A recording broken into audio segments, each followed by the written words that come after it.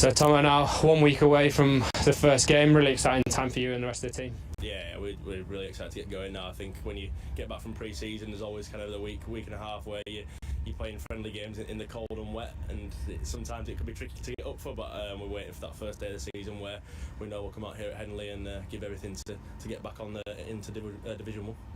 And how have you found the full winter of sort of getting ready in preparation for this moment, really? Yeah, I think like for me, luckily I've been away in the sun, but the boys have worked hard back in the East Stand. Like I say, we've been outside this week. The net facilities have been great here at Headingley, and we've had a good run out yesterday against Durham. One more friendly game kind of leading into Leicester next week, so hopefully we can get some good cricketing over the weekend. The weather stays away, but we're ready to go now. And naturally, you've already touched on it. A big goal for this year is getting back into Division 1. Can you tell us a little bit more about the plans for that and what you're hoping to achieve in white ball cricket as well? Yeah, I think like you say, every team around the country will be confident of getting into Division 1, especially, obviously the Division 2 teams, but we know that it's not going to be an easy ride. There's some very, very good teams in this league. We played against Durham yesterday. We're going to be one of our probably top competitors with a great bowling attack and some strong batters in there, so we know we'll take it each week as it comes. We've got a good set of players, good overseas coming in to help us out, and we're going to have some experienced England players coming back as well, like Johnny coming in and helping us out for a few games when he's back from injury. So we know we've got a solid team, some young lads who are ready to go, and hopefully we can start strong. And for you personally, have you set goals, aspirations in terms of runs, wickets, what you want to achieve this year? Not massively. I think I feel like I've bowled pretty well in recent years in all formats. Probably been the leading wicket taker in most formats, but probably not scored the runs that I would like. So that's a massive thing for me this year, is contribute with the bat as well as the ball, and we can make our batting lineup as long as possible and score a lot of runs. And then we know with our bowling attack this year, we're going to bowl teams out. And finally, just looking ahead to that first game next week, Leicestershire at home, real opportunity to sort of set the tone at the start of the season? Yeah, massively.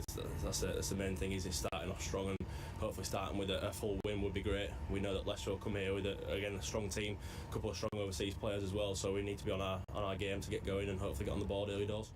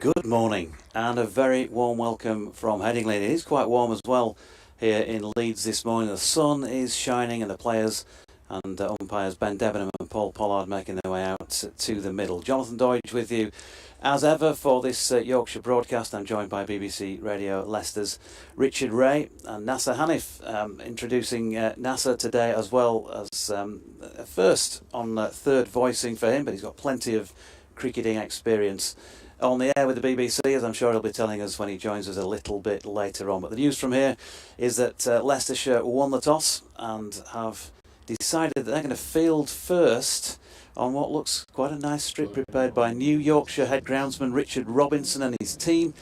Richard Ray will give you the Leicestershire side. Good morning, everybody. Good morning, everybody. For the first time in 2023. A couple of surprises in the Leicestershire side, which is Rishi Patel and Sol Budinger at the top of the order. Captain Lewis Hill is scheduled to go in 3. Colin Ackerman at 4. Debut for Peter Hanscom, the Australia Test player, at 5. Vian Mulder, South African all-rounder, at 6. Rehan Ahmed, Chris Wright, Michael Finan, Matt Salisbury making his debut, and a young man called Josh Hull also will make his debut with the ball. And for Yorkshire, Adam Lyth is out there in the middle and skippering in this match, unexpectedly so as well. Jonathan Tattersall, of course, knocked a finger up while playing in the warm-up game against the Universities here a few days ago. They were optimistic that he would make it into the side for today, but he hasn't managed to make it. First ball of the day. As Wright goes in, it does seem away. It's left by Lyth outside off stump, slightly short of a length. A little bit of movement there for Chris Wright. He'll be so important for the Foxes' chances of bowling sides out twice in games this season. Chris Wright, very much, I think it's fair to say, a veteran now is Chris, but he's something of a gym rat, and he looks strong and fit and well. Turns at the top of the order. Turns at the top of his mark, I should say, runs in and bowls, goes past Wright. Lyth's outside edge with a lovely delivery on off stump. Little bit of shape back in it and then held its own off the seam. And so, apologies, to continue the Yorkshire side, Adam Lyth is out there with Finlay Bean. And from that point on, James Wharton back in the side to bat at number 3. And the team has now, of course, just disappeared off the face of the earth. David Milan, Shea Hope on his debut at 5. George Hill at 6. Matthew Revis at 7. Wright is in bowls short, looking to pulled out of it, I think, Lyth there. Took the outside edge and went over the slips, I believe, in the end. Looked like he was pulling out of that one. Started to get in position to pull it away. Began to drop his hands, maybe just gathered a little bit more pace and bounce than he thought it was going to. Looks to be a little bit of pace in the track. And to complete the Yorkshire lineup, Don Best at 8, Jordan Thompson, Matt Milnes and Ben Code is the complete 11 there. So James Wharton in, and no place for Harry Duke, with Jonathan Tattersall missing out on the gloves and the match. 3 slips and a gully as Wright is in again to Lyth, a little bit wider this time, and Lyth can and does leave safely outside off stump. Yeah, you're right, with that penultimate delivery there was a bit of kick off the pitch, and it was, I think you'd call it a pretty extraordinary shot to get yourself underway for the season. Not, I imagine, the way that Adam Lyth was imagining getting off the mark when he was doing a few warm-ups earlier on in the day. Lewis Hill, we'll say polishing the ball as he hands it from mid-off to Wright at the end of his mark, but it is still a dampish outfield as Wright goes in and bowls, goes past the outside edge from the appeal for a catch behind. Wright didn't appeal noticeably. Slips started to go up. They are inveterate appealers, I'm afraid. Most slip cordons are, but there was noticeably no reaction from Wright, and I certainly didn't hear anything. Paul Pollard, the umpire, standing at this Kirkstall Lane end of Headingley. No reaction from him either with his white Panama.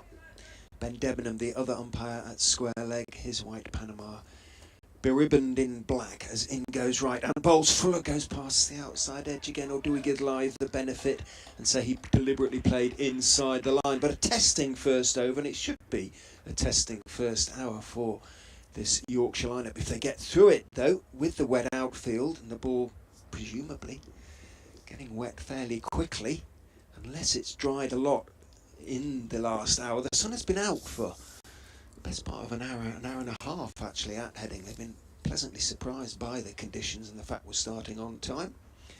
And at the end of the first over of 2023, Yorkshire are 4 without loss. Yeah, there was a fair bit of doom and gloom around, I think, on social media yesterday. The forecast wasn't the best, and it rained, I think, quite a lot of the day here yesterday. It was there was a washout on the first day of the first warm-up game, a 2-dayer against Durham last week, but day 2 was okay, fine and dandy. They played a 45 over each match, and then a 3-day warm-up game against the Leeds and Bradford universities. They did wrap things up a little bit earlier than the scheduled close on day 1, but other than that they played right the way through in good condition. So it's been pretty dry here recently, save for yesterday, and you would think that what happened yesterday would have had a bearing on that decision at the toss by Leicestershire to field first, and they're doing that here with Michael Finnan opening the bowling at the Howard stand end of the ground and bowling to Finlay Bean. His first delivery, or the first delivery is received in first class cricket this season. Got 100 in that warm-up game against the universities when he took particular toll on the spinners. So Yorkshire 4 without loss. You can get in touch as usual on @JonathanDoidge or on an email bbcwestyorkshiresport@gmail.com. Finnan's second delivery, wide of Bean's off stump, and he shoulders arms. A glorious morning, as we both mentioned. I think a bit of fluffy cloud around, but a lot more blue sky than I think we'd imagine when seeing the forecast earlier in the week. As Finnan turns, the fact that there is sawdust, a pile of sawdust at either end beyond the bowler's run-ups tells you that there is moisture around as Bean meets this latest delivery on the half volley and drops it into the offside. Finnan has a scratch at the crease, as bowlers so often do. Ben Debenham standing at the Howard stand end. Is that what it's officially called now? The Yes. Howard stand end. Mm. Okay. Presumably that's a sponsor of some kind, is it? We'll go through that one a little later. Finnan's in, and that is wide of Bean's off stump, and he shoulders arms. Famous Yorkshire cricketers called Howard.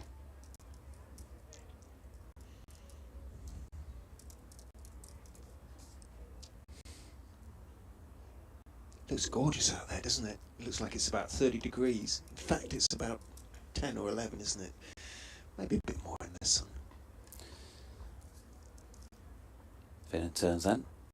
3 slips in place, waiting for a nick from Bean, but not with this delivery. And he's off the mark for the season with a nice gentle little push into extra cover. Yeah, Keith Howard is the man who the stand was named after. I'll tell you more about him when we get the opportunity. As Finnan's about to turn again. So 3 slips a point. Cover, mid-off, mid-on. Man just in front of square on the 1 and a long leg. We have a deserted Western Terrace. So for maybe an odd photographer, as Finnan's latest delivery is dropped into the offside by Lyth. And that will complete over number 2 with Yorkshire on 5 without loss. I gave my points of contact, BBC West Yorkshire Sport @gmail.com and @JonathanDoidge on Twitter. Want to pass on yours, Richard? Well, it's a new one this season, @Foxes Crick 2023. It's not @Foxes Cricket 2023 because that's too long for Twitter, apparently. So it turned out to be @Foxes Crick, CRICK, obviously, 2023. It's probably the quickest way to get in touch. Right, he's got a rag hanging out of the back of his trousers, a sort of beer towel sort of thing, again implying that the outfield, when walked across it sort of a half an hour or so before the start, it was still pretty damp. Hard underfoot. It looks in super condition.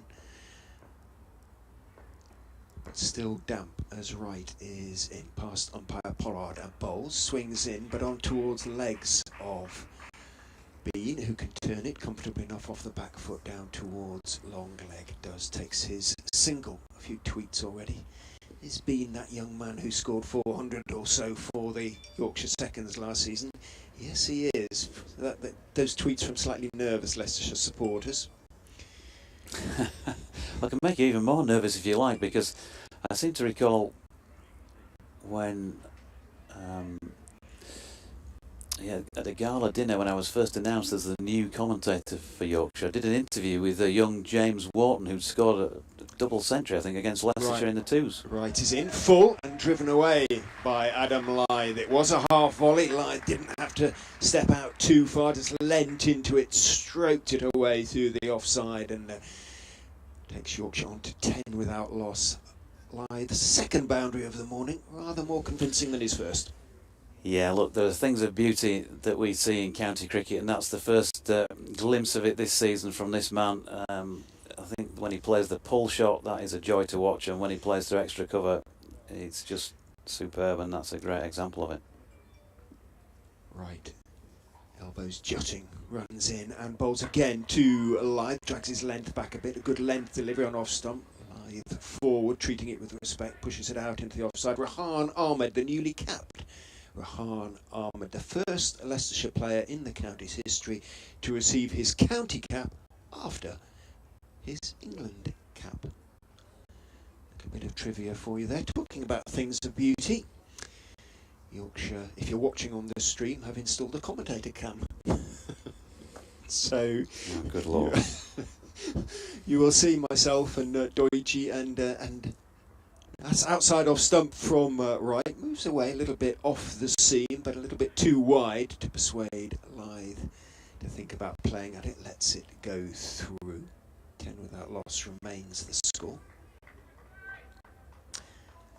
Right, who's not quite got the flowing locks of yore.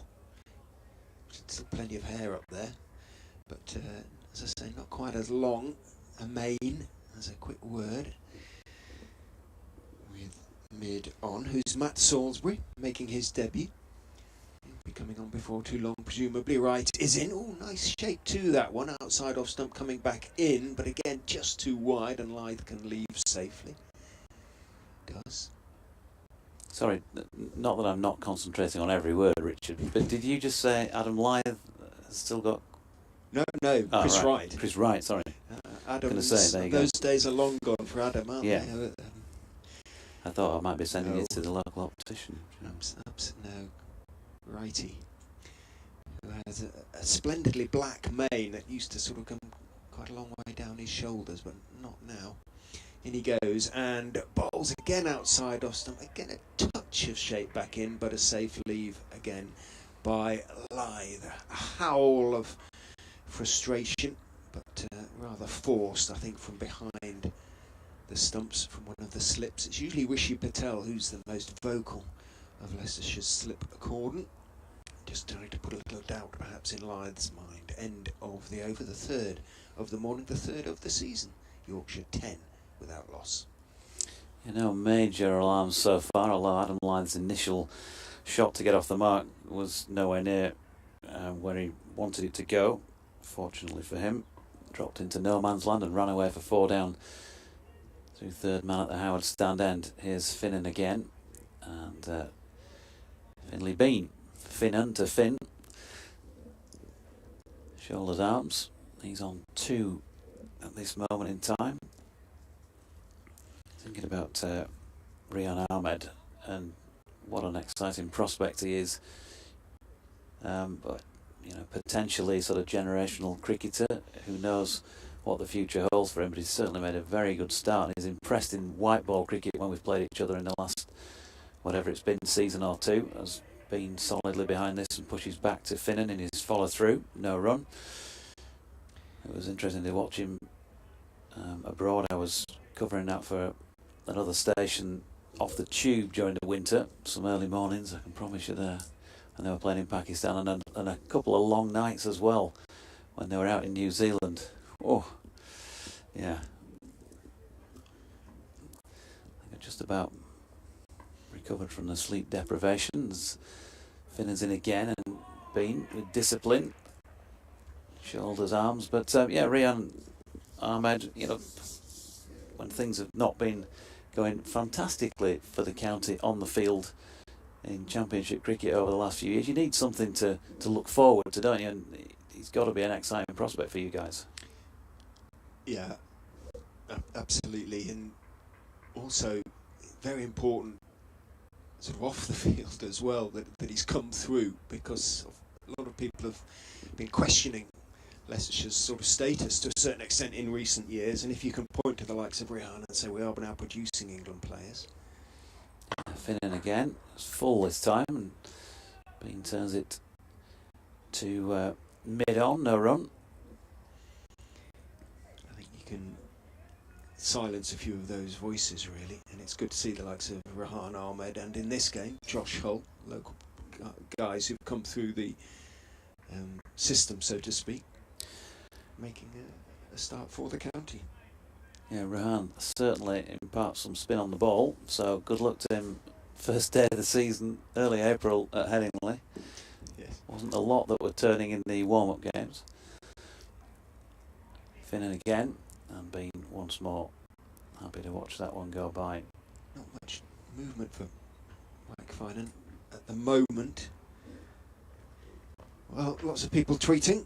Good morning to you all. Good morning, Brunty, who's going to have his chainsaw running shortly, so he says, any chance we could shout? To listen to us after the chainsaw's gone off. Here comes Finan again. That's wide of off stump, and Bean shoulders arms to complete over number 4. Lythe on 8, Bean on 2. And Yorkshire 10 without loss, 9 of those coming from the bowling of Wright. Good morning or good evening to Fango in Melbourne, Australia. Fango Fox, it's been 188 days, he says, since the Foxes last took the field in a first-class fixture, and he's hoping 5 seamers will be enough. Well, pitch looks pretty good, actually. Fango. Looks like it could be hard yakka, as they say, probably in Australia as well. Take 20 wickets on. But you never know, it might be a bit of spin in it. Don Bess has been bowling well, hasn't he, pre-season? Picked up a few wickets for the Yorkshire side. Right to continue is in and bowls outside off stump. Again, if there is a hint of movement, a little bit of gentle swing back in towards Lythe, but started too wide, and Lythe again able to leave. Just 2 scoring shots for Adam Lythe, both for 4. One over the slips and one driven beautifully through the covers. No messing. No messing, lad. Get it whacked. Well, as a Yorkshireman, I would be entitled to take the mickey slightly, but I won't. Of the accent. Right is in. Let's drag his line a little bit straighter, but arguably just too short of a length, and he was waiting for that one, Lythe. Leaning forward, no big stride. Almost let ball hit bat and angled it down towards gully. Ahmed at cover point. Rishi Patel at 3rd slip. Bodinger, I think, is at 1st. Ackerman is usually at 2nd.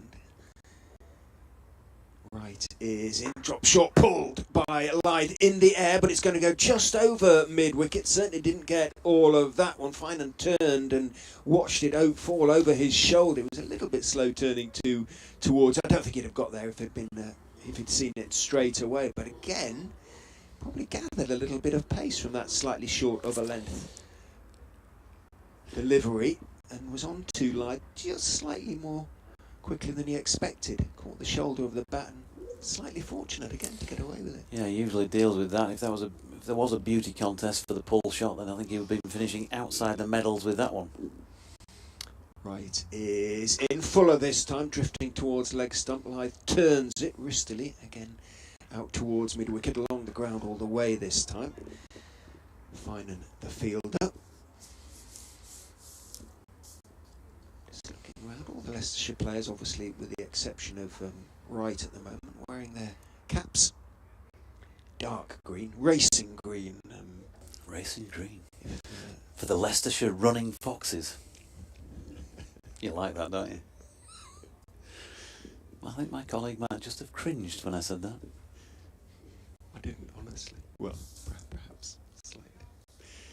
Right is in. Bowls left from slightly short of a length by Lythe. Left on length, arguably, because it wasn't so very far from the line of off stump, but a good 6 inches or so over what would have been the stumps. Probably another stump outside, so a very good leave from Adam Lythe.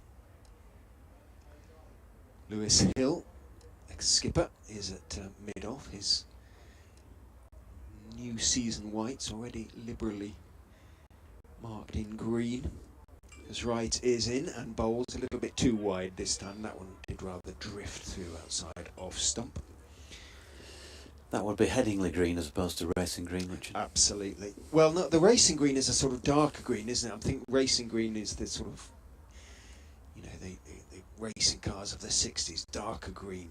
Much of the Leicestershire green at the moment is a lighter green, as you'll have seen in much of the warm-up kit. But it's a brighter green, and the numbers as well. Yes, it is. So Ackerman is at second and Patel at third. End of the over, 12, Yorkshire without loss. Yep, Finley Bean just doing a bit of gardening and having a routine chat. Maybe it wasn't routine, who knows, with Adam Lythe, who's retired to the non-striking end as Finan herring in from the Howard stand end, goes short of a length and nicely punched off the back foot through the covers there by Bean. Has it got the legs to get to the boundary, which is cut off by some, certainly 25 yards or so from the eastern side of the ground?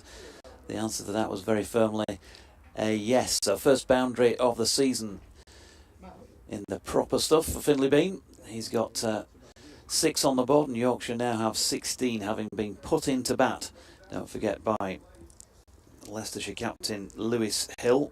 Those who perhaps have joined us in the last few minutes and missed out on the teams, I'll give you those again in a moment, because Finan coming in once more to bowl to Bean, who drives a little bit more fiercely through the offside, a little bit squarer as well, and that really did zing its way along the carpet to the boundary for 4. Lovely shot by Finley Bean. He was into double figures onto 10, and Yorkshire 20 without loss. So Bean and Lythe opening the batting for Yorkshire. James Wharton at 3, David Milan 4.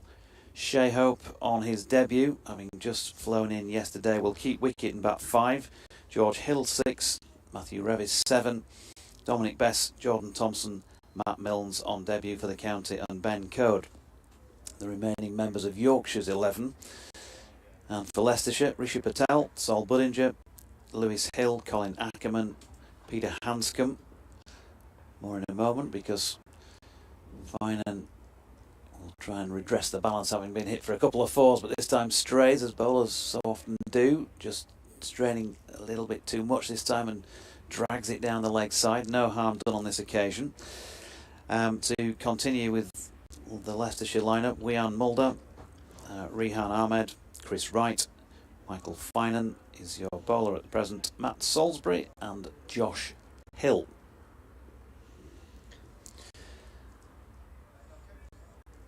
Finan turns by the sawdust.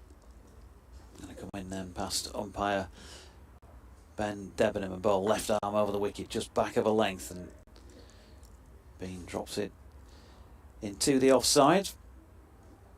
So no major issues for the Yorkshire batters at present, and they will know more than anybody at this venue at any time of year, and particularly in April. It's just a matter of trying to negotiate it in bat time, and the runs will come. Pitches have been good, no doubt about that, in recent seasons. As Bean punches this time out into the covers. And again, no run. Morning, Mike Jelfs, who says it's good to see the speed gun in operation. And I'm looking around to see if I can see where we can pick that up. Is that on a board around the ground somewhere? Mike's seeing it. We aren't at the moment. Not sure, unless it's on a streaming picture to which we're not privy, or maybe a bit of graphic on there or something like that.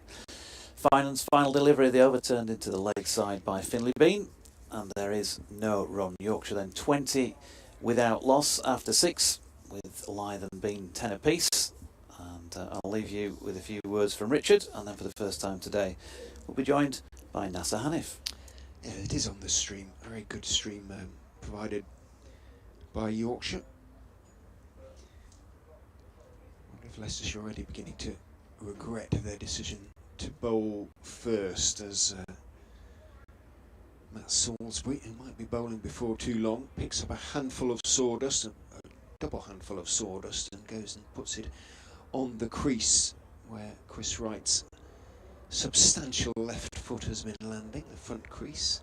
Paul Pollard wanders out and just carefully remarks the crease so that it's not completely obscured by the sawdust. Right, we'll continue. No changes to the field. 3 slips, gully, cover point, mid-off, mid-on, mid-wicket and long leg. Bowls outside off stump to Adam Lythe, who lets that one go through with a considerable degree of comfort. Saw it very early, waited, then rehearsed the slash to the offside.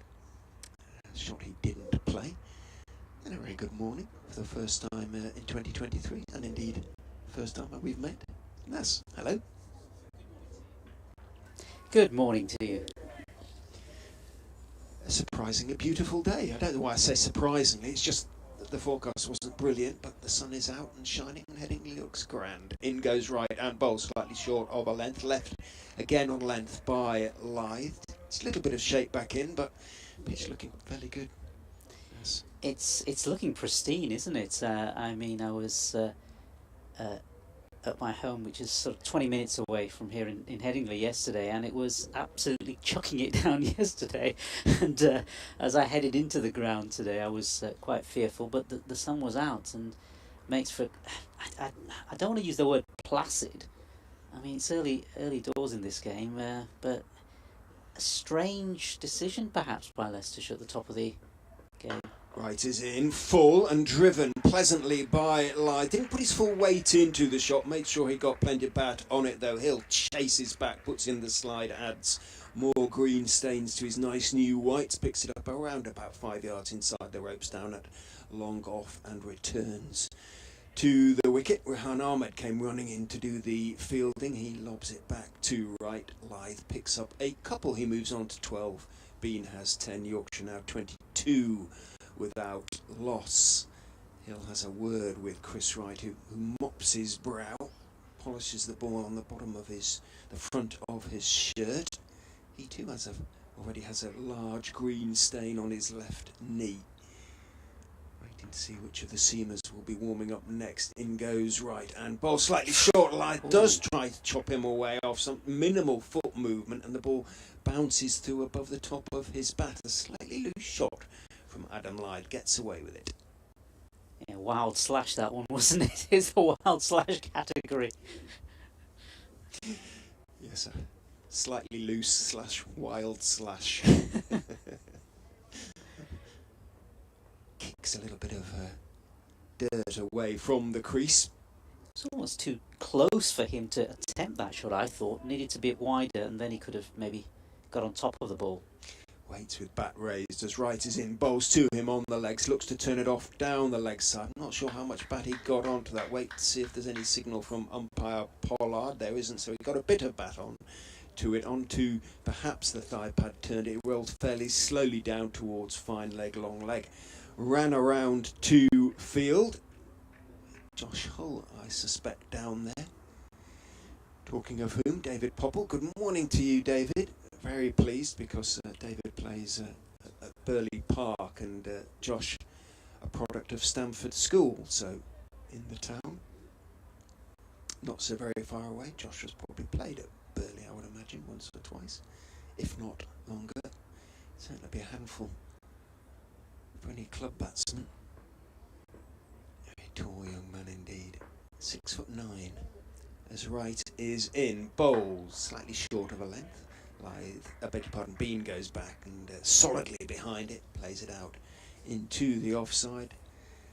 Picked up by Budinger, and that is the end of the over. Yorkshire continue to progress, if not entirely serenely, with that slightly wild slash from Lythe, with a degree of comfort, I suspect, that will worry some of the Leicestershire supporters. 23 without loss after 7.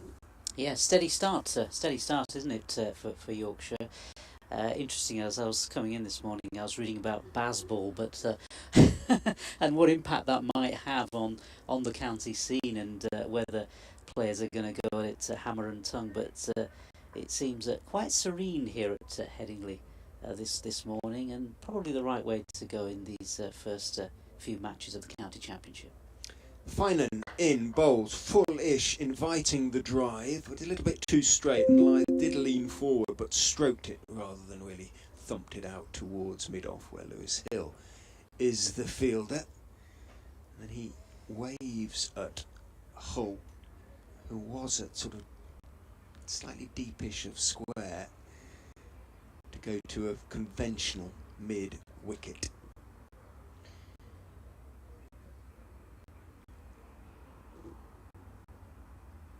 In goes Finan, bowls outside off stump, left this time by Lythe. Hanscom with the gloves on, the Australian. Interesting decision, both on Leicestershire's part, that he should keep wicket and that he is willing to do so, keen to get into the picture of Australia's Ashes make-up, if you like. And one day side too, and clearly feels that keeping might improve his options in that respect. In goes Finan, bowls, squares up Lythe a little bit thick outside edge along the ground, out towards wide-ish gully. Ahmed moves around from sort of cross between cover point and wide-ish gully. There isn't a gully per se now. Yeah, Australia have had a lot of issues with keepers, haven't they, in recent times? So he may well, this may be a really good opportunity for him to sort of pitch in for that place in the setup. Finan, working hard, comes in and bowls into the air again. It's gone over the top of the slips as Lythe went for the pull, took a thick outside edge, looped high over the slips and runs down to find third man for 4. The second time he has gotten away with one there. Adam Lythe living dangerously as he moves on to 17. He's trying to get the run rate going, but it just seems to be coming off either the edge or he's not quite there. It doesn't seem to be quite there for him at this moment in time. But at least, I guess the saving grace is that he's helping the runs rattle along, but not really that good if he ends up losing his wicket in the process. Well, he's getting away with it at the moment. Finan is in, bowls to him onto the legs this time, and Lythe solidly enough behind that as he turns it out towards mid-wicket, rehearses the shot. Josh Hull was the fielder. Vian Mulder is at first slip. Colin Ackerman, his fellow South African, at second. Well, I say South African, he is South African, but plays for the Netherlands. And Rishi Patel is at third slip, alongside Peter Hanscom.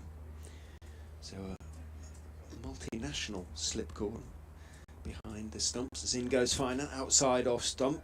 Lythe cross with himself as he went back to chop it away. Got a thick bottom edge. It bounces down towards the aforementioned Hanscom. End of the over. 27 without loss after 8. We'll get Doiji back on as I have to go and do an update for BBC Radio Leicester. Yeah, good start. Good solid start, I suppose, for Yorkshire here with Adam Lythe, 17 for him, and living a little bit dangerous at times. A little bit dangerous at times, but getting away with it. Lovely sunshine here at Headingley. Complete contrast with what we were seeing yesterday in the rain, pouring down, in all quarters of Leeds. So bright sunshine, which sort of does really question the decision of Leicestershire to actually put Yorkshire in, I think. Well, sun does not but shine here. NASA. As Wright is into bowl, right arm over the wicket to the left-handed Finley Bean. Watches that one go past the off stump. Yeah, it's good to see though, isn't it, as well? Yeah, first day of the season, we're all optimistic, and in the build-up yesterday, I hadn't seen the forecast. I saw a few messages being pushed around on social media, and it was a case of you're not going to see much cricket sort of thing. But here we are. No, my overarching image of Yorkshire is coming here, cloudy skies, and the ball actually swinging all to all parts and all quarters. And there's the thing, and more in a moment on that front, because Bean faces up to Wright again, who turns that one to square leg, another dot ball. In the warm-up games in the last week or so, when there has been cloud cover, the ball has done considerably more. Yeah, I've come to this particular ground venue back in the day, and I remember watching England against Pakistan here, and just approaching lunchtime, and Pakistan 4 or 5 wickets down, because it was swinging and all over the place. Bowlers used to. Well, they probably still will have a heyday, given if you've got the right conditions. It isn't the right conditions today. Here's Wright again, wide of Bean's off stump, no run. Yeah, I mean, there's going to be some moisture around, isn't there? It's the 6th of April, and it rained yesterday, so it would have been a decision to have to make, but you would still have thought, given the overheads, that you probably would have batted first had you won the toss. Yeah. Bat first, score loads of runs, I think, pile on the runs, and then at least you won't end up batting at last. Here's Wright again, and nicely played by Bean, who takes it top of the bounce, opens the face, and has just guided it to the shorter of the two boundaries, out to point. The western side of the ground, you would think that's probably no more than about 60 yards. Yeah, absolutely, and lovely shot. Really seemed to come right out of the middle of the bat. That one, really out of the middle of the bat, unlike a few of Adam Lythe's attempts earlier on in the day. But good solid start. It's getting to that stage where Leicestershire may be sort of having second thoughts about what they decide to do in the morning. But a lot can change. It is Headingley, 31 without loss then, with 2 remaining in the 9th over. Richard back with you in a moment. As Bean solidly behind this latest delivery. Noticeable applause from some of the Yorkshire contingent on the balcony down beneath us. I guess there's a lot of pressure on Yorkshire as well, isn't it, throughout the season this year? I mean, looking this morning, bookies' favourites.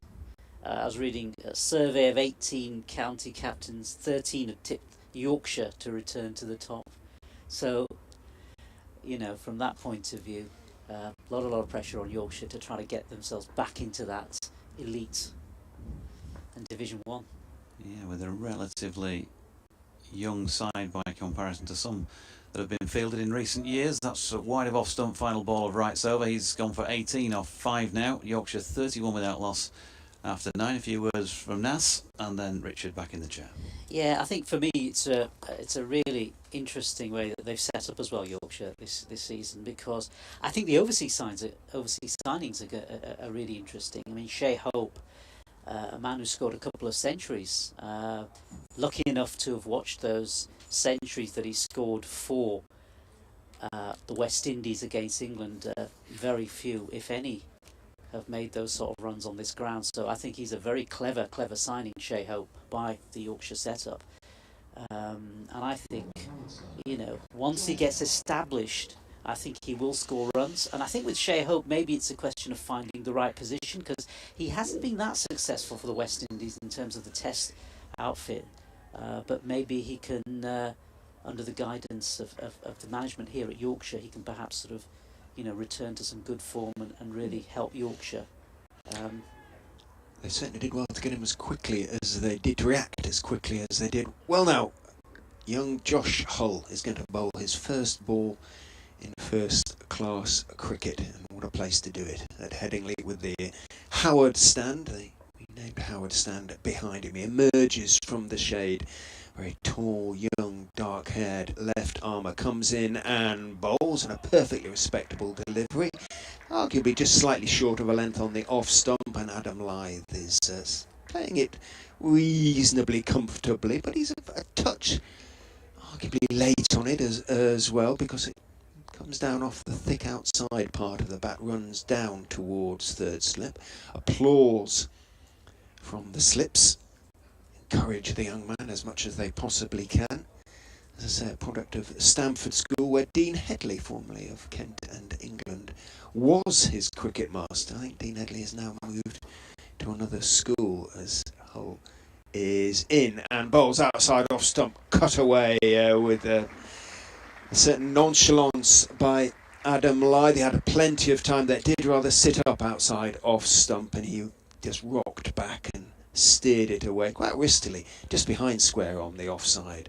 Between the fielders, runs away to the wide third man stroke, sort of backward cover point boundary, and that is 4 to Lyth, who moves into the 20s on to 21-35 without loss now at Yorkshire after just 9.2 overs.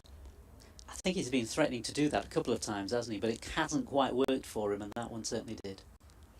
Hull, angled run, longish, comes in and bowls again outside off stump, just outside off stump, slightly short of a length. Lyth goes back, looks to steer it out to the offside again. In fact, he picks out the fielder in the covers. So no run on that occasion.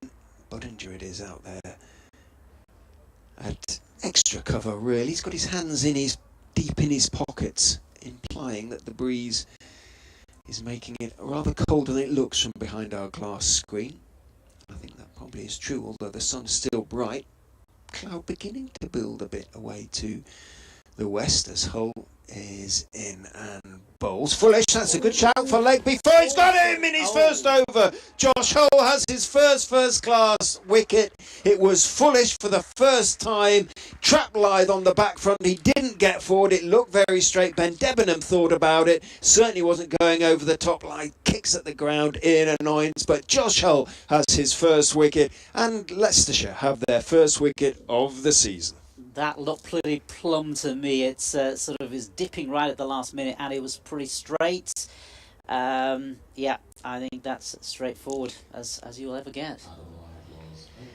And that was Josh Hull's fourth delivery in first-class cricket. Well, that's not a bad start for the youngster, and there'll be celebrations at Stamford School and at his club and around the county as well. Lovely to see. It was I hoped they'd pick him. I wasn't entirely sure that they would. You know, there are plenty of seam options for Leicestershire, but I know the coaches are quite excited by this young man. He's sharpish when he gets it through, and with that height. But that one, I think, was online a little bit more quickly than he thought it was going to be. Absolutely. It was not the sort of delivery that I guess Adam Lyth was looking for. Had been looking for all morning, in fact. He was looking for those balls to sort of square cut. That one was pretty straight, and it seemed to dip right at the last minute from where I could see, straight on, and there's no way that was going to miss. A lot of confidence as well for the new young bowler, I guess. This will really put his tail up. Absolutely will, and he was surrounded by his teammates as Ben Debenham's finger went up, lifted into the air, which can't be easy because I say he's a big unit. Is Josh Hull. Well, he has a new batsman to bowl at now. It's James Wharton has come in at 3. Right-hander as opposed to left-hander Lyth, of course. The slips all move across.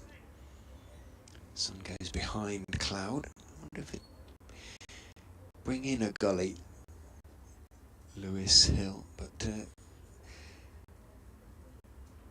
Rehan Ahmed, who's at he's kind of at gully, but gully for the drive, isn't he? For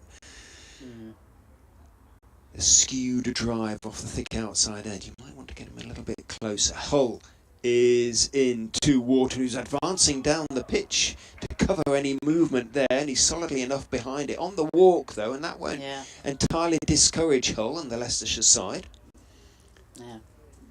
You'd expect with tall bowlers, they should get a lot of bounce out of, this out of wickets. Although Headingley more known not for its bounce, more for its, I guess, for its swing rather than bounce. But I only saw him really against Northants. Leicestershire's pre-season was absolutely ruined by the weather, as Hull is into Wharton outside off stump. A little bit of bounce there, but not too much. But still, a very impressive first over in first-class cricket. He did concede the 4 to Lyth, but then he picked up the wicket of Adam Lyth. Peter Hanscom runs across. That must be nice for Josh Hull. You get an Australian Test international running across to congratulate you. Colin Ackerman, as another international, runs across and pats Hull on the back. He dons his sweater and walks with a definite spring in his step, and why not, off towards long leg. Interesting, just clouding over a little bit, isn't it? Weather conditions, and that's the thing about Headingley. It changes almost hour by hour on some days, and who knows, that may play into the hands of Leicestershire with their bowling attack. Well, my app showed no further rain, but BBC Radio Leeds weather person has been saying there would be some this afternoon. In goes right and bowls to Finlay Bean, who goes back and turns the delivery out towards mid-wicket, where Mike Finan is the fielder. Standing fairly close to Ben Debenham there, so he's almost more just in front of square than a conventional mid-wicket position. It'd be interesting to see if they give maybe Rehan Ahmed a couple of overs before lunch, maybe try him out. I'm sure that they will, just see if there's a little bit in the pitch for him. In goes right and bowls. That one seams away. That was a lovely delivery because it started to swing and hit the seam and moved away and beat Bean to the wide on the back foot even. Back front. Seamed away into the gloves of Hanscom, who, as Van Gogh's pointed out, looks a very clean pair of hands behind the stumps. Melts into them. Yeah. I like that. I was going to say, there can't be many players who've debuted for England before they have debuted for their county, if any. In goes right, turned away off his legs this time by Finlay Bean. He didn't actually, because he did play first-class cricket last season. Oh, did he? Ahmed. He played against Worcestershire, but he didn't get his cap. His cap. Until today.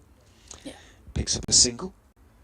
Bean moves on to 15. Has to assume the senior role for a while, as James Wharton plays himself in. But if you can spin it both ways, I think that gives you a fantastic advantage, doesn't it? He has got a good googly, the boy.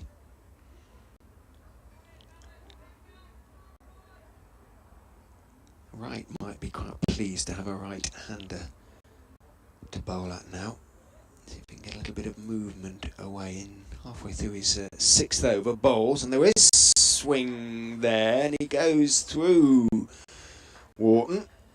Right, a phlegmatic character. He's played enough cricket to be extremely phlegmatic. Doesn't really get worked up when he beats the bat.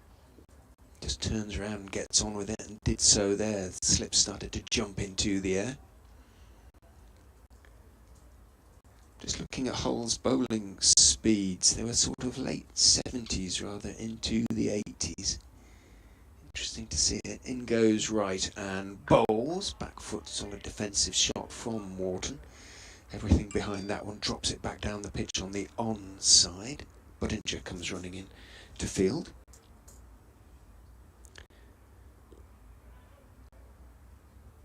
And there's no run.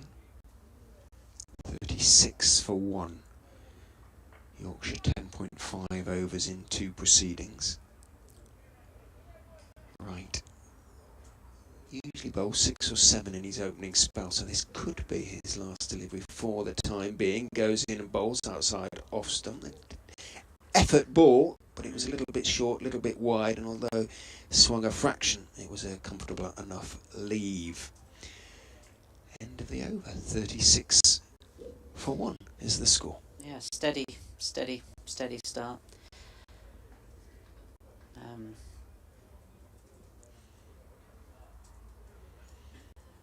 Bean and Wharton in discussion in mid-pitch.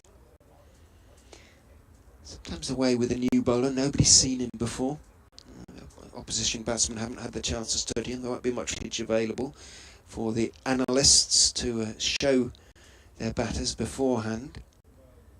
So there's something of an unknown quantity. Josh Hull, looking to take advantage of that fact, has done already, picking up the wicket of Lythe with a fuller, perhaps quicker delivery after 3 shortish ones. A few little steps at the start of his run-up. Then he comes in and bowls, again fullish. Bean, who was on the back foot initially, managed to lean forward and block it with the thick inside part of the bat down the pitch on the onside towards Wright, who does have his long-sleeved sweater on now, implying he might be done for the time being. 6 overs, none for 19, if it is the end of his opening spell. There's a bit there for him, but not too much really. No, not really. I guess I was reading something about the onus on batsmen and bowlers, well certainly batsmen, to score more runs as well this season to get those points, because that's sort of changed, hasn't it, in terms of... In goes Hull outside off stump, fullish but a little bit too wide, and Bean can step forward but lift his bat over the line of the ball. And, you know, if it ends up being quite a tight run table towards the end of the season, batting points may make a difference. So, you know, 6 for 1, it's fairly quietish. Hull turns, still with the 3 slips. Sun goes behind cloud as he's in past umpire Debenham and bowls down the leg side. There's a appeal for a catch behind. The slip started to go up as it was taken, sort of running away to his right by Hanscom behind the stump. So it might just have flicked the pad, but Hull did sort of turn towards Debenham, but it was nothing more than a sort of polite enquiry and no great excitement compared to that shown by the slips, and indeed the appeal, if such it was turned down. 36 for 1 remains the score. I think the more of these dot deliveries that we're continuing to have, it's going to start steadily play on the mind of the batsman, isn't it, to maybe try to play some of those more extravagant shots as we just saw there. Got that one through a decent lick though. Hull is in again outside off stump. Sits up a little bit outside off stump, but being cautious at this stage, just steps back and pulls his bat back outside of the line of the ball. Unlike Lythe, he doesn't throw the bat at it. Might do in a few overs' time. Crack it away. It did seem to sit up a little bit there. I wonder whether from that Howard stand end of the ground, it just might be a little bit too paced, the pitch. There seems to be a lot of marks on that pitch as well, looking towards certainly where the umpire is stood on the far end by the Howard stand. Yeah, you would kind of expect that after the amount of sort of moisture that's been in the air. Hull is in, and again, a little bit short of a length, and he just went at it a little bit too soon. Findlay Bean, as he tried to turn his wrists on the defensive shot, and it popped up off the bat, nowhere near the bowler as he followed through. No semblance of a chance, but just implying that it just held its own in the pitch, short of a length, in a way that it hasn't from this Kirkstall Lane end of the ground. The batsmen are not having any fluidity about their shots at this early stage. They don't seem to be. Hull is in outside off stump, cut away. Famous last words. Indeed. A little bit short outside off stump, just enough width, and this time Bean needed no second invitation. Cut it nicely and wristily away behind square on the offside down to the third man boundary for 4. End of the over. Hull looks disconsolate as he takes his sweater from umpire Debenham and his cap. That was a beautiful shot. It was, wasn't it? yeah. He'll have to get used to that. He's a good batsman, and as they get used to his bowling, he won't get away with too much.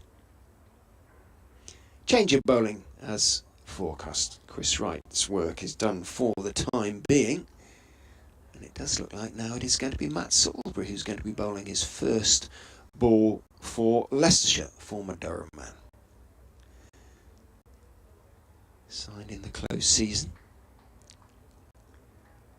As I say, Leicestershire played off their how many days of pre-season cricket, competitive pre-season cricket, 7 or 8. They only played 1 day and sort of a half, 2/3 because of the weather. So it's been a little bit difficult to make any predictions about who's bowling well or who's sort of look like they're going to establish themselves. But he looks a big, strong boy as he turns, runs away from us and bowls outside off stump, fullish, driven. Didn't put his full weight into the shot there, Wharton, but he got plenty of bat on it, steered it away between Rehan Ahmed and Josh Hull, out in the offside. Hull it was, I think, who got to the ball first, running back towards the sort of cover point boundary. And Wharton picks up 2 to get off the mark. I think when I think of Leicestershire, I think of Phil de Freitas, and I think of Chris Lewis and those sort of days, those heady days of Leicestershire. But I think it's sort of come down quite a few notches since then, hasn't it? And I guess problems maybe on and off field. Salisbury is in, down the leg side it goes. Wharton shapes to play at it, then realises it's not really a percentage in it and lets it go through. It's a curious delivery, Salisbury. Almost looks like it's sort of coming out of the back of his hand. His wrist has an odd shape. If you're watching on the stream, watch it carefully. And indeed, Wharton made a sort of gesture with his right hand. And he goes and bowls outside off stump, swings away, goes past the outside edge. That was a lovely delivery. It's just the way his wrist breaks. I think when he actually lets the ball go, it's in a roughly conventional position, but probably as a batsman, that's going to take a little bit of getting used to, and it should help outswing to the right-hander. It's the first chance I've had a really chance to have a close look at him, and it's. I think if he lands it in that area where he just landed the last one, I think he could. It's an individual action. Bowls fullish this time, but it's onto middle and leg, and Wharton waiting for it on the back foot, turns it away crisply through mid-wicket, and no chance at all for Hill. Oh, in fact, it's Wright who's there at mid-on now to run across and save it. He jogs rather than runs after the ball to the mid-wicket boundary. Nice shot from Wharton. He moves on to 6. Ordinary delivery, you have to say, from Salisbury, who might take a bit of time to adjust to bowling here. I don't think he's played here for Durham. Turns, runs away from us and bowls outside off stump, allowed to go through by Wharton. That seems a really good length to and area to bowl at, isn't it? Just that area just outside the off stump, perfect. Very difficult for the batsman. Yeah, Fango makes the point that it's almost as though he's bowling leg cutters. That might be the object.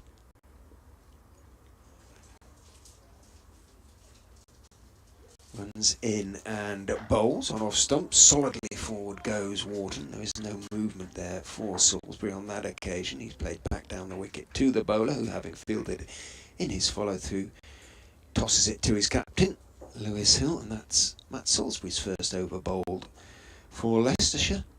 6 runs from it, and he'll be pleased to have just got that under his belt, I suspect. It's gone cold, and we've got the window open up here. It's not I mean, but which But it does give us an indication of the temperature, and Yeah. most of the Leicestershire players have their hands in their pockets. So, as I say, although when the sun's out, it looks glorious. And it's not well, there's a fair few people in the ground, Sparse crowd, isn't it? It's a sparse crowd, I think. but they are well wrapped. Yeah. And I'm not surprised. Hull, to continue from the Howard stand end, is in and bowls slightly short of a length to Finley Bean, who rocked forward, then rocked back and turned it wristily out towards mid-wicket. Finan is the fielder. No run. I noticed that Rehan Ahmed keeps blowing into his hands, doesn't he? I mean, it's not going to really help us finger spinner if it is cold. No. He needs all the warmth and heat he needs to get those fingers wrapped around that ball. He's jogging around a bit, Yeah. but I suspect that's as much about keeping warm as dropping hints to his captain, or having had the word from his captain that he's going to be on before too long. Hull, hair flopping, is in. Bowls to Bean, good line, good length on off stump. Bean half forward, tallish young left-hander, plays it firmly out into the covers, and there's no run. It is good to be back though, isn't it? County cricket, as former Yorkshire Post correspondent J.M. Kilburn once wrote, whatever else, when he was a young man, whatever else was going on in the world, when county cricket started again, county cricket was back, and he said, all was well with my world. That's how you feel when you're young. In goes Hull. Bowls, good delivery, and drew Bean forward into the drive. It wasn't convincing, took a thick outside edge, and it's running between third slip and a backward cover point. It's running back Vian Mulder, who gets there first and throws back.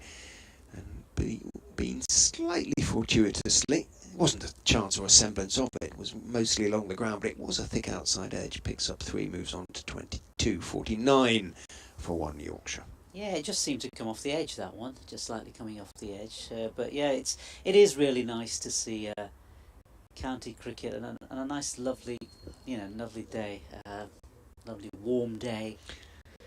It looks warm. It looks warm. I think it's deceptive. We can say that because we're behind these screens sat.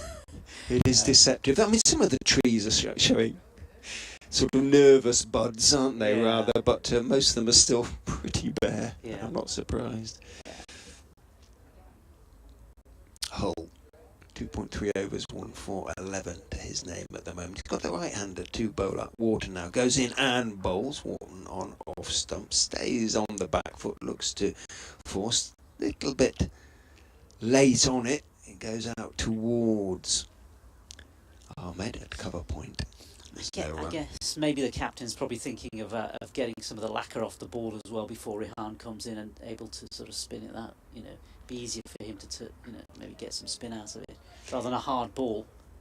Interesting that they've brought in the short leg, because Hull, with his extra height, should, although there hasn't been that much obvious from that end, get a little bit of extra bounce as he swings it in to the right-handed Wharton. In he goes and bowls slightly short of a length, but on off stump, forced out off the back foot into the offside. Hill moves across from mid-off towards extra cover to field, and there's no run. Maybe he just wanted to pitch it a little bit shorter than that to get that short leg.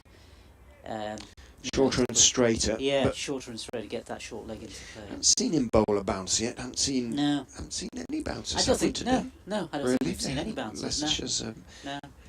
Leicestershire's bowlers have kept it by and large to a good length. Yeah. And just outside that off stump, which really, really puts a lot of pressure on the batsman. Hull quite chest on as he runs in and bowls. Was slightly shorter of a length, and it did swing back in a little bit, looking to force Wharton, get thick inside edge. It bounces past that short leg, whose Budinger out towards mid wicket. Finan runs back to field, and the applause is because the 2 runs brings up the Yorkshire 50. It's come off 84 deliveries, 51 for 1. And they'll be pleased enough, having been put in, I think, with that start. Disappointed to lose Lythe, leg before wicket, to Josh Hull for 21. But Finley Bean starting to establish himself. Yeah. Wharton as well. Yeah, fairly steady start, you'd have to say. You know, nothing. Probably taken it, I suspect. I think so. After an hour, Yorkshire 51 for 1.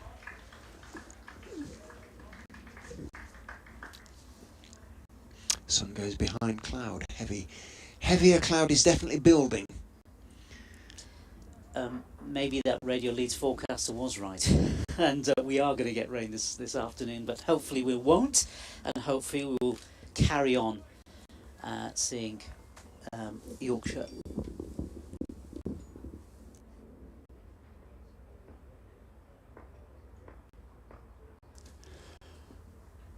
And so in comes Salisbury to Bean, who drives very pleasantly through extra cover and will pick up 4 runs down towards the Kirkstall Lane end of the ground. As Richard takes a breather, and Nath just does a bit of a chair swap with me. Musical chairs. Yeah, I suppose we get used to that during the season now. Absolutely, and why not? Steady start from Yorkshire. Yeah, pretty good really to get to 50 with the loss of just 1 having been put in. Did look better batting conditions in it for quite a while. Just heard you both saying that it was clouding over and things can change quickly here when it does, as Bean's latest push into the offside results in a dot. And at least they didn't lose that second wicket, which sometimes comes when you lose that first wicket, and put a lot of pressure on that number 3.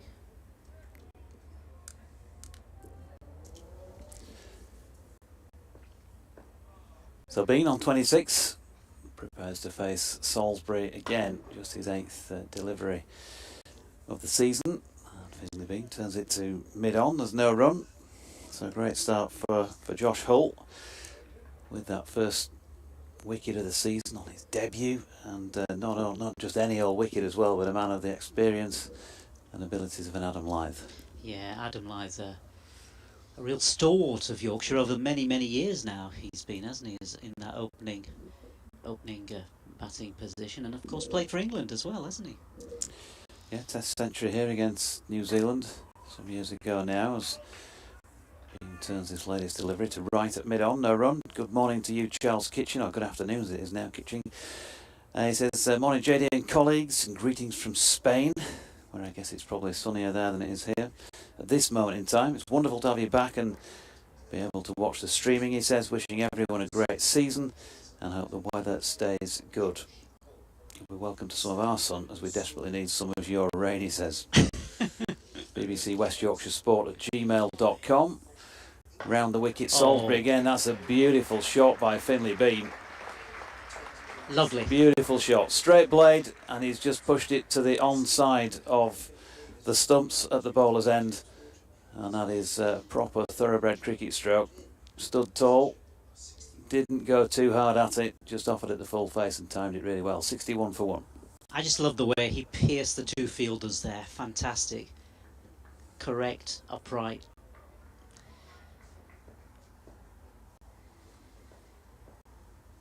Here comes Salisbury again. And that is flicked into the leg side this time, where Wright does the fielding. With 1 remaining in the 15th over. So Yorkshire, run rate wise, not that makes much difference at this stage, but there was talk about possible Baz ball and all of that with Otis Gibson last week in his pre-season interviews. Going over 4 and over here. So maybe a little bit quicker than the norm. Without going mad, or maybe without going Baz.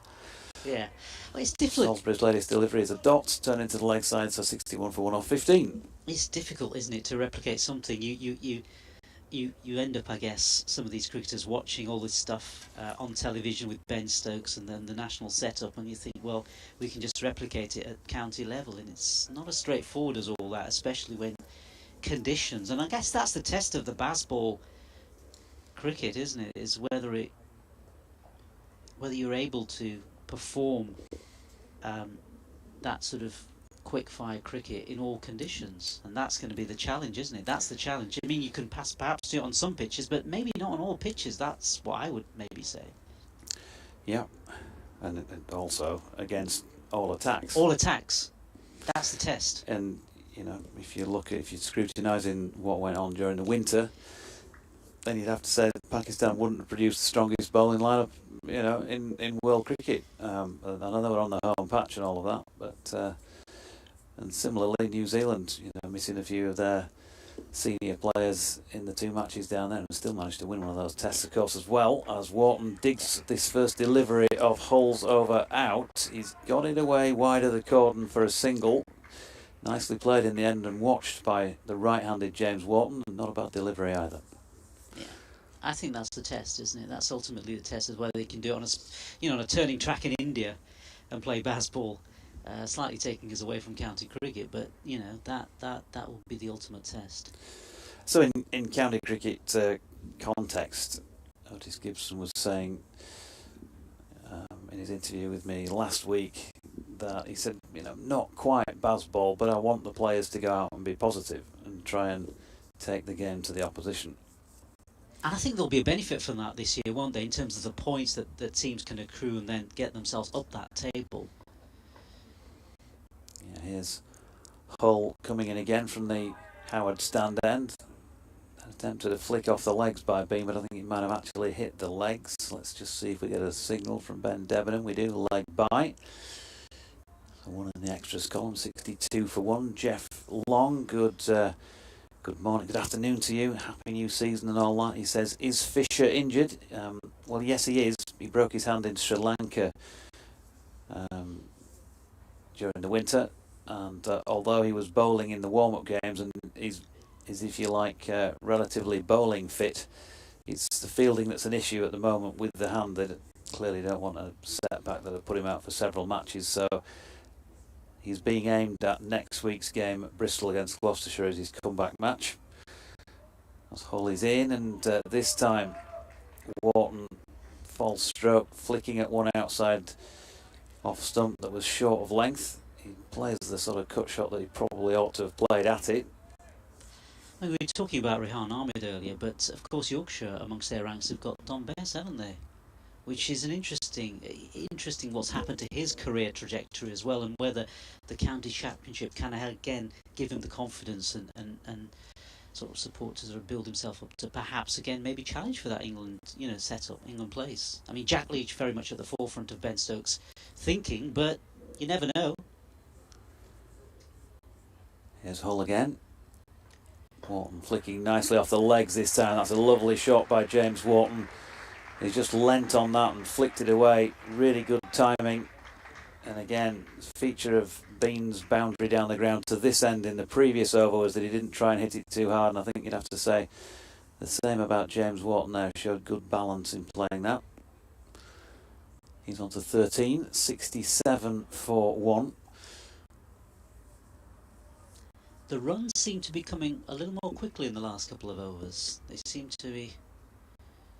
Which is interesting when there's a bit more cloud cover. Yeah. It's not looked like it started zipping around.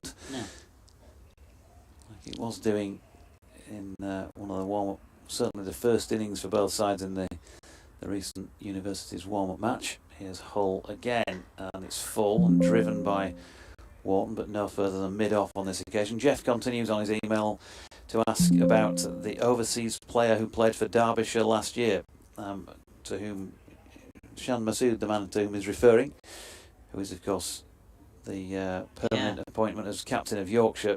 Well, the story there, Jeff, was that I think Yorkshire were expecting, at the time they signed him, the story is that they weren't expecting him to be playing for Pakistan.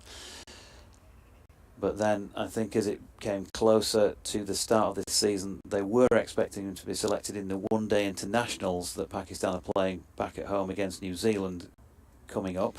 Hull is in again, and nicely played by Wharton to point, where Ahmed fields, and there's no run to complete the 16th over at 67 for 1. So I think they thought that he was going to play in the one-dayers, but not in the T20s, because his record in T20 cricket is not great, is it? He did play in the World Cup, of course, last year, But he's been selected in both squads. Now, had he not been selected in the T20 squad, I think he would have been back for the first couple of games of the season if they could have got him released and then gone back to Pakistan for the one-dayers. But as it is, he's in the squad for both series, and I think there are 5 matches in each series, which takes them up to the end of the first week in May. So by my calculations, this is only my calculations, there's nothing official.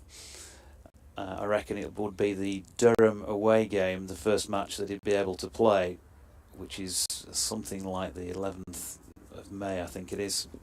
That sounds about right to me. I mean, my view of Shan Masood, I've watched quite a lot of Shan Masood, and I think he's a really good cultured batsman, but I always see him as a test match player.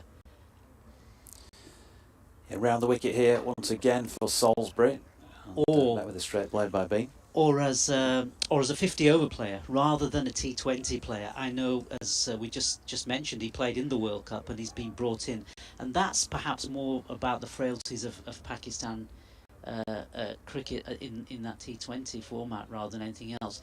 But I just see him as a really good, strong, Test and County Championship player, and certainly his performances at Derbyshire, because he had that close relationship with Mickey Arthur there, didn't he? And I think he'd be brilliant for Yorkshire. In comes Salisbury again, and Bean over the top of that with a solid defensive push. Yeah, I think I'd have to agree with you in terms of what he can bring to both red ball and the longer format. T20 wise, it's clearly not. He's clearly got something because he's been picked internationally. But when you looked at him playing in that Pakistan side, who of course got to the final against England last year, there's something about the way that T20 cricket is played these days at that level that says he probably doesn't sit comfortably in that sort of a team, does he? As Bean is pushing this one nicely through wide of mid-off once again. I think there might have been a half a hand on that, but it's a despairing dive in the end because once more Finlay Bean has struck a boundary, and it's been a very promising start to the season from his perspective. And young player, it's all about now going on. We know, of course, it was mentioned earlier on by Richard about his 400 and plenty in the second 11 last year. The thing that really piqued the attentions of the likes of Darren Gough as managing director of cricket. So we know he can play the long game. But he's 34 at the moment after 16 and a half overs. Make that 16.4 with another dot that thuds into his thigh pad. I guess it's getting the right blend in the team, isn't it, of having that correct overseas player or that good overseas player and mixing it with the youth and the people coming through the academy and all the various sort of younger setups in this country, and maybe with having the likes of somebody like Shea Hope and then Shan Masood to come in. I'm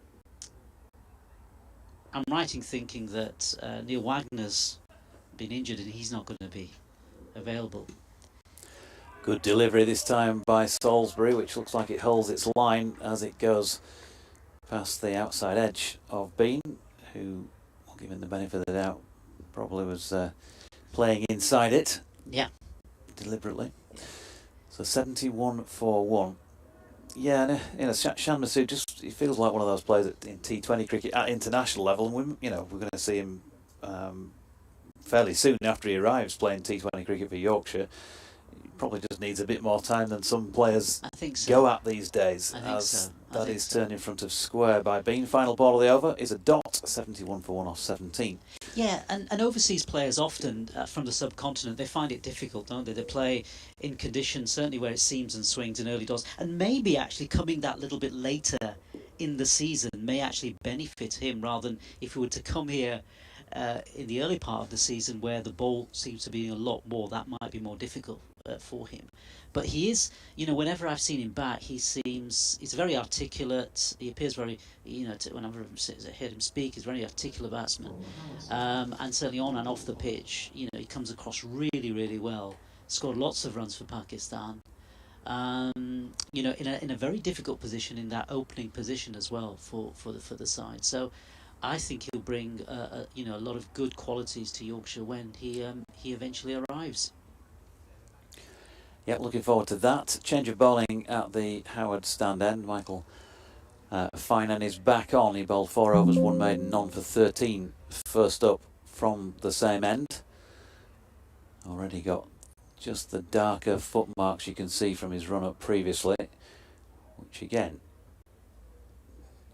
shows the fact that there is moisture around here at Headingley in this first session of the season. And Finance first delivery, a loosener, throws it across and wide of James Wharton. Can't tempt him into playing a shot. They've still got the 3 slips in place with a point, the cover, mid-off, mid-on, gap through mid-wicket. I mean, someone who we will be seeing later on, well, hopefully not today, will be Shea Hope, and I think that again, I think it's a fairly good signing, given his. Yeah, finding in again, and that's wide of Wharton's off stump, and he chooses to leave. Given his record here at Headingley, given his the fact that he scored those 2 centuries back in 2017.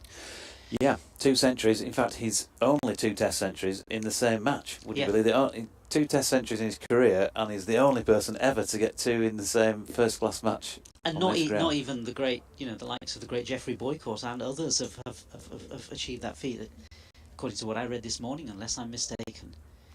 And I probably will get emails and calls now to say that I got it wrong. Nicely played here by James Wharton, who's got a little bit of room to work with outside off stump. It was short of length, he's tall, and he's just punched that one away through extra cover, and it has been hauled in probably about 6 inches short of the rope over on the Western Terrace boundary. They've got back for 2. That was nicely played. 15 now to James Wharton, 73 for 1. Random Scarf Lady Miriam in Brighton, a regular emailer, has sent in her first of the season. Hope the fingers were able to type that one as fluently as I'm sure they'll be getting as the day and the season goes on. Miriam, hope you wintered well. She says great to have the live stream and the comms back. And said she loves the first day of the county championship, don't we all? As Finance's latest delivery is wide of Wharton's off stump, and he again chooses to leave. She says it's a day for hope and a long summer ahead. Yeah. You can't be optimistic on this day, and you're never going to be. I think so. It's like the start of any sporting season. Everybody is full of hope, and we all are. We all are. And certainly people wearing allegiances to Yorkshire certainly are this season, hoping that they can climb up that ladder and stay at the top and get themselves back into Division 1, which I guess. Finance coming into Wharton here, who bowls it short. He'd kind of nodded to that by sending his man at square leg back to the boundary edge, but not a particularly, certainly what you would call it, a bouncer. Wharton drops it out into the offside. No run. Malcolm Palmer, hello to you for the first time this year as well. He says, hi Doidgy. Appreciation for the comms. Always wonder if I'll make it to another season, he says. You do when you're 84, but buoyed by our thrashing of Barcelona last night, it was just a little sad to see Adam Lyth go so soon. Wharton turns that one square on the leg side, and because that man had been sent back, there is a walk of a single to complete over number 18, with Yorkshire on 74 for 1, Finley Bean 34, and James Wharton on 16. The partnership so far worth 39. The one man gone is that of stand-in skipper Adam Lyth. It was LBW to Josh Hull, a first-class wicket for the young left-armer. In his first over, Lyth went for 21. Yeah, I think the runs certainly since certainly the last half hour or so, certainly the runs have accumulated a lot quicker than they did in the first, since the start of play, and that's understandable. That's understandable after the loss of that early wicket. And both batsmen now looking quite steady and looking to try to push it on. Good solid run rate. Yep, Salisbury over the wicket, bowling to the right-handed Wharton, who drops it into the offside. No run. Good morning, or good afternoon to you as it is now. John Butterfield, who says happy new season. Ridiculously early start, no doubt due to pyjama cricket, as John likes to call it. No play at his other county, Somerset and Taunton. Washed out for the day there. I don't think we'd be playing had we been playing at Grace Road. come in, number 3. All is forgiven. As Wharton drops this latest delivery into the offside, and there is no run. Apologies if you got any interference on sound there. And again. Is that BBC Radio Leeds? Not sure. It shouldn't be. Got no cue from them.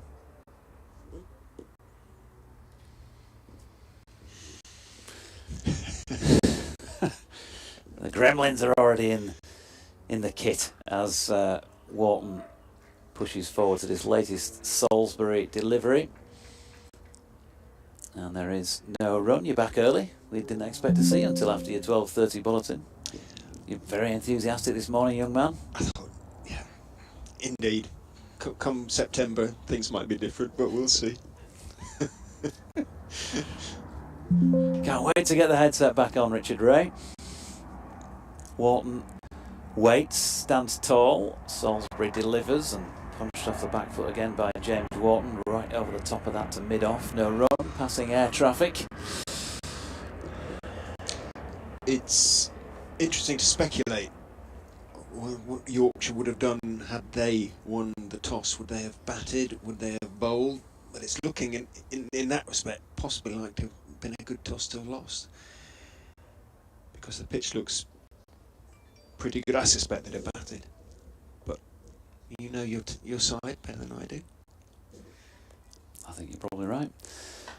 Short ball pulled by Wharton this time, and he gives it plenty of bottom hand and gets it away wide of mid-on.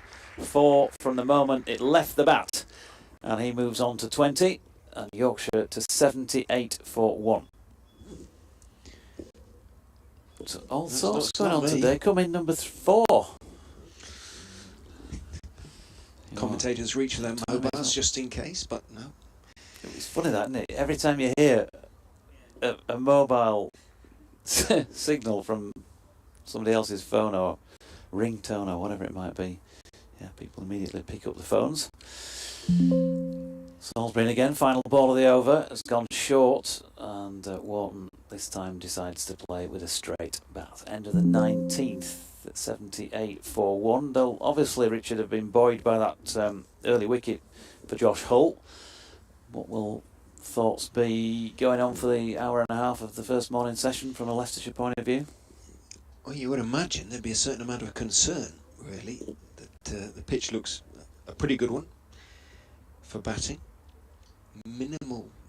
There was a little bit of swing for right early, and other than that, however, fine and bowling at the moment.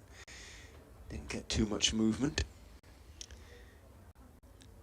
I can see that Ed Barnes, who's out there at the moment for right, I can see him making sort of a helmet sign, which indicates we are going to see Rehan Ahmed have a bowl. See if there's a little bit in the pitch for the young prodigy, the young leg spinner. He's going to have a bowl from what we are required now to refer to as the Howard stand end. It's somebody down there, I believe. I'm not sure, but somebody down there. We're going to have to find out where that is coming from. Apologies if you're hearing somebody testing a microphone on our frequency in some way. So Rehan Ahmed gets a polite round of applause from the Yorkshire faithful. Well, very polite round these parts, Richard, as you know. Of course. As you well know. Of course. And he's going to be bowling to Finlay Bean, who's beginning to establish himself nicely. He's on 34, Wharton has 20. If he has 3 for by lunch, I'm not entirely sure he'll be applauded off at that point. Possibly not. Quite so enthusiastically or politely, anyway. He does have a slip for the left-hander. Otherwise, it's... I can see Lewis Hill making signals. He's got a deep mid-wicket, because that is the short side of the ground. In goes Ahmed and tosses up a huge full toss that is above waist height and is whacked away to the mid-wicket boundary 4-4. A no ball as well, so that was a delivery that he will want to forget fairly quickly. Astonishing delivery. Yeah, well, cold hands, April, Headingley, leg spinner, yeah.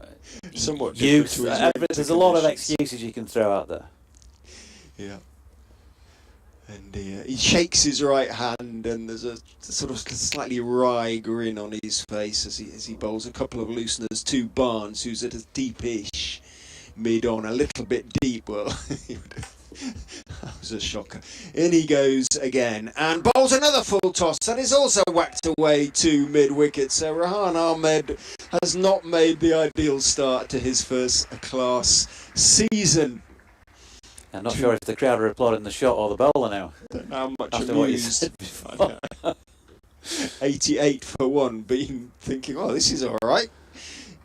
Two consecutive comfortable full tosses. At least that one wasn't signal no ball, so an improvement of sorts. It wasn't above waist high from Rehan Ahmed.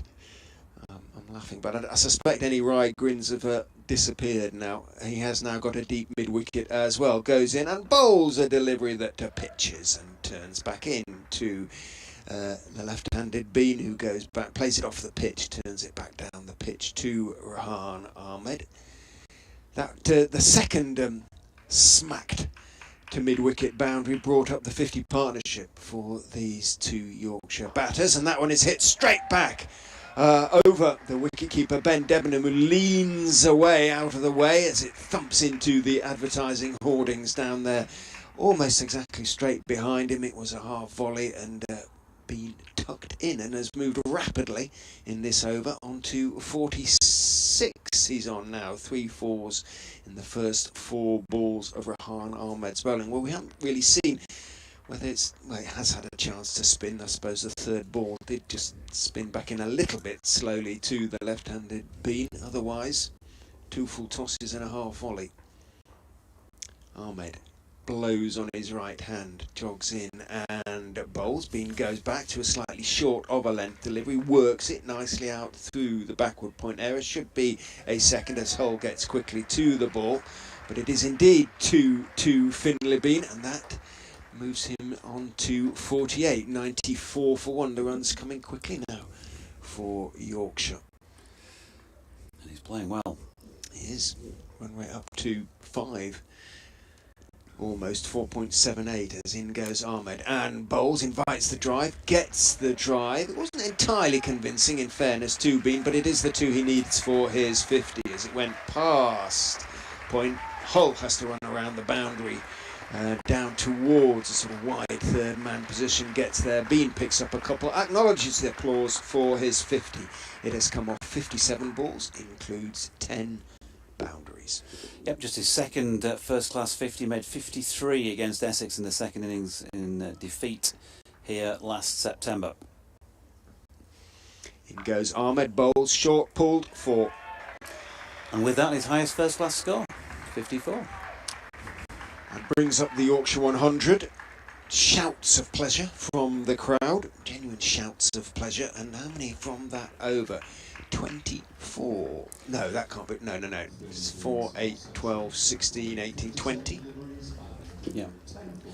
Yeah, and it 22, because it was no ball the first one as well, wasn't it? So 22. So 1 over for 22 for Rehan Ahmed. And look at the change of pace in the Yorkshire innings. 84 balls for the first 50 they've scored, and then the 100 up after just a further 38 deliveries. And Finley Bean is cracking on here, putting the bad ball away, and he's had a few to put away, you've got to say now, and certainly in the last half hour or so. James Wharton also has started pretty well, so Yorkshire with 100 up on exactly 20 overs. And Michael Finan is changing ends to have a crack at this, the Kirkstall Lane end for the first time. Bowled 4 overs in his first spell, just 1 from the Howard Stand end in his second spell. And he's gone for 16 so far. I'll attempt to give you the scores from around the grounds during this over. Pretty blustery at Headingley at the moment, so cloud has shifted in. It's still bright enough, no problem on that score. Here comes Finan then, left arm over the wicket, lovely shot by James Wharton, opened the face and has punched that one away back at a point. Super shot from him, 24 he now has, the partnership worth 69 for this second wicket Two young players out there for Yorkshire, enjoying themselves at the moment. They're 104 for 1. In Division 1 down at Southampton, Nottinghamshire 73 for 2, having won the toss and decided to bat against Hampshire. At Old Trafford, Lancashire won the toss, put champions Surrey in. Lancashire second favourites for the championship itself, and Surrey are the favourites and defending champions. They're 54 for 3. Somerset Warwickshire, as you've already heard, players been abandoned already for the day at Taunton. Somerset Warwickshire no play on day 1. There is a delay for rain as well at Lords in the match between Middlesex and Essex, where Middlesex won the toss and put Essex into bat and have them at 48 for 2 prior to the rain. Finan in and down the leg side, he strays this time. Hill across to do the cleaning up, dot ball. And start delayed as well because of rain in the match between Kent and Northamptonshire. They're going to inspect again at 1 o'clock. Also an inspection, well, should have taken place in the match between Sussex and Durham in Division 2. No play yet down at Hove. And lunch already at Cardiff in the Division 2 game between Gloucestershire and Glamorgan, as Wharton pushes this one back up the pitch, and again no run. Not sure what happened with the start down there, whether that was delayed and they've taken early lunch, but it says lunch on the ESPN Crick Info site, and just 4 balls bowled with Gloucestershire yet to get off the mark, having been put into bat by Glamorgan. Derbyshire, Worcestershire, the match has been delayed at Derby because of rain. Play is due to start at 2 o'clock there, and we have a wicket, and it is James Wharton who's flicked one down the leg side, and a good diving catch by Leicestershire captain Lewis Hill to take a second Yorkshire wicket, and Wharton will be cursing himself there, flicking at one down the leg side. He was playing well in that 35 deliveries that he was out there and faced, and 52 minutes of batting, but he has got a start and gone. And Wharton caught Hanscom bowled Finan for 24. My apologies, I said Hill, didn't I? Caught by Hanscom off the bowling of Finan for 24 off 35 deliveries in 52 minutes, including 4 boundaries. Should add a bit of confidence for James Wharton, but I'm sure he'll be disappointed with how he's just got out. And Yorkshire are 104 for the loss of 2 wickets, and that means the reintroduction to competitive action for Yorkshire of David Milan. Leicestershire very happy with that strangle. Unlucky for Wharton, but goodness me, just thinking of BBC Radio Leicester, how the visitors needed that one. Does, as you say, bring Milan to the wicket, so potentially no real reprieve in those terms, but goodness me, I'll just be happy to have picked up a second wicket, however it came. Unlucky Wharton. Yeah, because he was playing well. He was. Played a few nice shots. That's probably the best we've seen him play in first team action for Yorkshire. More fluent. Hasn't had many opportunities so far, and he would have liked, having got the start, I'm sure, to have gone on and made that into at least a half century. Findlay Bean has one of those to his name, and this fella, David Milan, has quite a lot of those, as well as doubles to his name, and a couple of 199s, I think, as well. So left-handed, of course, David Milan, 3 slips in place. Still that ring field otherwise, and a man down at long leg, left armour to left-hander. Finan in and drags it well wide of off stump. And Milan thinks better of it. 104 for 2. That's just going to give Leicestershire, if Yorkshire had suppressed them, then it's going to give Leicestershire that just a little bit of a fillip in the final half hour of the first session. When you put a side in, 3 is the absolute minimum in the morning, isn't it? You expect to take. Finding in again. Good delivery this time. Leaves Milan, who will say he played inside the line. And that is the end of over number 21 with Yorkshire on 104 for 2. Still to come for Yorkshire, the likes of Shai Hope and George Hill, Matthew Revis in the middle order.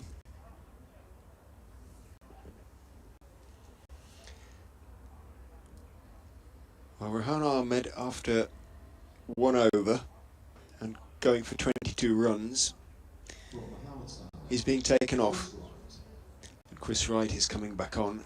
I suspect Lewis Hill, his captain, will say to Rehan, it's because the new man is in, we need to get Milan early, and Wright might swing it back in to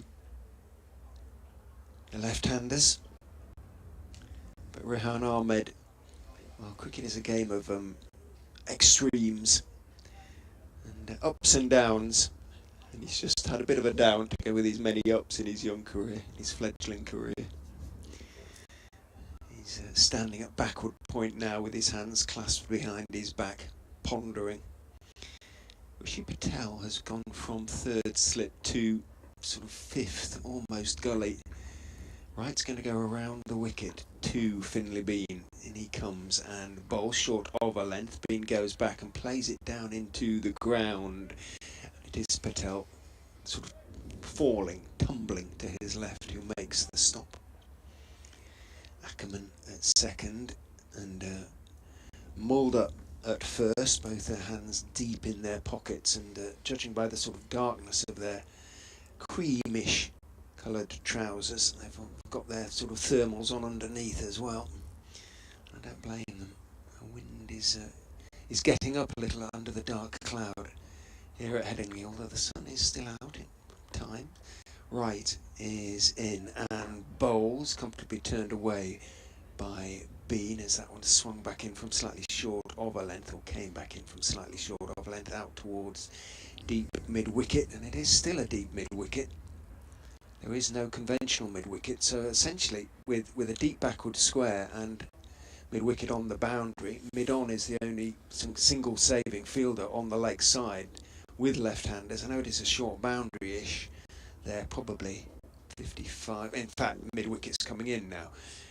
Deep mid-wicket is coming in for the new batsman Milan, but I don't like to see that when there's a single. If you just connect essentially on the leg side, just turn it into the leg side.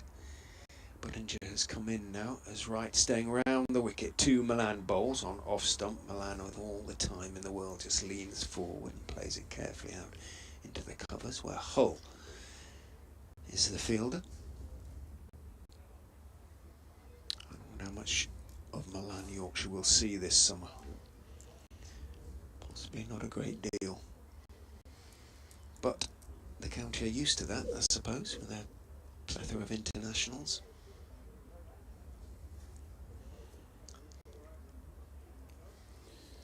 Right turns, arms swinging, runs in and bowls to Milan, who is off the mark with a 4, just helped around the corner. It was a slightly ordinary delivery from Chris Wright onto the legs of David Milan. Just helped it on its way. Just a little turn of the wrists, and although there is a long leg, he's not a fine leg. And absolutely no chance at all for Matt Salisbury to get around and cut that off. And he didn't. 4 runs to Milan. He's off the mark. 109 for 2. Bean 55, Milan 4.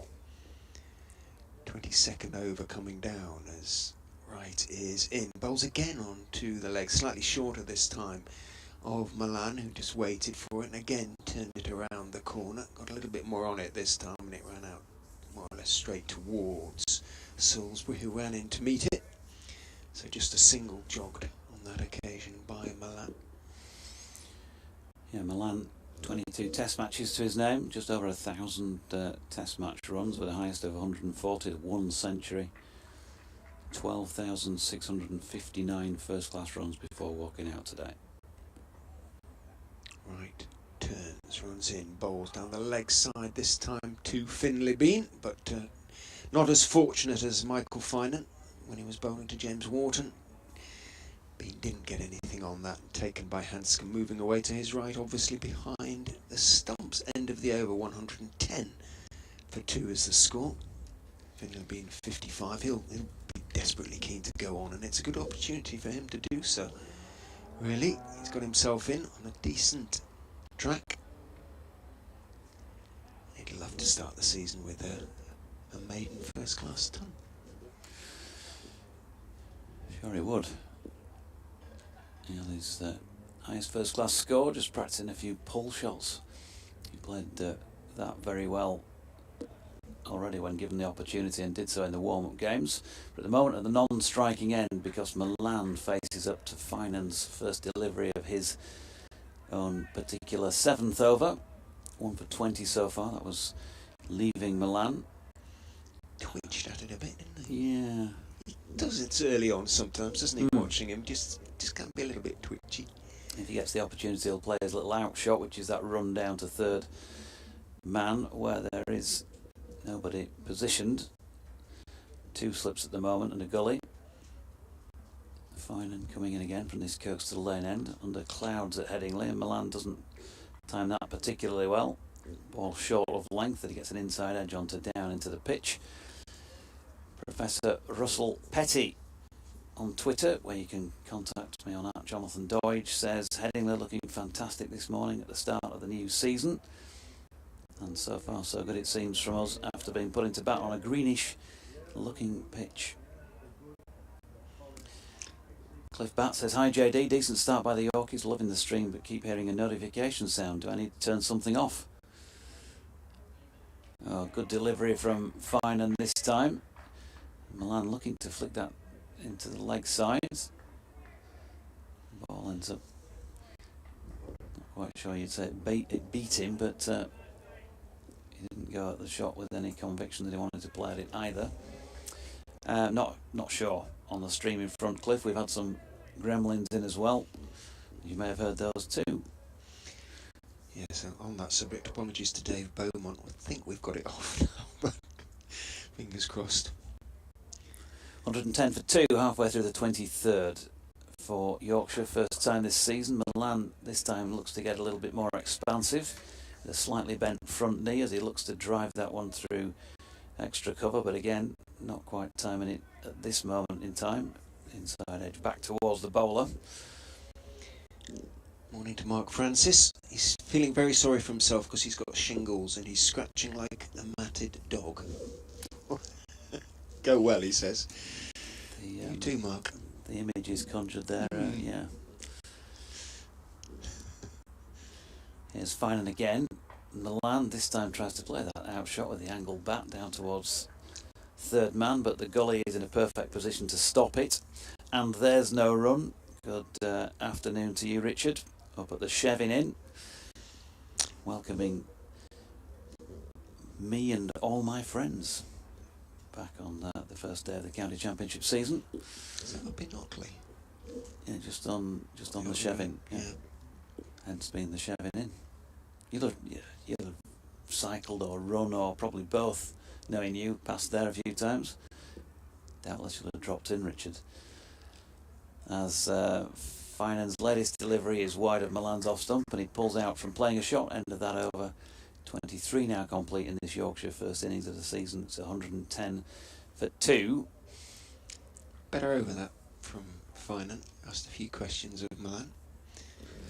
The original Yorkie says, don't even bother with a count this early, pal. Just get forward. There's no real bounce to worry about. Martin wants to know what the bleeping sound was. Not sure about that.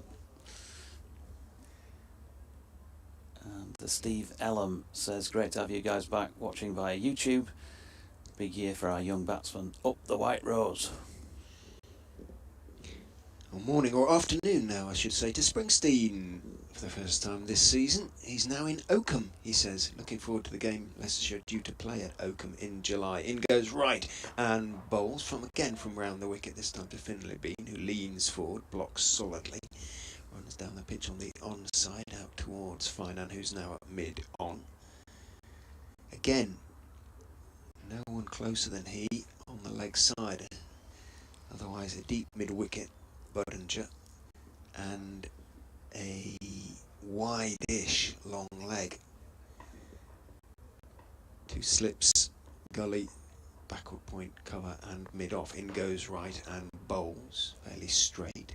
Again, blocked by Bean, almost on the walk into that one. Pushing it down the wicket on the onside. Finan has to, I beg your pardon, Hill, who's out there now. He and Finan have just swapped mid-on and mid-off.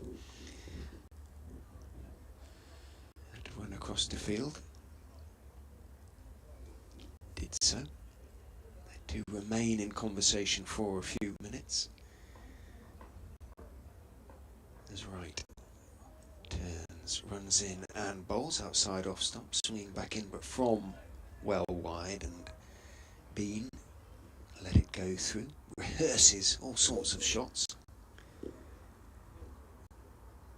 55 not out to him. 15 minutes or so until lunch, so might just be in the back of his mind now. Start Lunch. Oh, yeah, that perked me up. Well, not that I wasn't. not that you already. Perkiness personified. In goes right and bowls. Thick inside edge as that one came back in towards Bean, who leant forward, looking, I think, to play it a lot straighter than it actually went. Came off a thick inside edge, ran away along the ground all the way out towards Budinger, and a comfortable single as a consequence. Paul Pollard out there. I wonder how many sweaters he's got on underneath his white umpire's coat. Quite a few, I would think. I think they get fairly well looked after, their umpires, in terms of thermals and thermal devices. Goodness knows, if you're standing still out there, you'll need them in April. Right is in to Milan, who in that sort of slightly casual way of his just leans forward so much time, must see it so early, and just blocks it out back down the pitch towards right, who picks it up and throws it to Hill to do a spot of polishing. On the lunch front, by the way, I mean, after last year when most of it was nicked by the time I got into the press room. Indeed, and it's full in there today. I've got an update to do, you see, just after 1 o'clock, which means I can never get in there on time. And so it's usually gone. Do you think Haas can I made a plea out for us? More in a moment.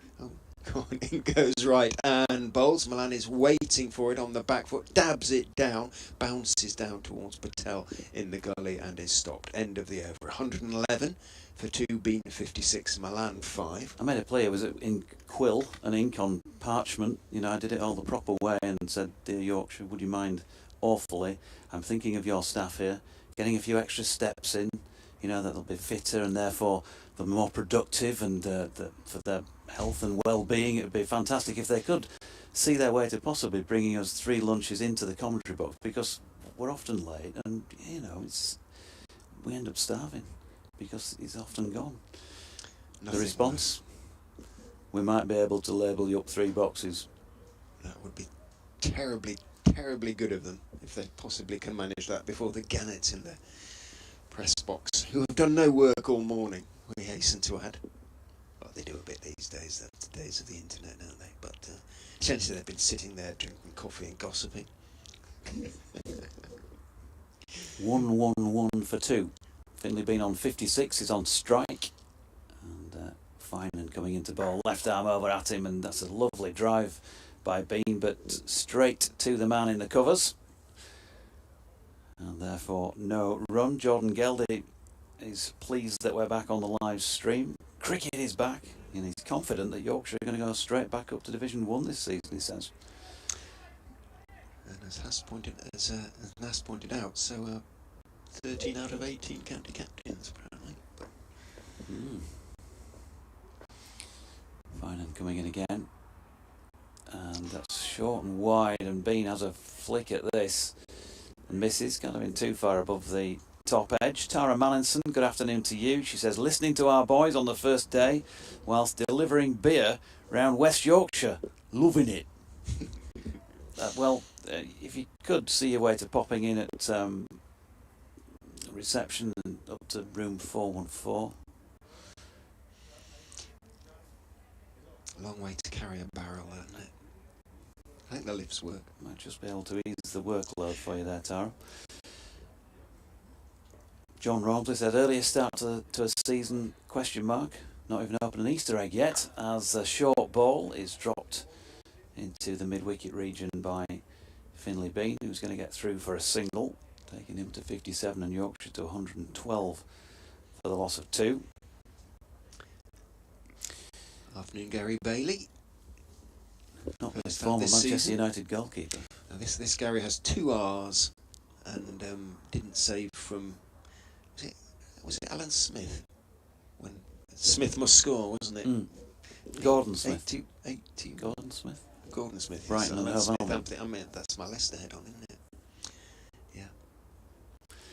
Finan in again, and that's dropped into the leg side by Adam Lyth for 1 run. In fact, we're down at... did I say Adam Lyth? My apologies. By David Milan. Adam Lyth not getting a second chance. Lost my thread now. Oh yes, we're down at Hove in a couple of weeks' time. Match after next. Adrian Harms was in correspondence with him the other day. He's covering the first 3 days of that match, and then goes off to do the semi-final. Brighton against whichever Manchester club it is that they play in the FA Cup semi-final, as Finan latest delivery is wide of Milan's off stump and he shoulders arms. Martin Bloomfield, morning JD, given likely international commitments, what price and automatic bounce back this season, question mark, discuss. Well, I think we'll be discussing that quite a bit, Martin, as we go along, but initial thoughts are that... Won't help, will it? But no. It's the strength in depth. Yep, Finan to Milan, who's just pushing that one through the covers. Poor piece of fielding, or attempted piece of fielding. And they're going to cruise back through for a couple. The culprit was... I think it's Budinger. Oh, it could be Hull. No, it's Budinger. No excuse, really, because the square's immaculate. And he was on the square. He went down on one knee, but he was a little bit slow in getting down, and it just seemed to go underneath him. Poor. So 25 overs in, Yorkshire 114 for 2. That 2 for Milan means he moves on to 7. Yeah, if with international commitments, for me, it's not so much that. It's more because Yorkshire expect international, call-ups. It's just what happens when you look at the players in the squad. For me, it would be more the injury situation. If they can keep the squad that they're expecting to be around for most of the season on the park, then yeah, you'd expect them to do pretty well. But if they've got injuries, particularly, let's say, to a couple of key bowlers, who knows? Right, around the wicket is in, and it's a little bit short of a length. Bean goes on to the back foot, looks to force, gets a thick inside edge, isn't sure where it's gone. It's run down to fine leg, where it's a good stop down there, running around from long leg by Matt Salisbury. Saves a couple of runs. Bean slightly fortuitously picks up a couple of runs, moves on to 59, 116 for 2. Hello Jake, sorry I missed your tweet earlier. He says how good it is to have the new season back, and he says hope they've got the heating on for you. Not sure that it's on, but it's fine because we're behind glass here at Headingley. It's not always... I quite like to have an open window in front of me, but possibly not in the first week in April. In goes right. Bowl short of a length, cut over gully, down to the third man boundary, 4-4. Perfectly deliberate shot from Bean. It sat up quite nicely outside off stump, threw their hands at it, got plenty of it. Knew he was going to hit it in the air, but it was well above Patel, who started to take off but had no chance of getting there. Yorkshireman comes back to Yorkshire and says glass.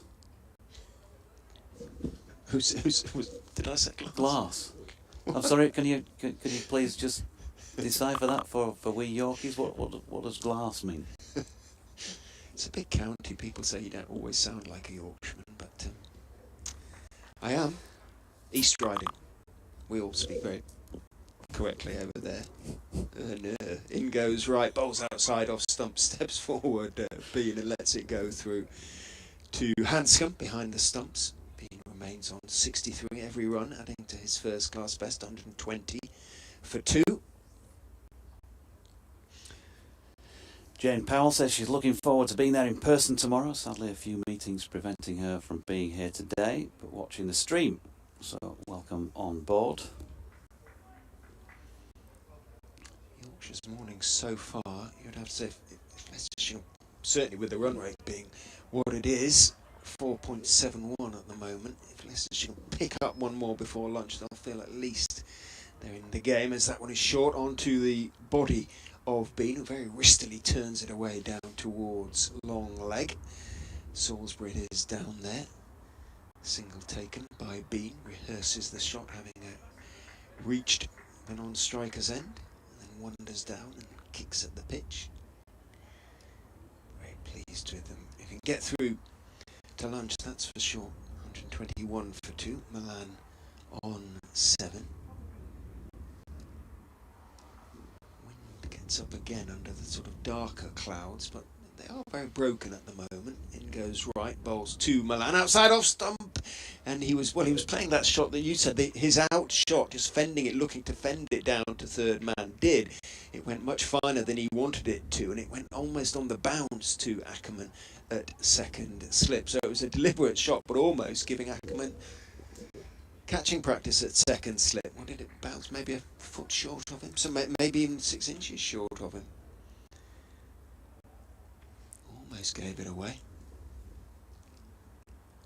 Ackerman takes half a step closer as right is in, bowls straighter this time and leaning forward. Again, no great foot movement from Milan, but Time just turned his wrists on it, pushed it between mid-wicket and mid-on and jogs the single. He moves on to 8, keeps the strike. It's the end of Wright's 9th over. None for 34 for Chris Wright. He was Leicestershire's top championship wicket taker last... No, he wasn't. Callum Parkinson was with 30. Wright had 27, that's right. Get it right. Richard, 122 for 2. Yep, 122. With just the one ball left in the over. I thought I might have had a late update then, but panic over.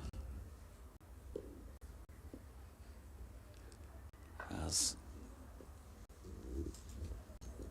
Finan is in, and that is worked out to point by Milan, who remains on 8.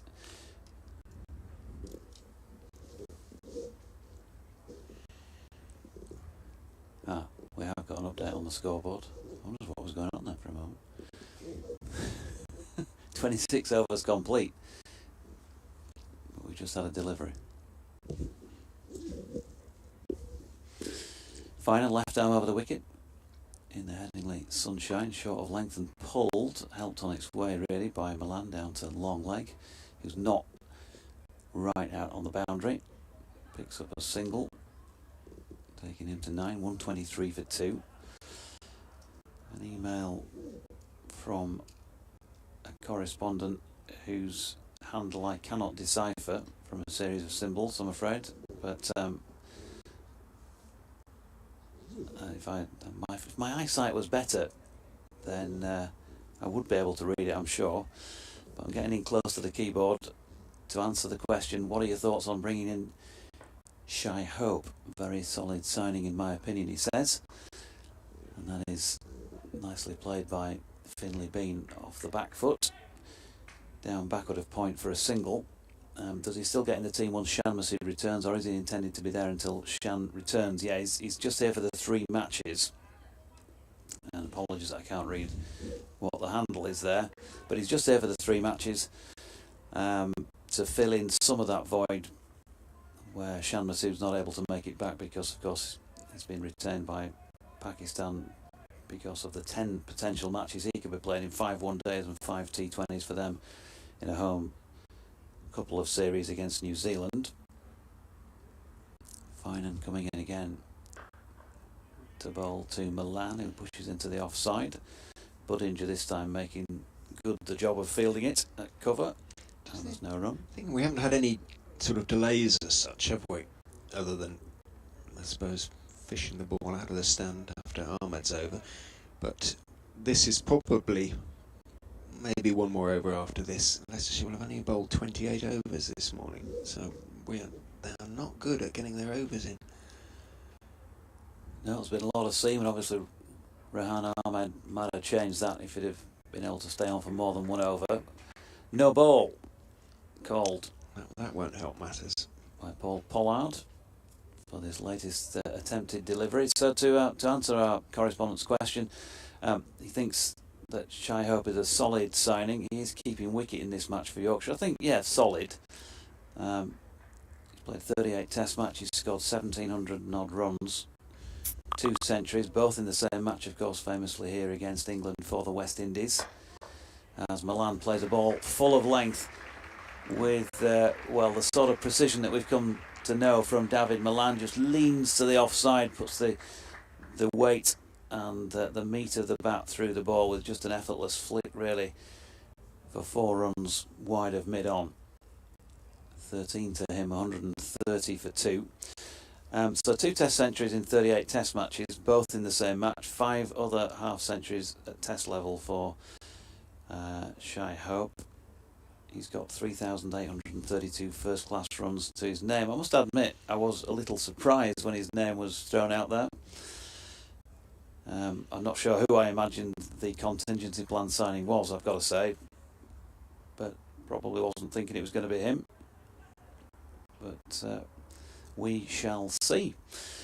Fine and in, and that's beautifully played. Superb shot from David Milan. It is his out shot, but on this occasion it's more than that, isn't it? Because he's deflected it away off the middle of the bat for 4 runs through third man. 27 overs complete, 1 o'clock up on the clock. Is that going to be it for the first session? It is. Lunch has been called then, with Finlay Bean on 65 and David Milan on 17. A partnership for the 3rd wicket so far worth 30. And having won the toss and put Yorkshire into bat, the home side 134 for 2 at the lunch break. Richard, Yorkshire's morning, yeah, for sure. I think so. With the sheer amount of runs they've got on the board for the loss of those 2 wickets, they've still got the likes of Hope and Hill. And was fairly fit with one-time breather and they'll have been putting more in session before they will be out for the after session at 1:40.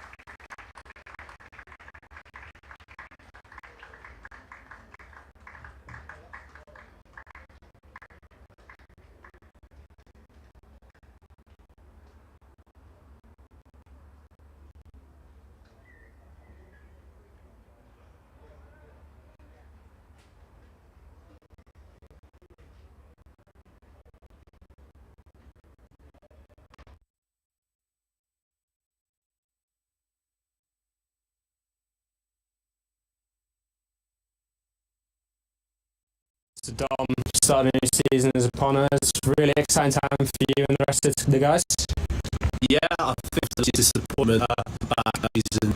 It's really from a tournament and a few things like that. So it's really exciting. It's a big squad that is good at going again. And how have you found the winter different? Obviously, you've been abroad as well. Really enjoyed sort of a bit of variation in there as well. Yeah, I was in Sydney. A beautiful place called Mosman, and that was awesome. And to obviously get back involved with England, sort of, it's a little bit different, Sydney to Headingley, but it was good to see all the new faces and old faces and new faces, sort of coming into this summer.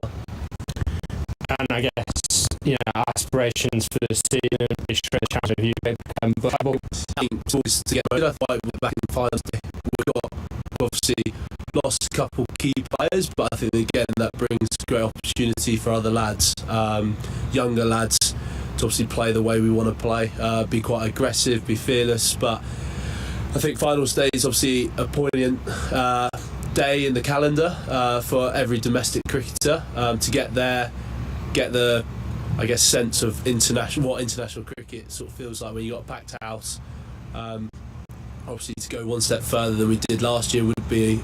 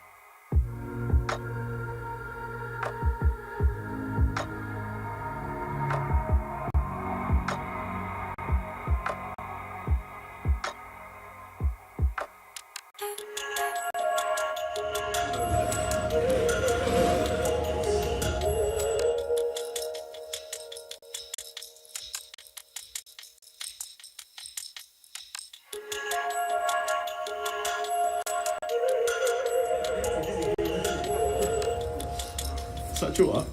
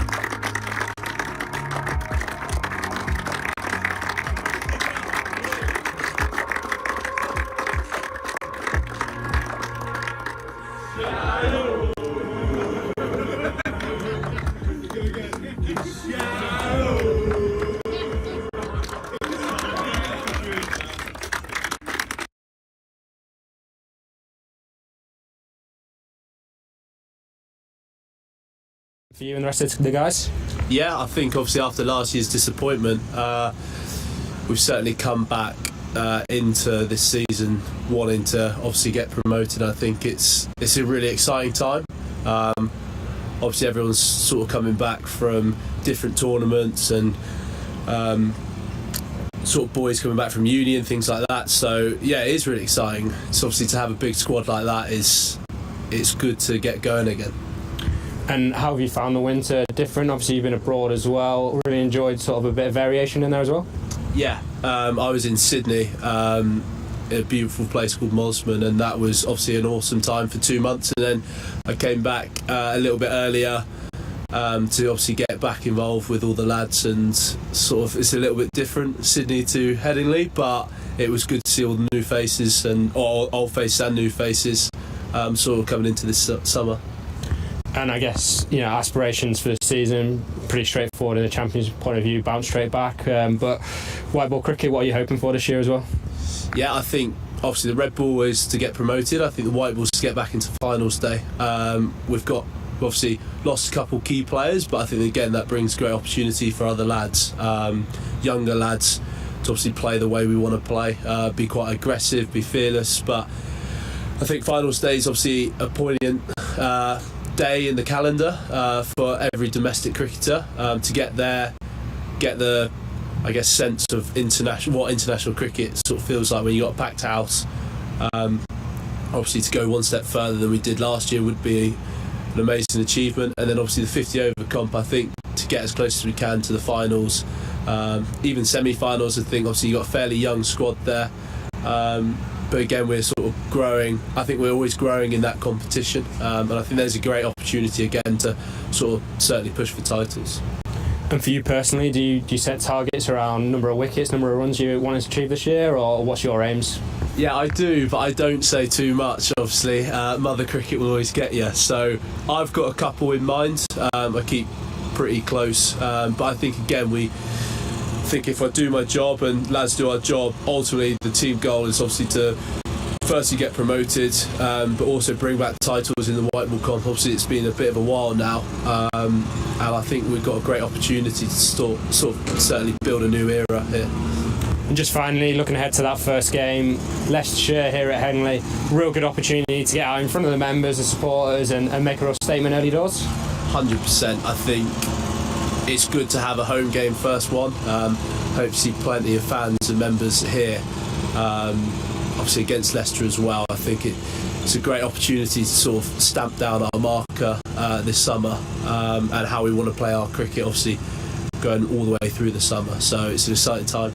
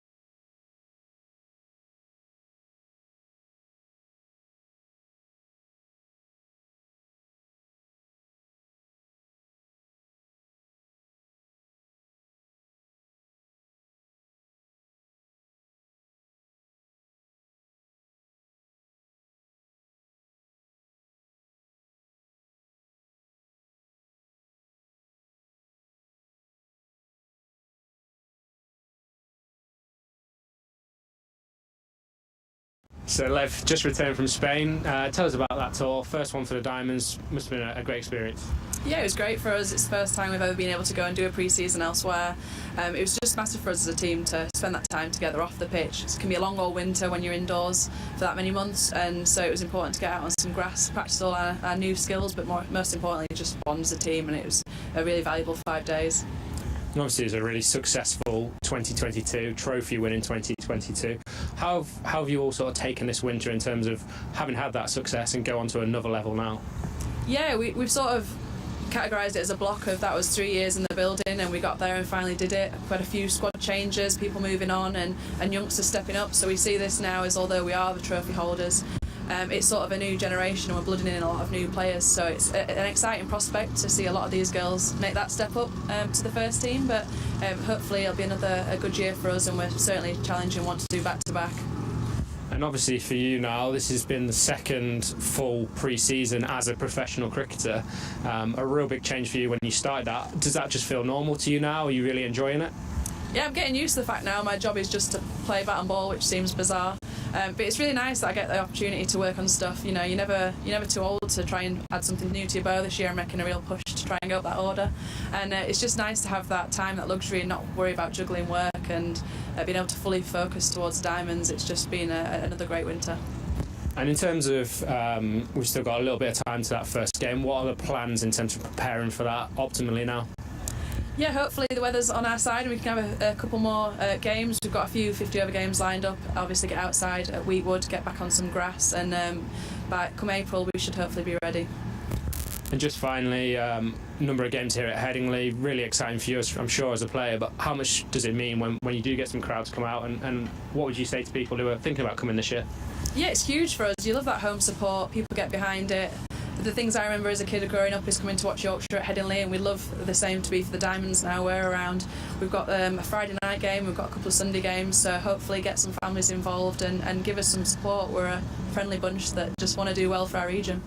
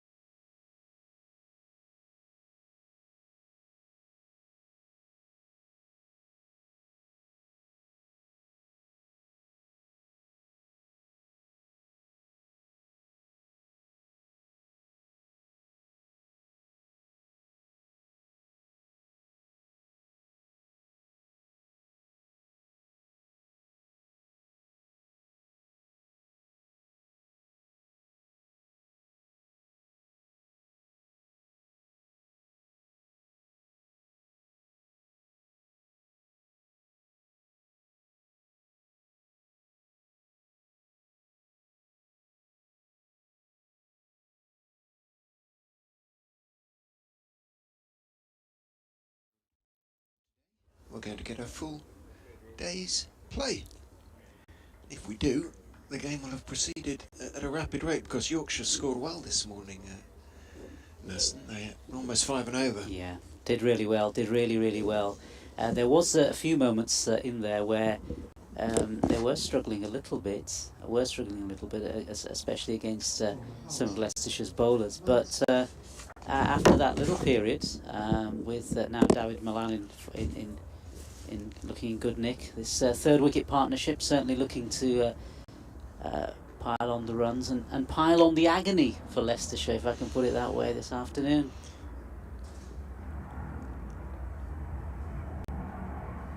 It's going to be Michael Salisbury who's going to open up for the Foxes, in his case from the Howard stand end. Around the wicket he comes to B, wraps him on the pads as he looks to work him down on the leg side. 33 on his back, Finlay Bean. 65 this morning from 73 deliveries, 12 fours. He was at the right end when Rehan Ahmed was bowling. Just a single over for Ahmed. 22 from it. In goes Salisbury. Bowls outside off stump, holds its own a little bit and persuades Bean to have a little feel, I suspect. And Milan at the other end indicates there was a little bit of seam movement away from the young left-hander. Encouragement of sorts for Salisbury has just the 2 slips. Now the 2 South Africans, Vian Mulder and Colin Ackerman, alongside Peter Hanscom, the Australian, as Salisbury turns round the wicket. Bowls again nice and straight, and Bean is careful. I'm just thinking himself back in. Sorry. No, I was just thinking what a great level of this game is, seeing Rehan Ahmed bowl here at Headingley and sort of the Yorkshire batsman sort of taking a lot of runs off his bowling, and whereas when he played for England, he was very successful. How great level of this game is. Salisbury turns, runs in past umpire Ben Debenham, bowls onto the legs of Finlay Bean, who works in wristily and effectively down towards long leg. Hull has to scramble round, Josh Hull that is, from long leg towards fine leg. Does so, makes the stop, keeps Bean down to a single. Hull just examining his right knee, having slid to stop that. He's not limping, anything like that, maybe just well, it can't be a scrape because the outfield, actually it's quite hard underneath, although it's very, very green. And I guess that the moisture that was on it at the start of play has now probably dried up in the sunshine and the wind, the cold wind. Patel, who had moved out into mid-wicket, has gone back into gully for Salisbury bowling to Milan. He is in, Milan is forward, stroking the ball, gets a thickish inside part of the bat and works it out towards deep mid-wicket. There being no conventional mid-wicket, that's where Patel was fielding. Fine, and it is out there who makes the stop, so comfortable single for Milan. He moves on to 18, 136 for 2. The scoreboard's not quite as fast as it might be, just getting over its lunch perhaps. Salisbury in bright sunshine runs in and bowls. Nice high right elbow from Bean as he blocks that one. Sort of initial trigger movement, if you like, is to put his weight on his right foot, being a left-hander, his front foot, and then rocks back and plays it solidly back down the pitch to the former Durham man. End of the over, 136 for 2. Scoreboard's caught up with itself, 66 to Bean, 18 to Milan. Just 28 overs have been bowled, so just 27 this morning. Could be a late finish if Leicestershire maintain that sort of level. Well, there have been days last season when they went a good hour past the official closing time. In fact, early last season we had to stop because the sun had set, basically. Wow. Grace Wow. Road. They were so late finishing their overs. They didn't finish them, in fact. I think what Yorkshire have got here is a really good platform. They can really build on this with the likes of Shea Hope to come down the order. I think they're in a really, really good position. I think Leicester needs some wickets. Leicestershire needs some wickets, and they need them fast. Yeah, no question about that. Josh Hull is the man entrusted by Lewis Hill to see if he can manage to get one for them. Bowls fullish to Milan, who is forward, carefully, just playing himself back in after lunch, blocking it out to Hill, who's at mid-off. And I doubt very much we'll see Rehan Ahmed for a while now.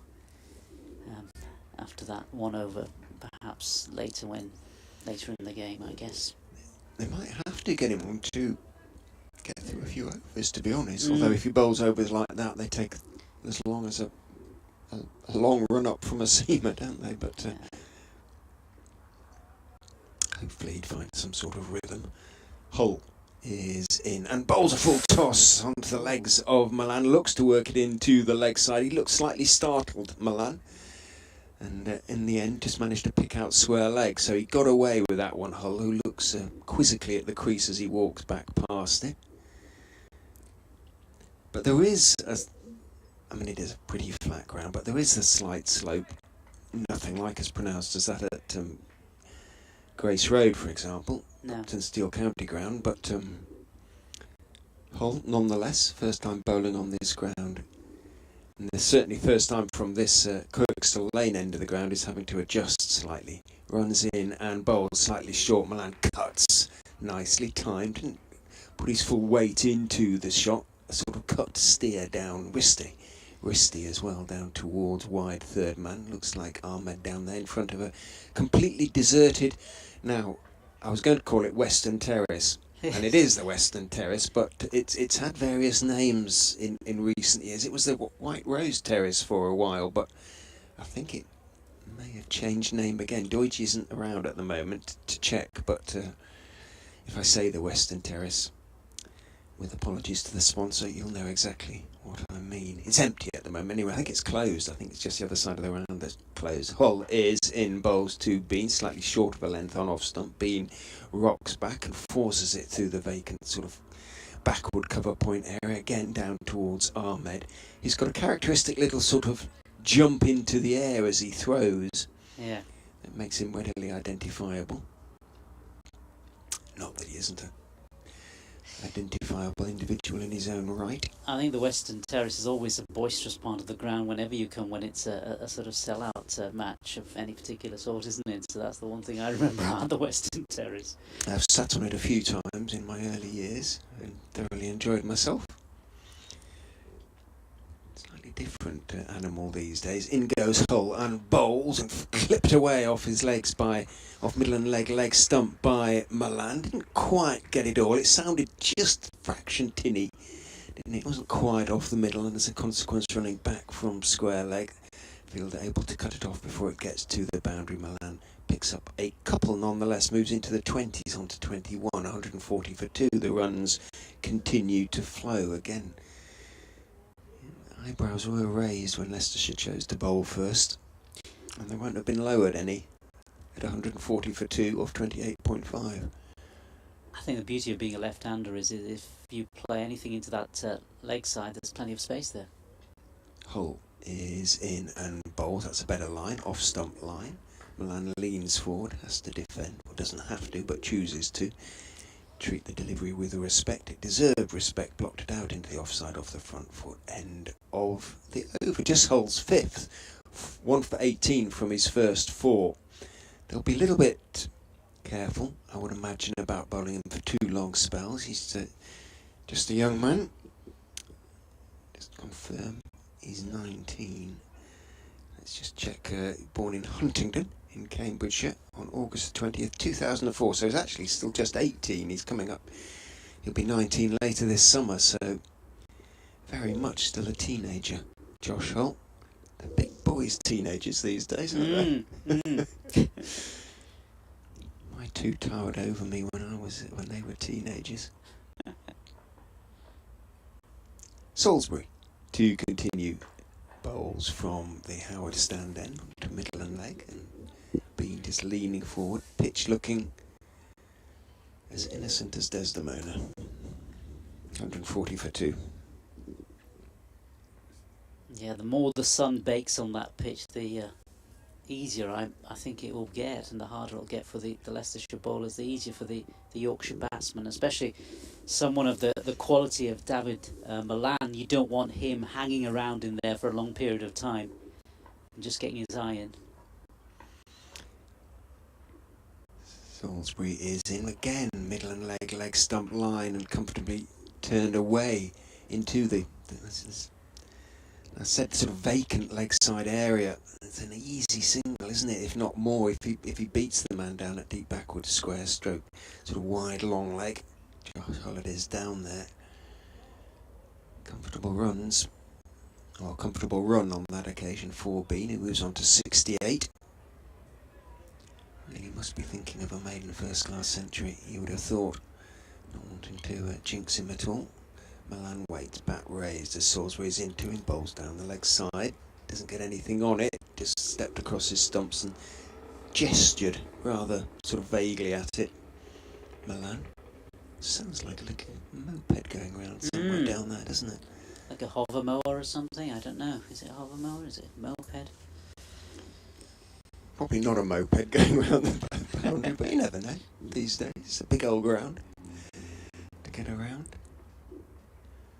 Hull can claim to have played for England. He played for the under-19 side last year. In goes Salisbury, bowls again. That leg stump line, and he looks a little disconsolate, pauses at the end of his follow-through as, again, Milan with all the time in the world, just turns it down to Hull, who's at that backward square, deep, wide, long leg position, and jogs his single. Easy peasy.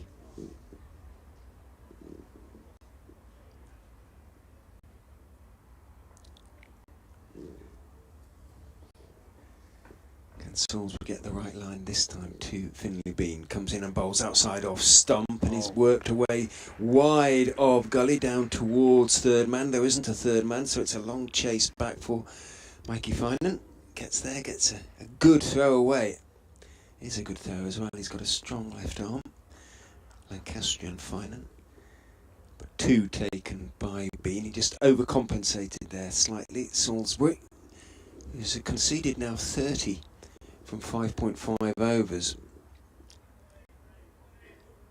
He's just struggled for consistency of line or length and needs a few dot balls, a few off-stump deliveries. It is difficult, it is gusty out there. He goes in and bowls clipped away into the leg side, and this time over the boundary. No chance for arm, but it was too full.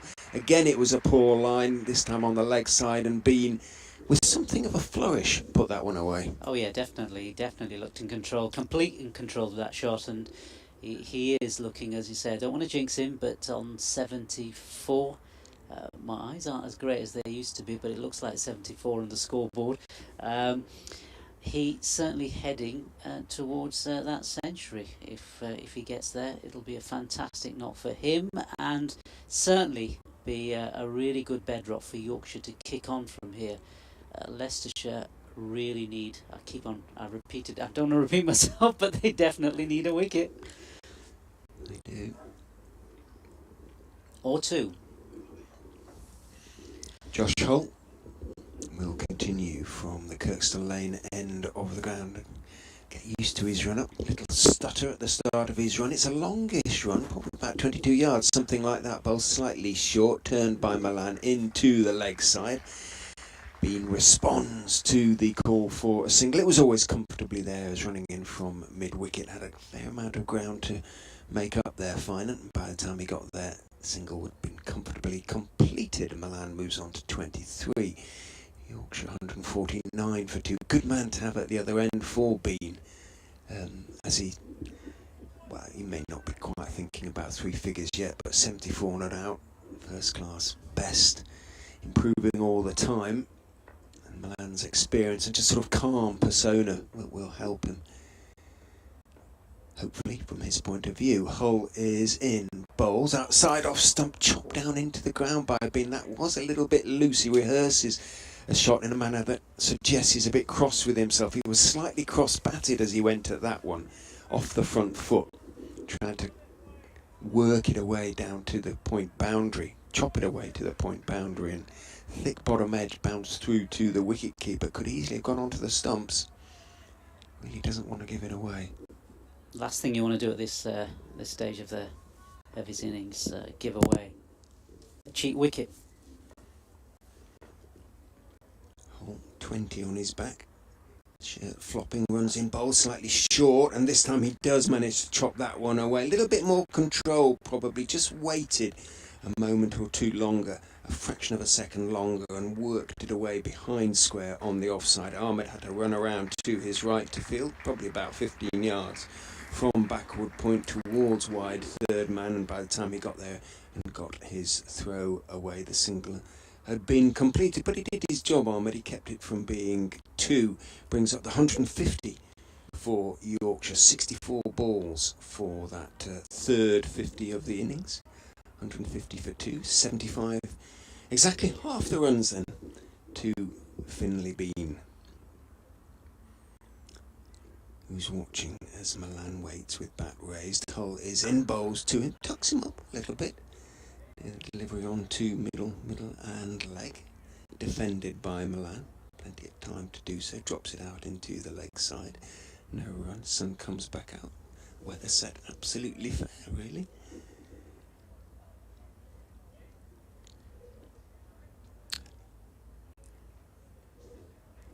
Yes, I think that forecast of rain probably not looking quite right at this stage. No, our apps have been more accurate than the BBC Radio leads. The West Yorkshire Meteorological Service so far. Hull is in and bowls. Good line on off stump just outside. Half forward is Milan. Thick outside part of the bat as he defends it, but it runs wide of cover. And seeing that, Milan calls Bean through for a single. Milan on to 24, 151 for 2. Runs just flowing, really. Not necessarily in boundaries, but 5 or 6 and over post lunch. The run rate as a consequence is moving up towards 5, 4.9 at the moment. Quick runs give the captain so many more options, don't they? And it's a good forecast for the rest of the game, as Hull is in on off stump, slightly short of a length. Bean rocks back and defends. Nice high right elbow. Back down the pitch on the onside. End of Hull's 6th over in his first class career. 1 for 25. His figures.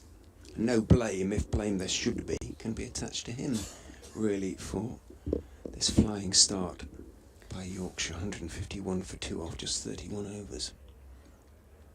Thing is, if you're not going to get wickets, at least you've got to do is contain the runs, and that's not happening either, is it? I mean, that third 50 was a little bit slower than the second one. The second one was ridiculous, off 38 balls, wasn't it? The middle 50. But it did contain that Ahmed 1 over for 22. Yes, that's true. As Salisbury to continue is in, and beautifully played by Milan. There didn't look to be too much wrong with it, but he waited for the ball, and you wouldn't even describe it as an on drive, almost just a sort of push, a wristy push, very straight down the wicket on the onside hill. Has to scramble back. His white, sir. Both knees now thoroughly greened as he put in the sliders. Modern fielders do. Dragged it back 3 or 4 yards in. 3 or 4 yards, maybe a bit less than that, 2 yards perhaps inside the ropes. Milan picks up a couple, moves on to 26. The partnership already 49 between these two. Patel thought he'd got the signal then to go to mid-wicket, and he started to run away from his position at gully, but he's sent back by Hill. Salisbury is in again to Milan. Again it drifts on to middle and leg, and beautifully timed out towards deep mid-wicket. It runs across the ropes for 4. An almost effortless piece of timing from Milan, who looks in really starting to look in really good touch out there as that boundary brings up the 50 partnership. It's come from just 65 deliveries. Bean and Milan building, as you said, that's very nicely on the earlier efforts of Yorkshire. 157 now for 2, and that brings the run rate over 5 for the innings as a whole. Salisbury just can't get it right at the moment. 6.2 overs, none for 40, and it's actually Ackerman who's going to go in at mid-wicket. So we're going to keep Gully, Patel. Mulder goes a little wider at first slip, and Ackerman from second slip goes into a conventional mid-wicket. Salisbury is into Milan, who just waits for it, plays it late under his eye line, dabs it away from off stump out towards backward point. Patel moves in from Gully to field. Plane comes into what I still think of as Eden Airport, which dates me terribly.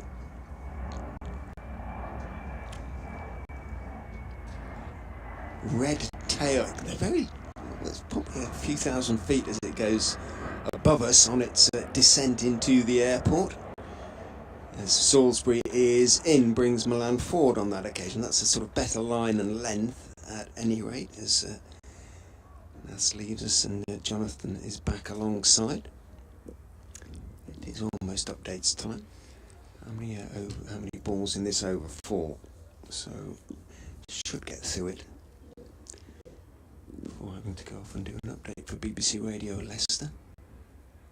They're used to slightly, not gloomy updates, but not bringing them particularly good news, and there's none to bring them since lunch.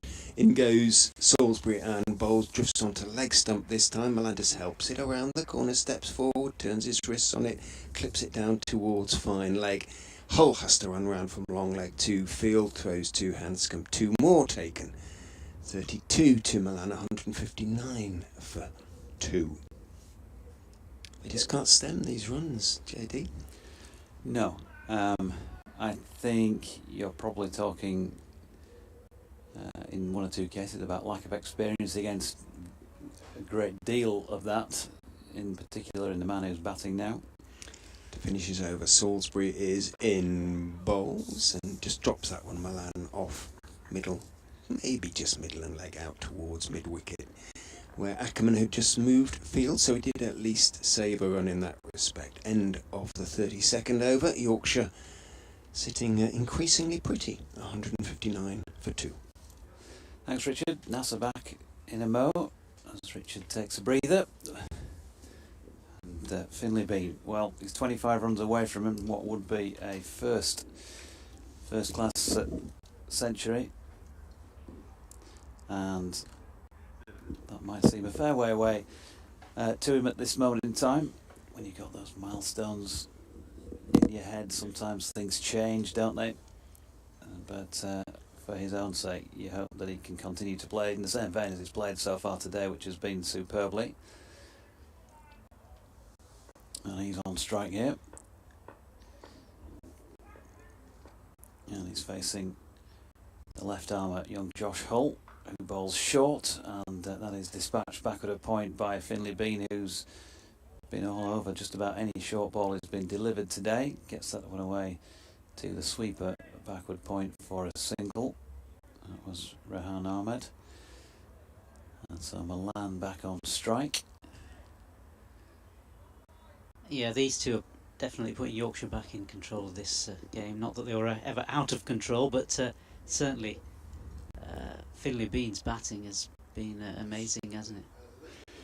It has, and you look at that run rate that I heard you both just talking about before I came back on, almost 5 and over. There's a lot of overs left today. Here's Hull. That's a beautiful shot. Beautiful shot by David Milan. Just leans into it. There's a despairing dive from Sol Budinger at cover to his right, but races away into the advertising hoardings at the foot of the Western Terrace, and Milan moving on to 36, 164 for 2. Dare I say it's heading into Bazball territory with this run rate. Yeah, well, as I'm saying, 60 odd overs to go. Yeah. I mean, if they don't take wickets there, Leicestershire could be in for a long day, and Yorkshire could be looking at, well, comfortably north of 350, if not 400 in a day. Yeah. Which I don't think, having been put into bat, Leicestershire would have been expecting or hoping. Having put them into bat, I should say. Now then, square leg just been dispatched to about 5 in from the boundary now, as Hull is in again, and Milan solid with everything behind that, just pushes it back at the feet of the bowler in his follow through. 1 for 30, halfway through his 7th over for Hull. 2 wickets to have fallen today, those of Adam Lyth, who was out, I made it 11:39, so 39 minutes or so of batting, probably a bit more than that actually, because I think they did take the first delivery before 11 o'clock. 9.4 overs anyway it was. Yorkshire were 35 at the point. He went for 21 from 33 deliveries. Hull, short. Ooh. Milan tries to pull that one a little bit squarer than it went, which was over the top of the outstretched hands or arms of Hanscom keeper. It's gone straight over the top of him and almost precisely behind the batter for 4 runs. Certainly got a little bounce there, didn't he? Certainly way over David Milan. Yeah, it obviously sent the man back, and maybe there were other intentions from that delivery. Yeah, definitely. They've got to try something. They've got to get another wicket, or they've certainly got to get some wickets this afternoon. Otherwise, it's going to be a really, really tough match for Leicestershire. 168 for 2 as Hull checks midway through his run-up and turns again. You can see his shirt flapping in the Headingley breeze. He's braving it though. No sweater on, just a short-sleeved shirt hanging out, number 20 on his back as he leaves us behind, and bowls now to Milan, who again pushes pleasantly into the offside, this time to Budinger. Second wicket to have fallen, that was on 104 after 20 overs and 4 deliveries, and James Warner played pretty well for his 24 from 35 balls, but was the victim of a leg side strangle. Hanscom taking the catch off Finan. And by lunch, Yorkshire had made it to 134 for 2, so they've moved things on pretty quickly with a further 34 runs in this first 26 minutes of the afternoon session.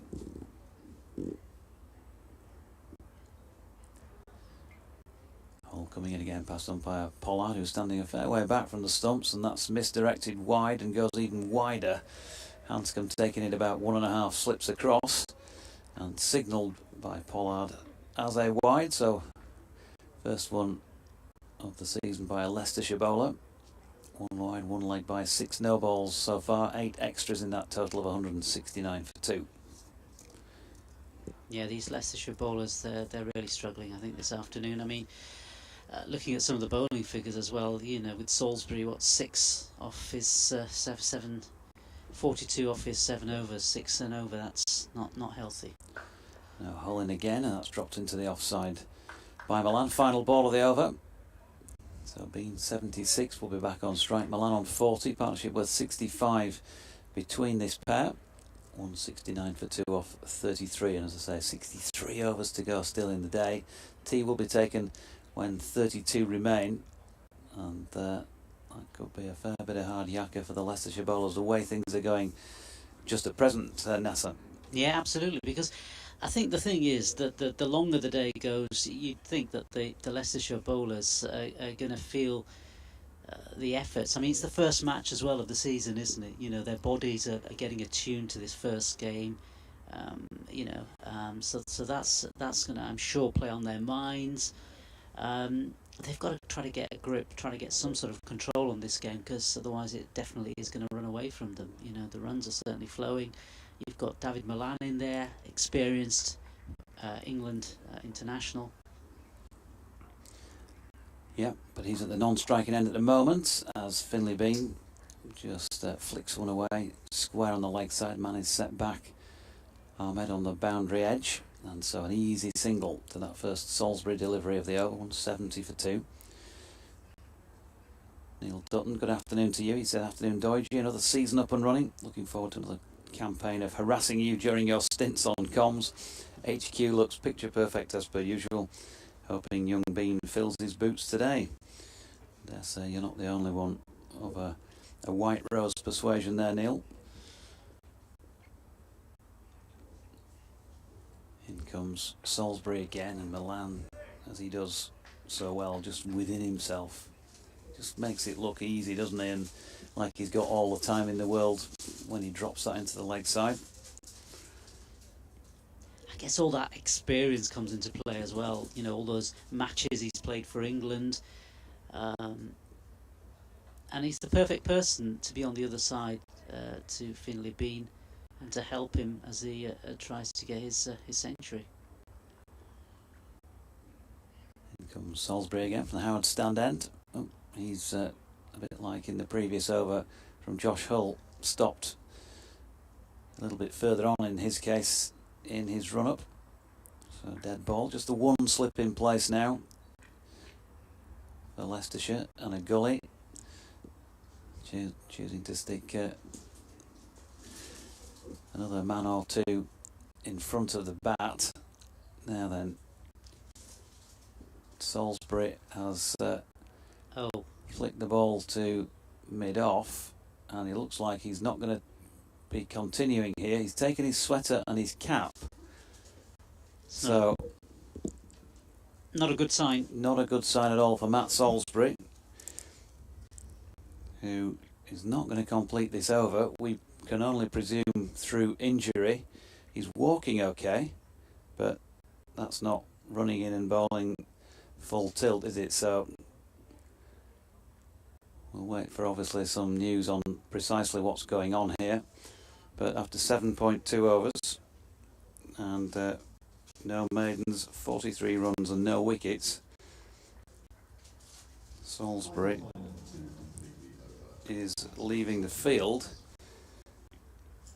and Michael Finan is going to complete the over. That's probably the last thing that Leicestershire wanted at this stage, you know, to see one of their bowling attacks sort of walk off.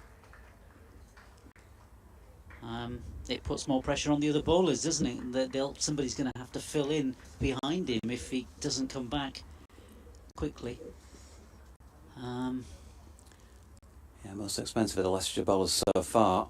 Matt Salisbury, as I say, gone for 43. Finan, who's gone for 35 then to complete the over. Bowling left arm over from the Howard stand end then. First ball of what will be 4 for him in this. He's dropped out into the offside by Milan and is a dot. Sun shining brightly.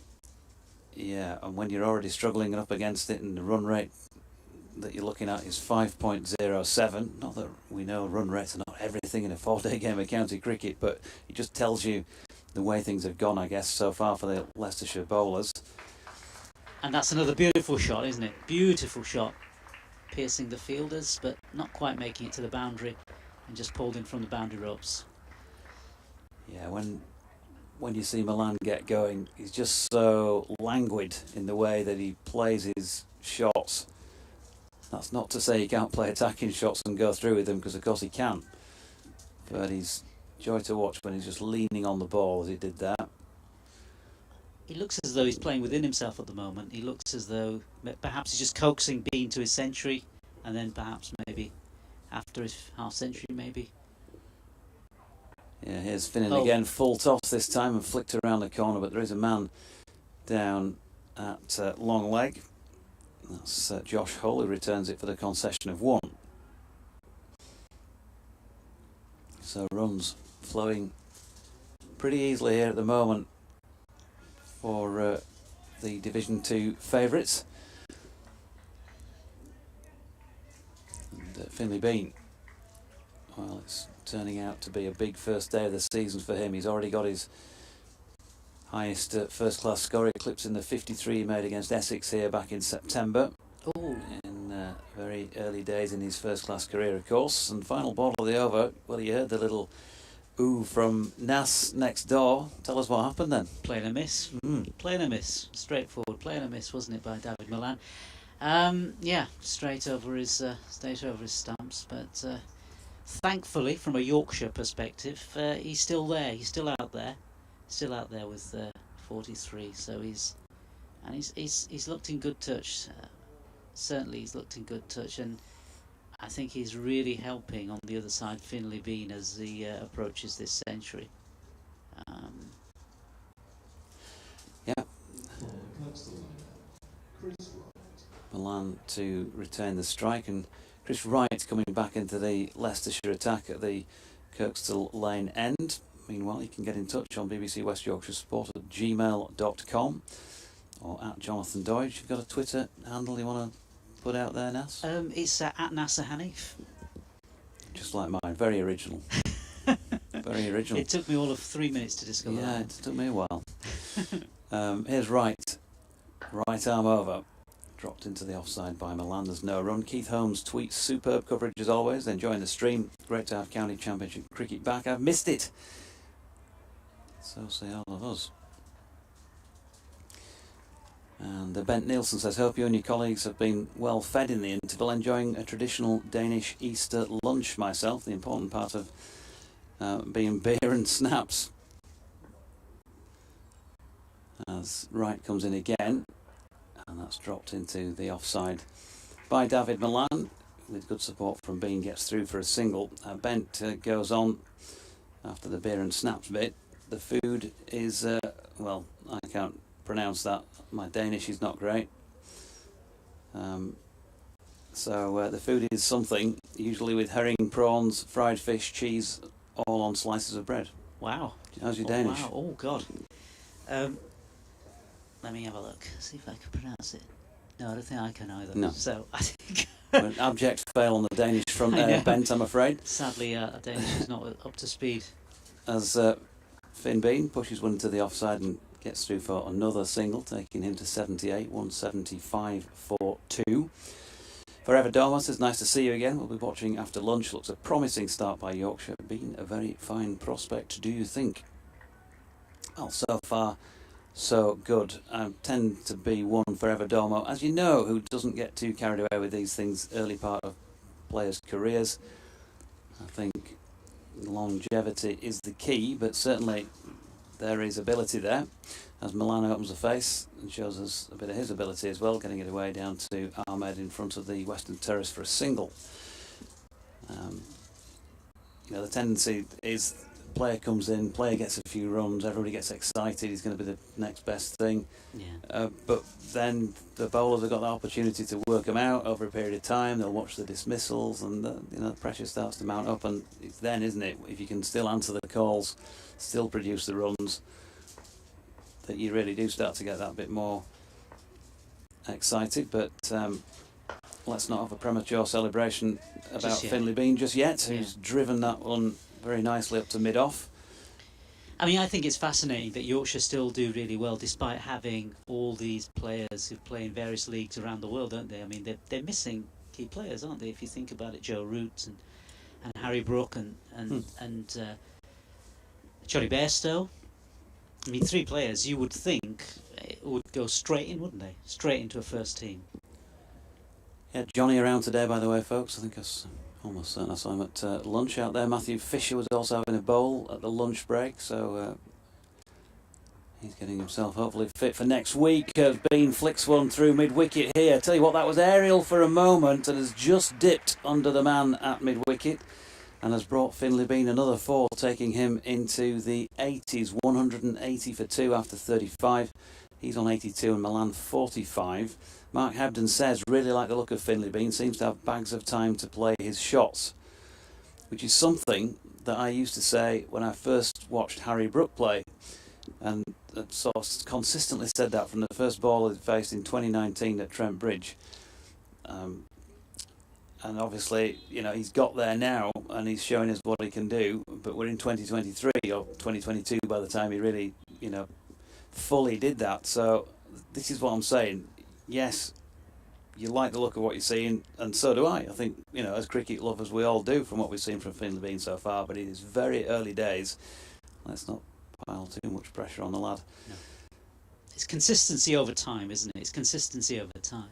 And Harry, case in point, really there have been peaks and troughs during those first few years of his career before he's hit the big time, as Milan flicks that one to mid-on. I watched first him. Ball of this fine and over, and dot ball.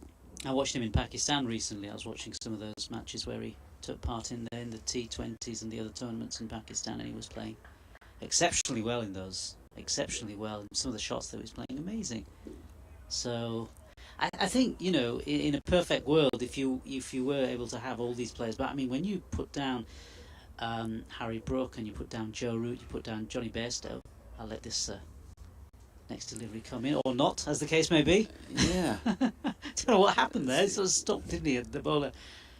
It's been a bit of a trait of Leicestershire bowlers in the last few overs. Josh Hull pulled up in the middle of his run-up. Obviously, Matt Salisbury pulled up with an injury, so can't be helped at all. And he's off the field of play at this moment in time. And now Finan as well. And the over rate's already pretty slow. That's 3 sort of half deliveries. They've added a bit of extra time. Short ball here. It was a poor delivery, wasn't it? It was wide and loose. And Milan, he's just replayed his shot, saying he was trying to play a square cut and gets the top edge. But there is nobody within Cooey down at third man, and that's raced away down to our left for another boundary for Milan, who's on the brink of another first-class half-century. Yeah, in a perfect world, if you had David Milan, you had Harry Brook, you had Joe Root, you had Johnny Bairstow, you throw in Shan Masood, you've got a really strong team there, haven't you? And then, you know, the likes of Finlay Bean and people like that, if they start accumulating runs, they can get a regular place in the team. I think you've got the makings of a really good team. Milan waits. In comes Finan, and that will be David Milan's half-century. And he's got it with that typical Milan shot. Just opens the face and runs it down to third man. Sensible cricket, having got the boundary off the top edge of the ball before. And the 2 runs he makes take him on to 51. And that is a 68th first-class half-century for a very, very high-class player. 55 deliveries it's taken him, 68 minutes. And he's hit 7 boundaries. Yeah, bringing all his experience to the table today.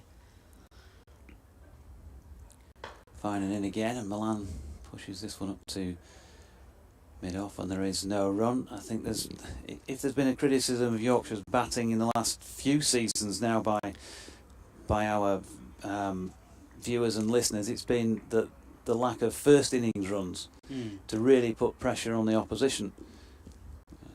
This is a pretty handy start. 186 for 2. As Finan turns and comes in. And Milan just dropping this one out to mid-wicket. Another dot still to come, of course. Shy Hope, who landed yesterday, has been entrusted with the keeping gloves as well as batting at number 5. West Indies Test star, of course. Played 38 tests, 106 one-day internationals, 19 T20 internationals as well. Very experienced player. And famously, of course, got 100 in each innings of that test win for the West Indies here against England back in 2017. As Milan has a flash at one, out of character really. He did just nip a little bit from that left-arm delivery of Finan. On this occasion, I suppose a little bit of a moral victory for the bowler. Yeah, indeed. They don't really want to be giving wickets away at this stage, though. Yorkshire, they're firmly in control of this game, as far as I can see.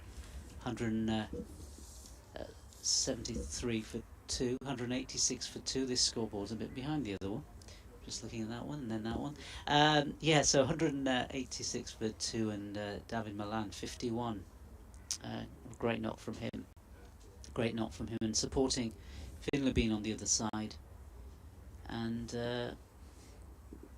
if ever there was a time for Leicestershire to get a wicket, this was probably it. They need something quite quickly, otherwise, you know, the runs are really, really going to pile on, and the misery is going to pile on for Leicestershire this afternoon. Changing the field, they have been giving one to both these left-handers by putting Rehan Ahmed out on the boundary at backward point, but they've brought him up on the 1. There's a long leg in place, also mid-wicket is out on the boundary, so big gaps on the leg side to be exploited, and from the way that Finn Bean shaped to play that shot, it looks like he was trying to exploit them as well, but skewed it really back down the pitch to the bowler. No harm done. So only just over number 37 here of It's a 96 over day, of course, so 32 overs per session theoretically. Only 27 bowled in the first session, and they've been out there for around about 3/4 of an hour of session number 2. Only got to the 37th over as Wright is in, and that is pushed back up the pitch by Finn Bean once again. Dot ball. What can Leicestershire do here, Nas, do you think, to break this partnership? Well, I think they certainly need to. Oh, Jim Rockford's on the Oh. phone.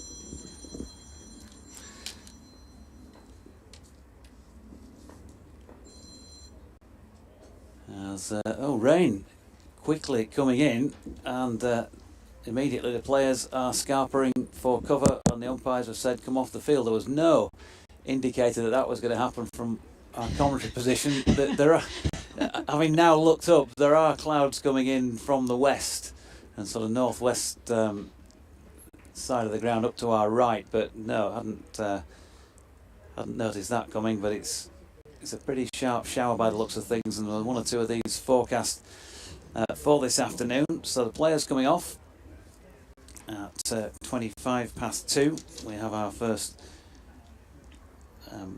unscheduled break of play of the season, with David Milan not out on 51 in an unbroken third wicket partnership of 82 from 96 deliveries, with Finlay Bean, who's 82 not out from 94 balls himself. So 186 for 2 Yorkshire after 36 overs and 2 balls. Feeling by the moisture balls. So what is it going on? Just Brandon's across the office. During trying to have the toss chosen to back against hosts in the inverted commas table. The champions, the second favourites for the competition this season. Surrey against Lancashire over at Old Trafford. Surrey 116 for 4, having been put into bat by Lancashire. No play, of course, well documented in the match between Somerset and Warwickshire due to a wet outfield. So that's going to be a 3-day game at best. At Lords, Middlesex, Essex, it's the visiting side who are batting first, having been put in. They're 86 for 2.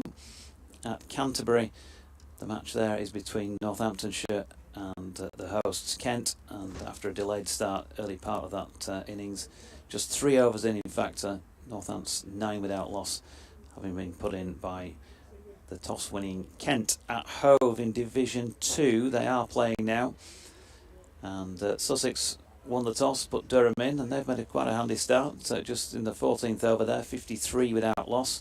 Down at Cardiff, they have also started a delay, of course, there, also due to rain. Gloucestershire 4 without loss after 7 overs, having been put in by the hosts Glamorgan. And they're also now playing at Derby, another delayed start. They're just into the 7th over. Worcestershire won the toss and chose to field first, and Derbyshire 43 without loss. So that's what's going on elsewhere. Meanwhile, as you can see, more covers being brought on here at Headingley Stadium, where Yorkshire, who were put into bat by Leicestershire, have Finlay Bean on 82, David Milan on 51, an unbroken third wicket partnership of 82, and they are 186 for 2 after 36 overs and 2 balls. Nas and Richard and myself will take a breather while the players are off the field, and we'll of course pick up the mic and come back and talk you through any further play that we have today.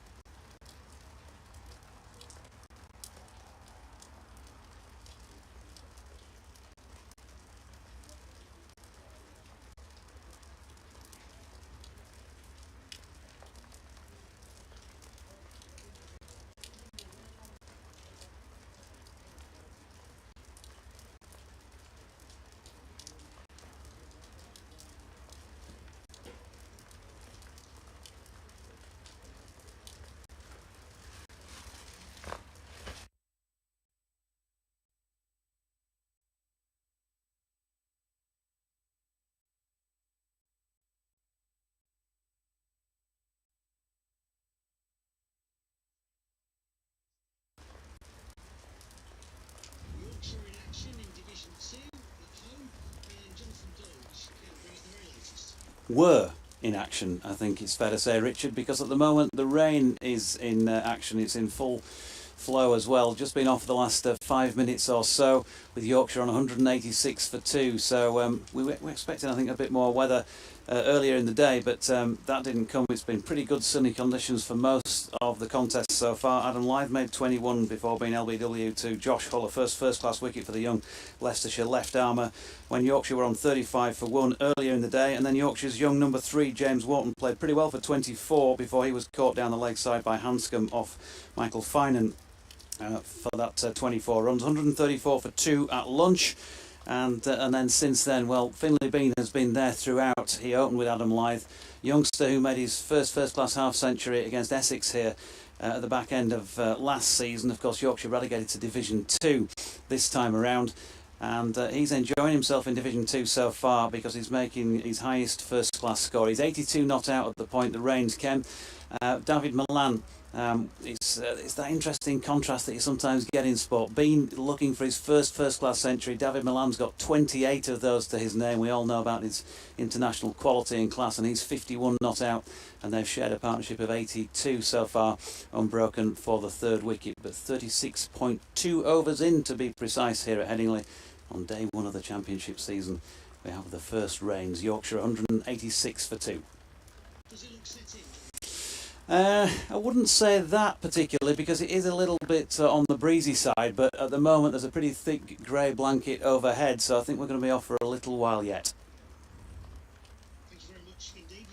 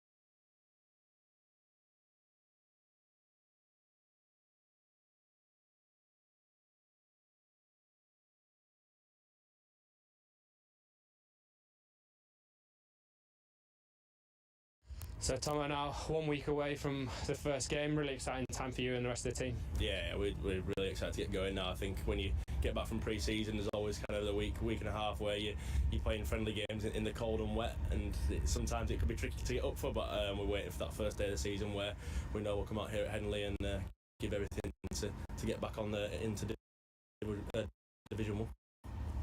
And how have you found the full winter of sort of getting ready in preparation for this moment, really? Yeah, I think like for me, luckily I've been away in the sun, but the boys have worked hard back in the East Stand.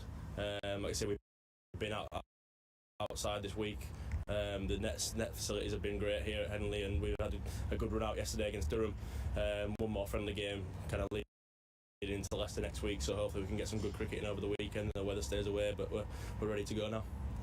And naturally, you've already touched on it. A big goal for this year is getting back into Division 1. Can you tell us a little bit more about the plans for that and what you're hoping to achieve in white ball cricket as well? Yeah, I think like you said, every team around the country will be confident of getting into Division 1, especially, obviously the Division 2 teams, but we know that it's not going to be an easy ride. There's some very, very good teams in this league. We played against Durham yesterday. We're going to be one of our probably top competitors with a great bowling attack and some strong batters in there, so we know we'll take it each week as it comes. We've got a good set of players, good overseas coming in to help us out, and we're going to have some experienced England players coming back as well, like Sir Johnny coming in and helping us out for a few games when he's back from injury. So we know we've got a solid team, some young lads who are ready to go, and hopefully we can start strong. And for you personally, have you set goals, aspirations in terms of runs, wickets, what you want to achieve this year? Not massively. I think I feel like I've bowled pretty well in recent years in all formats. Probably been the leading wicket taker in most formats, but probably not scored the runs that I would like. So that's a massive thing for me this year, is contribute with the bat as well as the ball, and we can make our batting line up as long as possible and score a lot of runs. And then we know with our bowling attack this year, we're going to bowl teams out. And finally, just looking ahead to that first game next week, Leicestershire at home, real opportunity to sort of set the tone at the start of the season. Yeah, massively. That's the main thing, is starting off strong, and hopefully starting with a full win would be great. We know that Leicester will come here with a strong team, a couple of strong overseas players as well, so we need to be on our game to get going and hopefully get on the board early doors.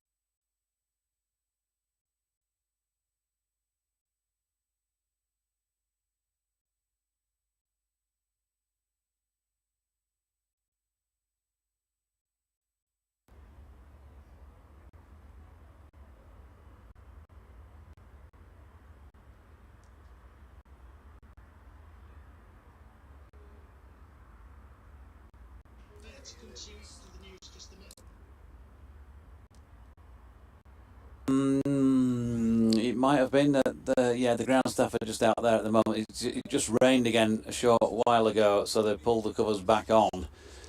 So there's no sign of the umpires right at this moment, pal. I don't mind whichever way you want to do. I can hang on if you want. Yep. Yeah. Sure. All right.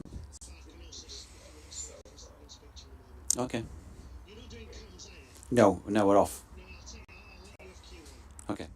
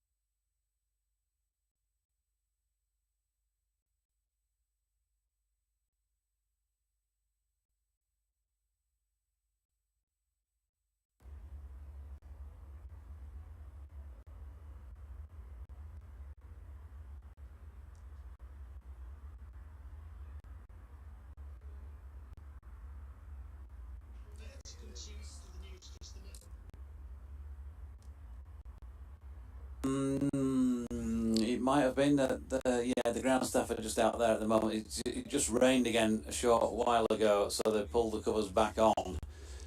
So there's no sign of the umpires right at this moment, pal. I don't mind whichever way you want to do. I can hang on if you want. Yeah. Yeah. Sure.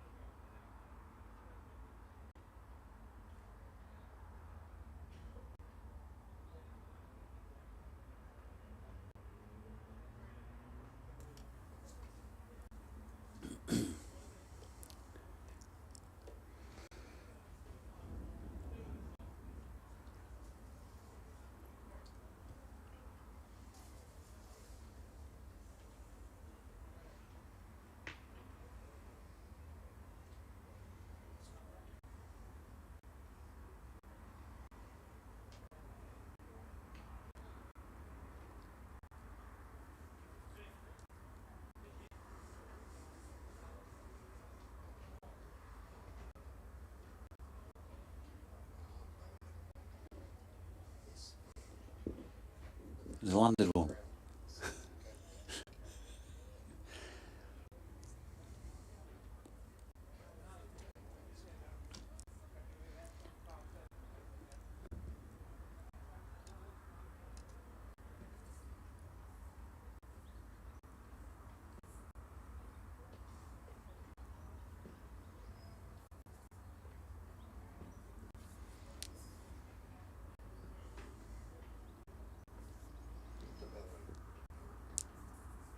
Really? Well, I suppose with Salisbury, have you found anything?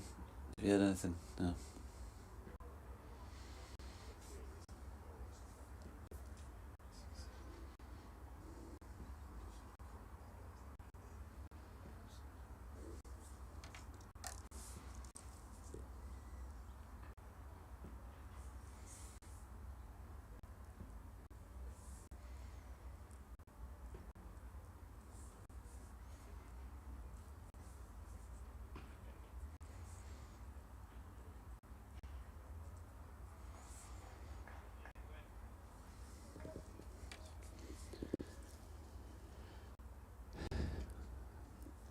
Well, I'm waiting for Humberside to come for an update at 5:25. At this moment in time, nothing through.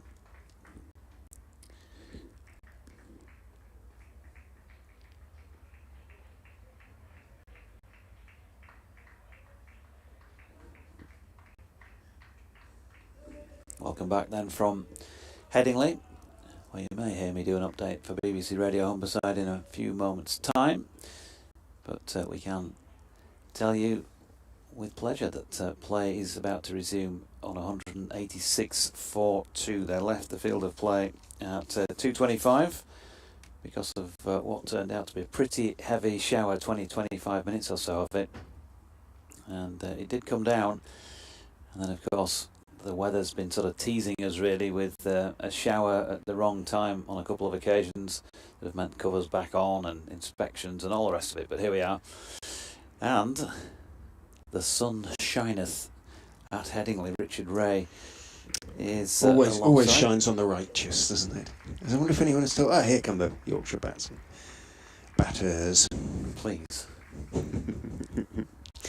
Finley Bean. He'll be nervous, won't he? You would imagine, the young man. 82 not out. We think, given that we have to stop, we think at 6:30, that and Leicestershire's very dilatory bowling rate, maybe 13 overs, 12 overs if we're lucky. But that's enough for young Mr. Bean, potentially. Yeah, -5 the over rate already. That's ridiculous. It's very, very slow, isn't it? They have had the injury, of course, to Matt Salisbury. But it wasn't, he didn't collapse out, he just walked off, didn't he? So there was no great delay as a consequence of that.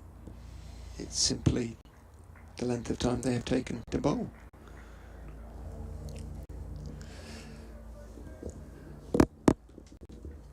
So it is going to be Wright to kick things off again. Chris Wright from this Kirkstall Lane end, right arm over the wicket.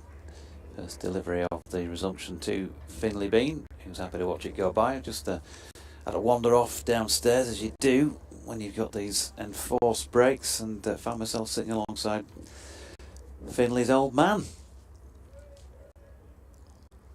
So just a little bit of chat. He was talking about the nerves, parental nerves, particularly before Finley got off the mark this morning.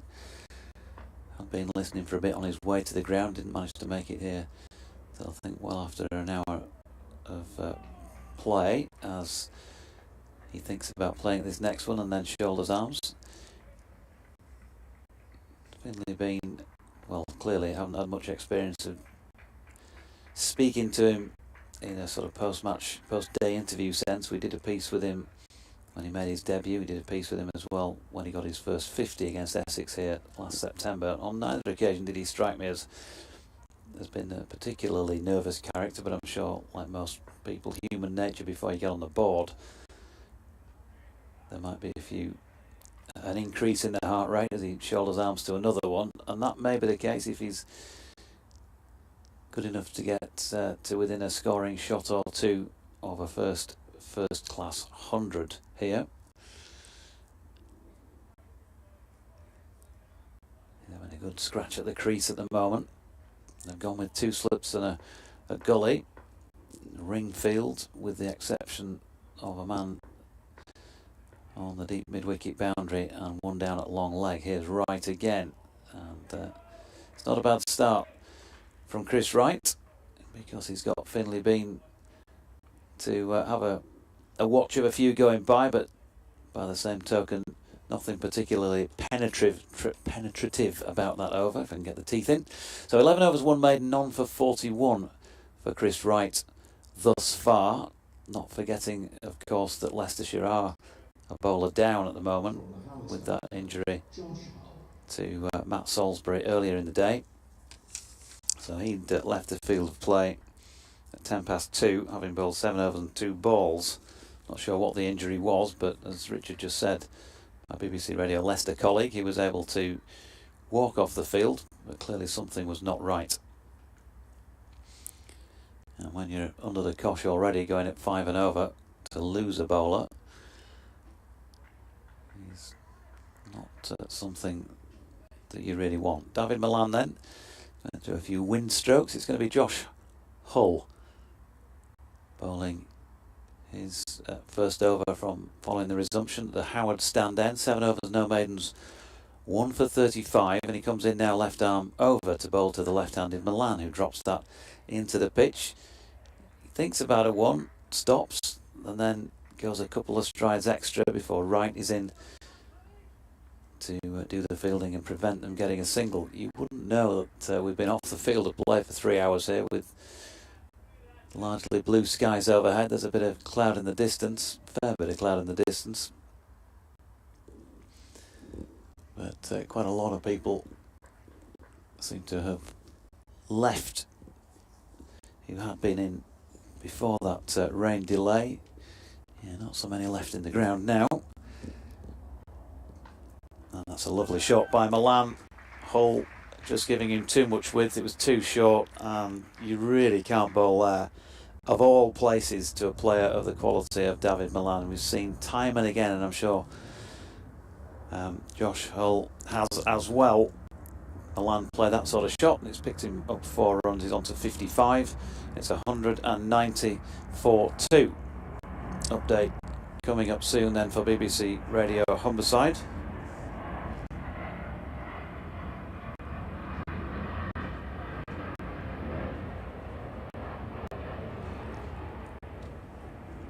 Here we go. Hull in, and Milan flicks that into the leg side, and there's no run. Yeah, 190 for 2 then, Yorkshire, with Finley Bean approaching a first class century. He's 82 not out, the youngster from Ripon, and he's played really well here so far today. Don't want to put a hex on him, of course. David Milan, 28 first class hundreds to his name, is at the other end, and he's 55 not out. They've only just gone back out in the last few minutes, having had a delay of just over 3 hours because of a heavy shower that then was prolonged with a couple of less heavy showers, but still the sort of stuff that keeps ground staff frustrated and on and off the field. Yorkshire in the first innings of the season are 190 for 2. As Milan drives up to mid-off on this occasion. Hits it pretty firmly as well, but there was no run. Just to remind you, or to inform you if you've not been with us throughout the day so far, Yorkshire's 2 wickets to have fallen, those of Adam Lyth, LBW, to Josh Hull for 21 off 33 deliveries. He was out when the score was on 35 in the 10th over, and then in the 21st over, James Wharton, who'd come in at number 3 and played pretty well, was caught behind down the leg side by Hanscom off the bowling of Finan for 24 from 35 deliveries. The score at that point 104. So they put on 86 for this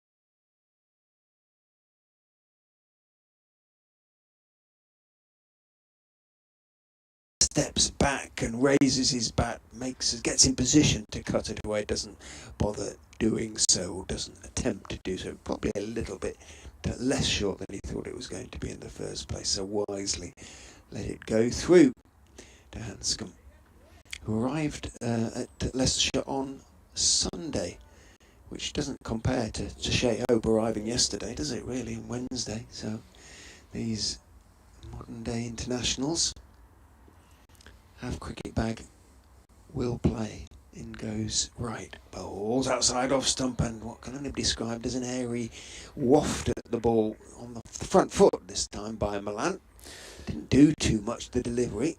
It was out there just outside off stump. It may not quite have been there as a half volley to drive, but again that was a little bit airy from Milan, who's just finding he's just taking a little bit of time to get his concentration and rhythm back, get his focus back. He remains on 58, Leicestershire, desperately hoping that in this slightly uncertain period they pick up his wicket. Goes through him this time right, as that one, he wasn't sure whether to go forward or back. They just have come back in at him a fraction. And Wright's giving him quite a hard time out there at the moment. Yeah, good 3 deliveries in a row. It's good bowling, and my goodness, Leicestershire need it at the moment. And that particularly one of the trio was one, a case in point. The previous 2 shots, I was going to say, David Milan, most un-Milan-like, really, having a flash. Yeah, just struggling to get back in the focus that he had before the rain break. In goes right, bowls. This time he just steps forward and lets it go through outside off stump. Paul Pollard, the umpire, with that previous delivery, he was impressed, and they'll be old. Well, just wondering, wouldn't know. I mean, Chris Wright's been playing a long time, but probably, what is he now, 37, so he might have been playing the best part of 18 years, maybe 19 years. Might just have come up against each other at the end of Pollard's career and the beginning of Wright's. Anyway, they'll be sort of very familiar with each other from Paul Pollard's umpiring. And there was a semi-jovial exchange. 37. I feel for the Pollard, don't you? He's a very happy man today, Doige, because he's the youngest member of the commentary box. So this has pleased him immensely. Oh yes. So, meanwhile, back with Finlay Bean, who is facing Josh Hull today. 2 young players, start of their respective careers, really, and Hull this time, his bowling one just wide of off stump. Bean could have left that on length as well, but yeah, the fella alongside, I mean, look at him now. He wears it well though, don't you think? Although he is wearing club kit in the commentary box, you know, folks, and that really is a no-no. But it is warm. These gilets, I'm very much in favour of them, I have to say. So 193 for 2 as Hull comes in, and it's wide of off stump, and Bean watches that one go by. So yet to add to that score from the rain break, and they've been out there further 11 minutes. But he took plenty of opportunities that he was given earlier in the day, and there's nothing at all to say that he won't be able to do that again if given the same opportunities. But of course, what a 3-hour break does is freshens the bowlers up again, and also gets them to have a think about what they've done earlier and maybe apply a bit of redress to that. And so far, in this short little spell, I think that's what we've been seeing as Hull is in. That's a good delivery, which is taking Bean on the full. The appeal, I think they were trying to make it out to be more confident than perhaps it was. It was sort of semi-confident and a little bit of hope thrown in. Not out, says umpire Ben Debenham from the Howard Stand end. What is noticeable in the relatively short time they've been back out there is that both Wright and in particular Hull are bowling more quickly than they did before the rain break. Hull is getting it up at around 79, 80 now, and Wright certainly got into the late 70s on a couple of occasions. Here's Hull again, once more full, invites Bean to drive, and he does that to mid-off. No run, Yorkshire lad, good afternoon to you. Good afternoon, Jonathan. I've decamped back to Great Ousburn following the earlier rain, now watching online. Impressed with Finley Bean's knock, and good to see Johnny Bairstow in the nets. Great Ousburn, that'll be a place you'll be familiar with. New York? I'm not sure. No, I'm not that, to be honest. Do you know where it is? It's in Yorkshire. Well, yes. That much I gathered. That's good. Well, yeah. Finley Bean takes one down the leg side here. He's got some bat on it. Not sure it was... Oh, has he got some bat on it? It looks as though Ben Debenham's going to give this as a leg bye. He does. So maybe it was the thud of the pad that I heard from up here on the effects mic. Sounded very wooden, didn't it? Pads these days. Yeah, Great Ousburn up in the sort of Harrogate Okay. area, to answer your question. From whence young Mr. Bean originates, is that correct? Um, Harrogate born, certainly. Yeah, he's of the Studley Royal Club, which would be more Ripon. So we see Milan step back and cut quite firmly out to the man sweeping at square leg, who is Michael Finan. I've just, in fact, just got the map up to give you a little bit more clarity on the whereabouts of Great Ousburn. So if you know your A1, you'll be turning off somewhere, I suppose. Yeah, in that sort of Ripon area, working your way across between there and the A19.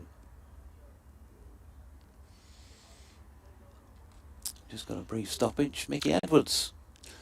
Splendid head of hair upon him. Yeah. They've been talking about him as a sort of Aussie beach bum, I think. He looks a bit like Paul Surfer Smith. type. Remember in Paul? Yes, In Warwickshire, I mid-80s. I've not actually spoken to Mickey yet. I know Graham Hardcastle did a piece with him for the website. Oh, we have an update coming from BBC Radio York. Stand by for that in a moment or two. Shall I continue in the meantime? Or I'll just pick it up from here if I can as Wright comes in, right arm over the wicket, and that is fading away past the off stump of Milan.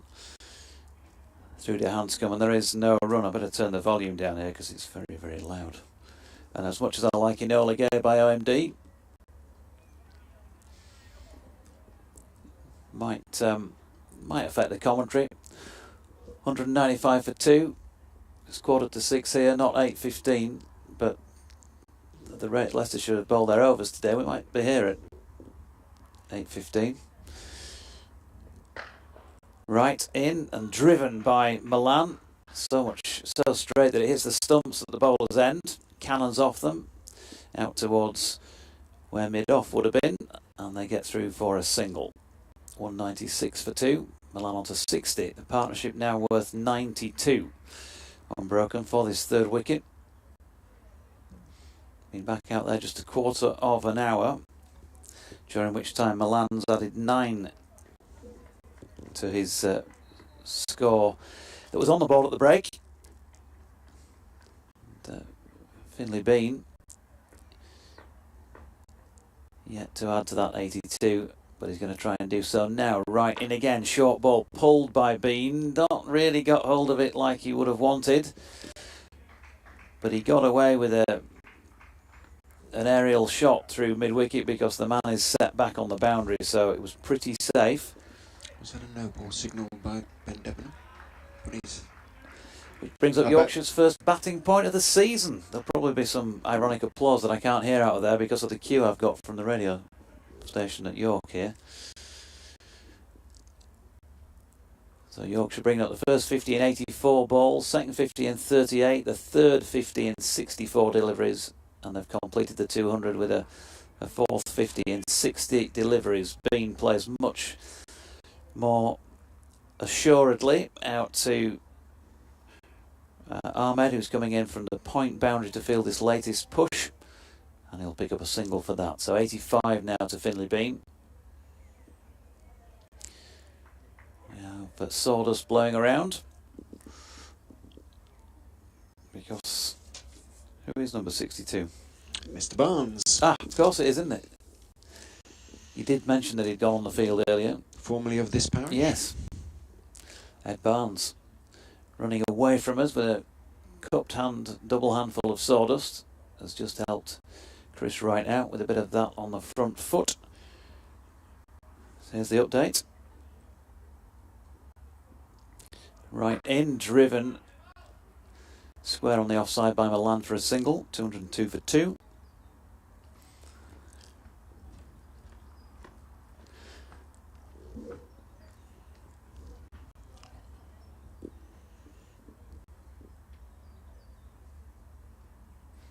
Yeah, Yorkshire 202 for 2. Sorry to all you Richie fans out there, which means, of course, that they have their first batting point of the 2023 campaign. And there was probably an ironic cheer as I was waiting for you to come across to me there from the few spectators that remain, because we did have a break of just over 3 hours after a hefty old shower, and then a couple more beyond that as they were getting the ground ready to be played on again. And so Yorkshire at that point were 186 for 2, with Finley Bean on 82 and David Milan on 51. And Bean from up in the Studley Royal area, from Studley Royal Cricket Club at least, he's on to 86 now, and just got his sights on a first class century. Don't want to put the hex on him. He has played very well, and he's been patient out there since they resumed. David Milan, well, of course, we all know about his record, 28 first-class hundreds, and he's also played some typical Milan sort of strokes during his 61 not out. It's a partnership that's currently unbroken on 99 for the third wicket. Earlier, Adam Lyth made 21 before he was LBW to Josh Hull on his first-class debut, and James Wharton, he was caught behind down the leg side off the bowling of Michael Finan for 24. Pleasant start to the season then for Yorkshire, if the weather hasn't altogether been that, but at the moment, well, we look set fair to be playing well, the better part of 19 overs that it says remain on the scoreboard, and Yorkshire are 203 for 2. Well worth waiting for. Okay. Between overs in the end. So Josh Hull will continue from the Howard stand end of this fine stadium. Sun goes behind cloud. Both batsmen, interestingly, have shed a sweater, so it's obviously not quite as cold as it looks. Perhaps it's just lifted a little bit, although BBC Radio Leicester saying potential frost tonight, 0 degrees.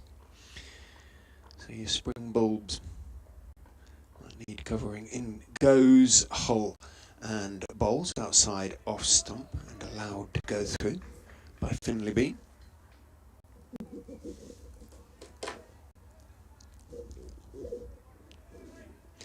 One of the rule changes.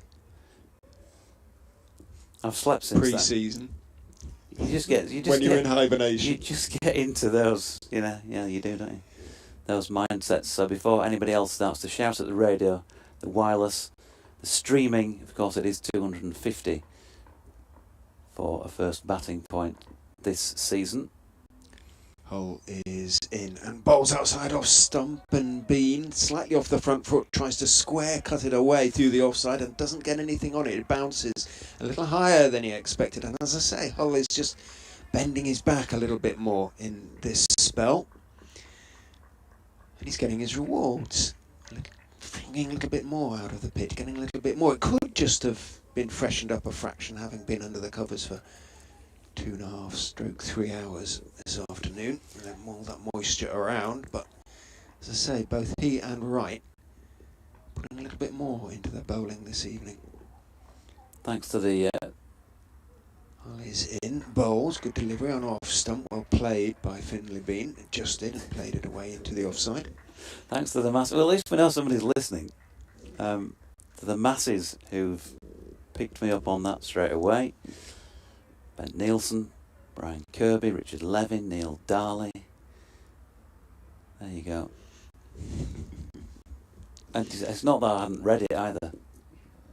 It was just that thing that we do, don't we? 200 slip back year after year after year. Yeah. Slip back into what we know. 2 slips and a wide-ish gully as Hull is in and bowling down the leg side. And although Bean tried to flick it away. Didn't get anything on it. Rehearses the shot. Taken by Hanscom, who has impressed me with the unfussy cleanness of his keeping behind the stumps. Yeah, no wrong with that. No, I As don't they think might say in this nothing general has area. been dropped. Everything has been taken cleanly. You can't hear the ball as it hits the gloves. Always a good sign. Rather melts into them rather than thumps into them. Hull turns, chest on run comes in and bowls outside off stump, and Bean is fending, drawn into the shot. Didn't need to, it was a wideish delivery, but he did. He looks a little, perhaps nervous, just perhaps finding his way again. He remains slightly, fortunately, at the wicket. 86 not out. Yeah, I think maybe a few nerves, yes, but I think also there's no doubt the bowling has been better, significantly, I think, than what we saw earlier on. Yeah, probably. Words, I'm sure, were addressed to the bowlers during the interval. Hull is in and bowls outside off stump again. It's wide. This time it's well played by Bean. He just waited for it a little bit on that occasion and steered it backward off square out towards Mike Finan, who's sweeping out there, and one is taken. Applause is because that marks the 100 partnership between Finlay Bean and Oed Malan. It's come from 131 balls. Well played. Two men, both left-handers, but one very firmly established as an international batter, and Finlay Bean, won't be entirely surprised if one day he is also established as an international batter, but a long, long way to go yet. Ooh, gone big there. You've gone big there, Richard Ray. Yes, you really have gone sorry for it. to Mr. Bean Senior, he'll be very disappointed with that. Well, he's waiting now as he receives a short pitch delivery from right from this Kirkstall Lane end, which he comfortably ducks under. Got a few emails as well from earlier, from pre-break, so apologies folks if you're not listening anymore, in which case you won't hear these. But Russ Harker says greetings from Berlin. Russ here again from Skipton. Good start for the boys with the bat. 1 degree here in Berlin, he says, so stop moaning about the weather. Barbara Lashley from Norwich. Good afternoon to you. Happy new county cricketing year, Jonathan, she says, all in the commentary box, and to all the regular listeners. More in a moment, because Wright is in and bowling to Bean, who drives beautifully through the offside.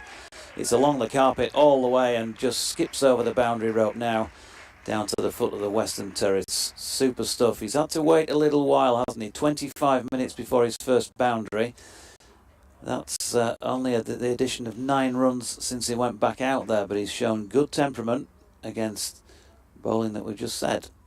Has been asking a few more questions, and it takes him into the 90s in first-class cricket for the first time.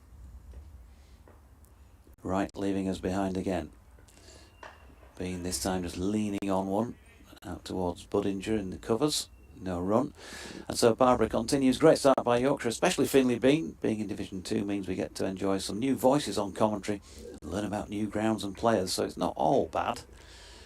Yeah, you get the dulcets of Rich alongside. It's alright for some people as well, you know, Barbara, because Richard disappears off. It's a bit like you know, these professional sports people who have winter training camps in the sunshine. He's off to Spain, while the rest of us have got to put up with the English weather. As Wright's in, Finlay Bean just leaning back and avoiding that short pitch ball. Again, good aggression at least being shown by Wright. First couple of bounces that they pretty much bowled today, I would suggest, but at least it gives the batters something else to think about. Been much better, but the damage to a certain extent, or to a very large extent, already done. Here's Wright, it's full, driven by Bean, who does the same as Milan did in the previous over from this end and hits the off stump, as it were, of a right-handed batter who'd have his back to us, and also gets a single with the ball cannoning out towards mid-off to the left-hander. So 92 for Bean, 61 for Milan, 209 for 2. Chris Addy down in Bath, good afternoon to you. Says, lovely to be listening again, JD. Very early to relax, but Milan and Bean does have a ring to it, like a high-end coffee shop. As indeed does a 5 and over Gibbo ball. More in a mo because Wright is in past umpire. Pollard short. Now the Milan would very often have been seeing the ball whistling over the boundary round about now. Through mid-wicket, but he sort of clothed that, or maybe even Q-ended it, I think. Back in the general direction from whence it came, so no run. Chris goes on. Anyway, it may be that the second division might do some good, as indeed the last dose did, question mark. The challenge, as many have noted, will be consistency. Gone are the romantic days like the 1960s, when you could recite the 11 or 13 who'd be turning out without blinking. I'm afraid it was another no ball as well. 10 today from Leicestershire. Right in again, this time well wide of Milan's off stump, and he's happy to watch it sail by. 43 overs complete in the Yorkshire first innings. They're 211 for 2. 14 overs, none for 58 for Chris Wright. 1 for 44. Sounds like an update. Oh, no. Voice momentarily in our headphones. Hokey cokey radio that. You put your whole self in, you take your whole self out. No shaking it all about, thank you, Mr. Ray.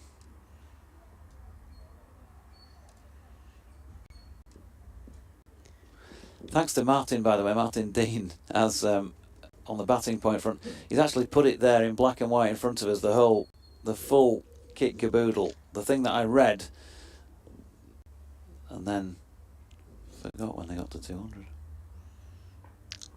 Josh Hull, 10 overs, 1 for 42. To continue from the Howard stand end is in over the wicket. Fullish and thick inside edge and pad. Managed to keep the ball out there. It was not entirely convincing.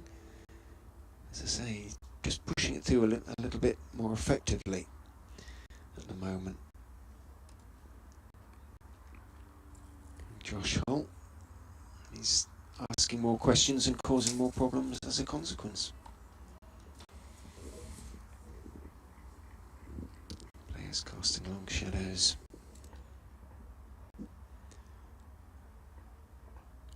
Clear dark footprints. Hull is leaving in the outfield as he goes in and bowls. Pushes Bean onto the back foot. Defends solidly out into the offside. Umpire Debenham marches off towards umpire Pollard, but he pauses after 10 yards or so. Stops, turns round and walks back. We saw Van Mulder bowling a couple of sort of looseners on the net wickets just before play resumed. Didn't look to be having any problems, so whether Leicestershire South Africa all-rounder will have a bowl tonight remains to be seen. Hull is in, and bowling goes past the outside edge, draws a slightly airy and unconvincing drive from Bean. Doesn't take the edge, and he'll be encouraged by this spell, and Leicestershire will as well. Why didn't they bowl like this before the interval? In that awful, really, 40 minutes after lunch when they went round the park, rather. Yeah, it's much more one line and a bit more one length as well. It's also kind of more aggressive and more purposeful bowling. As Hull is in, outside off stump. This time, Bean, it's wider, in fairness to him, but this time he does let it go through, lifts his bat high over the line of the ball. 92 not out. To the young man, wanders down the pitch. Nothing wrong there. I have to go in an update shortly. How many balls of this over to go? 2. Play with fire. I'll do one more and then leave it to Doherty. Walking the tightrope. It's always exciting commentating. I missed the first cue of the season, so already done. In goes Hull. Bowles again, slightly short of a length. Straighter this time and up on his toes. Bean defends back down the pitch to the young giant. 6'9", Josh Hull. You with your cues, me with my batting points. So Hull, one then to complete this over. Finley Bean spins the bat around in his mitts. 2 slips in the gully. Man set back, picked up firmly by Milan, who smashes it away into the covers, but unfortunately for him, he picked out the one man within at least 10 yards either side of it, and that was Budinger. Yard either way, I think that would have had the pace to have beaten the fielder. He really did middle that. You could hear the noise. Nothing for a really good shot. Yeah, you could hear the noise, couldn't you? A nice sound to it, didn't it? It seemed to come off the middle of the bat, that one, definitely.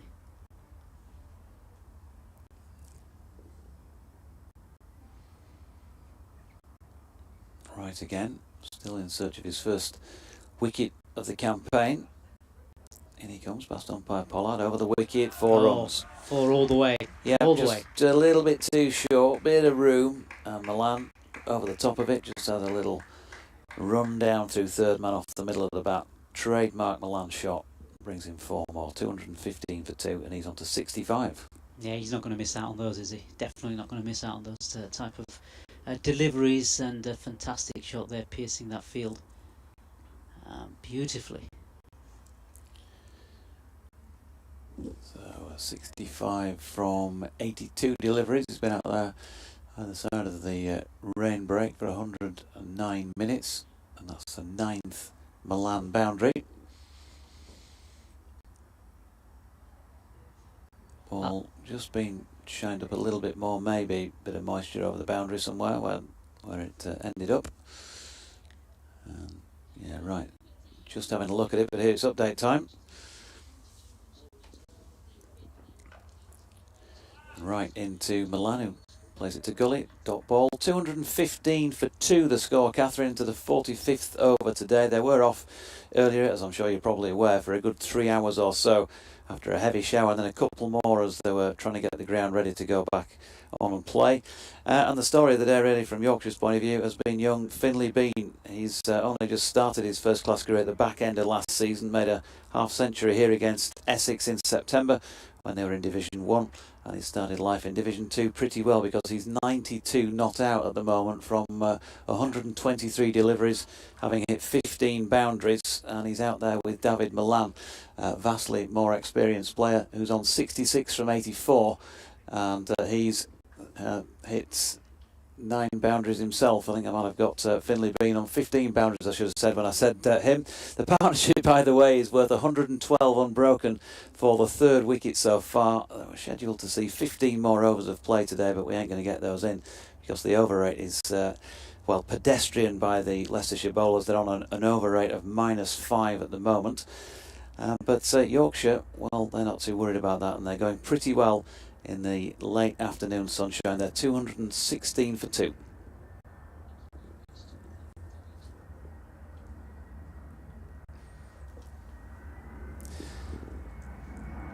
Bit of sawdust been applied once again, as we're going to see another over from Hull.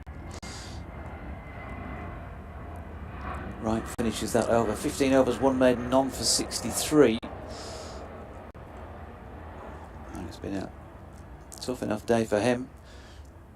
And here's the youngster coming in from the Howard stand end once again. To bowl to Milan, who does offer to flick at that and then pulls the bat inside the line, but maybe just a little bit late on this occasion. The snappers out there down to the right. I can see John Heald in his red sort of tabard away down to the right hand side with the zoom lens out and plenty of layers on, I'm sure. I think he's got a little bit of sun on his back, but not the greatest time of year to be out there for 7 and 8 hours in the freezing cold. The bowlers have come back into it a little bit, I think, the Leicestershire bowlers. Yeah, Hull in again. That's another decent delivery to Milan. Through to Hanscom. Dot ball. And maybe that break, as we were saying before, maybe the break has helped them. Given the bowlers a bit of a break as well themselves, get their bodies in better shape as they come out. Yeah, it looks to be the case, doesn't it? They've had a reset. Still haven't taken any wickets, and they certainly need a few of those. No, but you've got to start somewhere, and it's been better. Hull coming in again, past umpire Debenham. It's full. That's a lovely shot once again by David Milan. 4 from the moment it left the bat. And although Ahmed was round and chasing and closing in on it, he never looked like making it. And once again, David Milan just using the pace of the ball and that timing, exquisite timing that he's got when he's playing well. And that takes him to 70, 220 for 2. And correct me if I'm wrong, but we had that one of the Leicestershire bowlers had to go off earlier. He hasn't come back as far as I can see. No. I didn't think I'd seen him, and Richard is corroborating that. Yeah. Which means they are a bowler light, aren't they, in a sense? Yeah, and obviously when you consider that Ahmed bowled just the 1 over earlier, they're kind of 2 in that respect, because there's been no confidence in giving him another go. No. Although they have been off a long time. Milan, again, timing the pants off that one out to the sweeper, square on the offside, and we'll pick up just the 1. 71 to him, 221 for 2.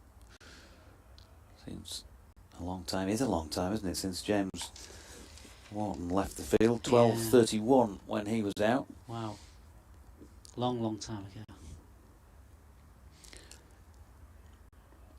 So Finley Bean gets himself set and ready for delivery number 4 of this Hull over, and he comes again. Big long delivery stride, bit of green around the knees on Hull's trousers from some fielding exploits as Finley Bean worked that one up to mid-on. No run. I guess given the break that we've had, this score could have been closer to 300, quite possibly, had we not had that rain break. Because the momentum is certainly there with Yorkshire to push on in this first innings. The ascendancy on this first day of this opening county championship match between Leicestershire and Yorkshire. Fantastic day for Yorkshire so far.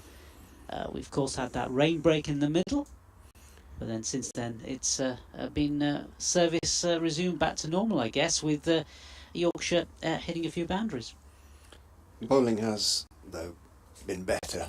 Slightly more testing, making Milan and Bean work at least a little bit harder than they had to do in that 40 minutes or so we had after lunch, which was something of a horror show as far as Leicestershire are concerned. And I can see there's a little bit of turn in the pitch for a finger spinner, and they have turned it to Colin Ackerman in the absence of Callum Parkinson to find out. And I think it's worth a try for sure. Ackerman goes around the wicket and bowls. Well, full toss. So far we haven't the spinners. Rehan Ahmed and bowl as he fields that one there on the offside boundary. Keeps it down to 1. He barely hit the pitch, and Ackerman has also opened with a full toss. So I'm going to see if the pitch is going to provide any turn until they do hit the pitch, at least. I think he missed out there, didn't he? Milan just picked up the single. Ackerman is into Bean, and that one does pitch, and Bean is studiously forward.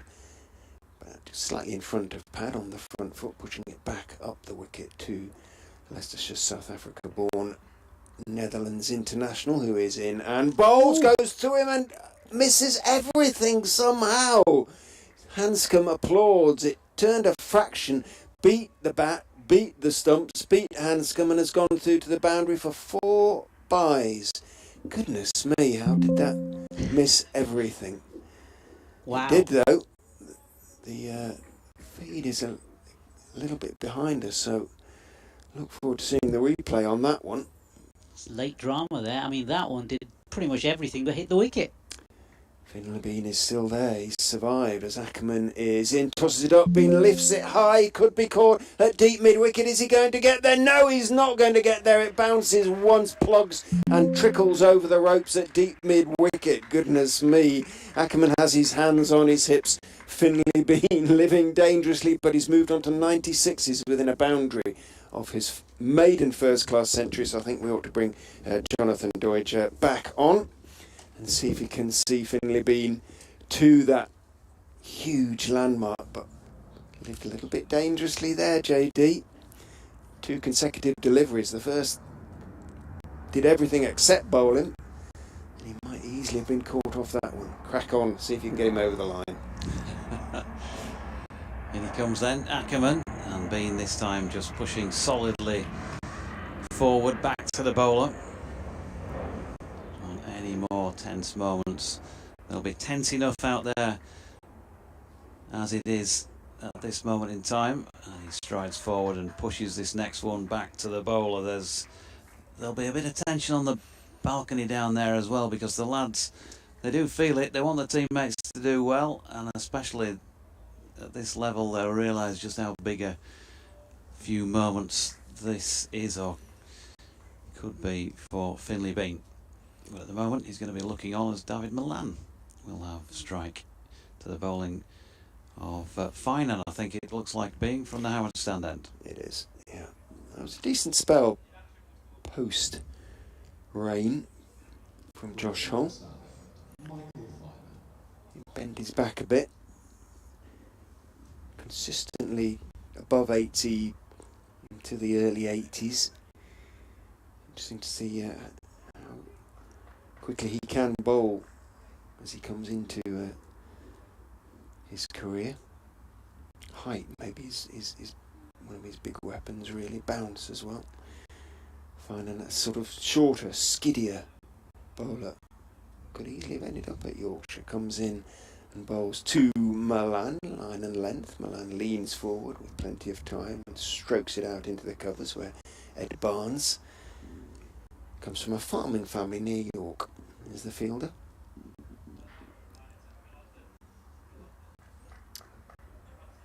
Two, 3, 4 for 2. That's what saying sort of 300, but I think if we'd had it all, it'd be closer to 400, frankly.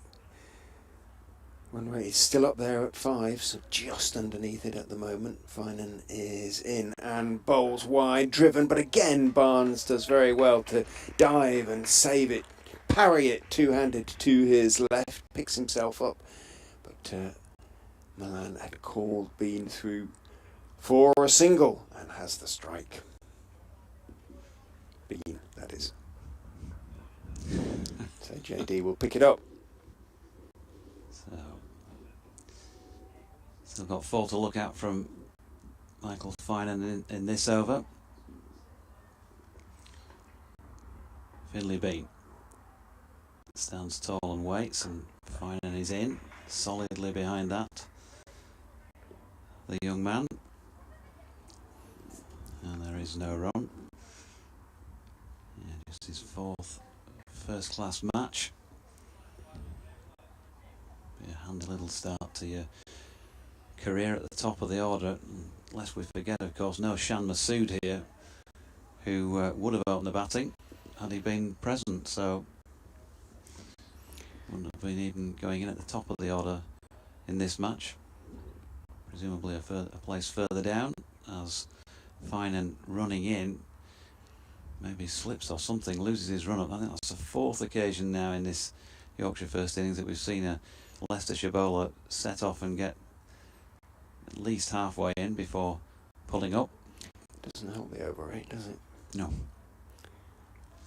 With the no balls as well, it's sort of like an extra 2.5 overs or so. Anyway, here's Finan now to Bean. Short. Bean gets underneath it. He's got it away down to 3rd man. Is that going to go all the way? No, it's 1 bounce and 4 runs. And Finley is full of beans because he's got his first-class century.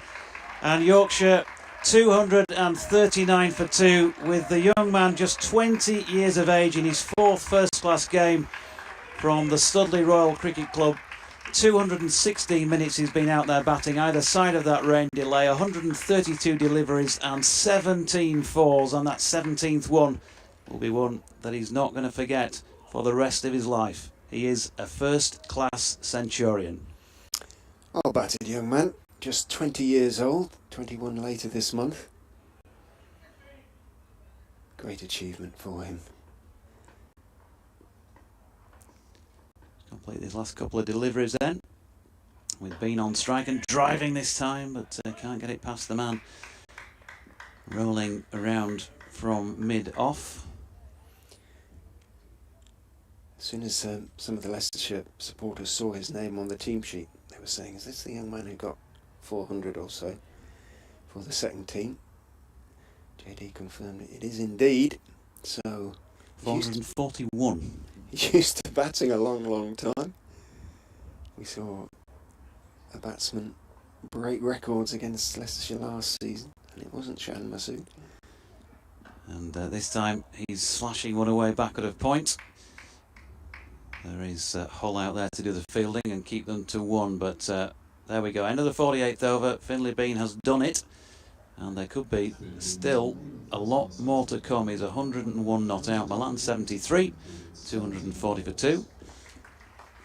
And yeah, I'll pop back in if you like, Nasser, for a little bit. I'll come back and wrap things up with Richard. We still don't quite know how long we actually are going to get out here, but they're back on 5 and over, back on an even keel. Yeah, the shower clouds are building up a little bit away to the west, where the weather's been coming from today. Plenty of blue overhead at the moment, however. Ackerman encouraged by that delivery in the last over that absolutely beat everything, and so will Don Bess be, I suspect. In goes Ackerman, bowls, tosses it up, hit high to mid on, dropped by mid on Chris Wright, diving to his right, got two hands there, about a foot above ground, and couldn't quite hang on. So Finlay Bean has a life on 101. Tried to smack it down through mid on, didn't quite get it all, got away with it. Drives again, and that one he's got past the man at cover. Ed Barnes is running away to his right from the long off boundary out to deep extra cover, and feels Bean picks up 1. Little bit fortunate again there against Ackerman. Yeah, looked a fairly straightforward chance, that one. Not a difficult catch, but spilled it. When you're 37 and cold, in goes Ackerman and bowls, and Milan more circumspect, just pushes forward, prods forward and defends that one. Wants to have a look at Ackerman, who is in and bowling. Flattish delivery, walking forward to meet the ball and then covering up on the walk is Milan, pushing it again back down the wicket. To Colin Ackerman, world record holder. A bowling world record. In he goes and bowls. Milan is forward. Do you remember what that is? I don't know what it is. No, He's the world T20. The only man in T20 to have taken 7 wickets in an innings. Wow. Was this for Colin Netherlands? Ackerman. No, it was for Leicestershire against Warwickshire. Against whatever they're called in the but the Bears, is it? Yeah.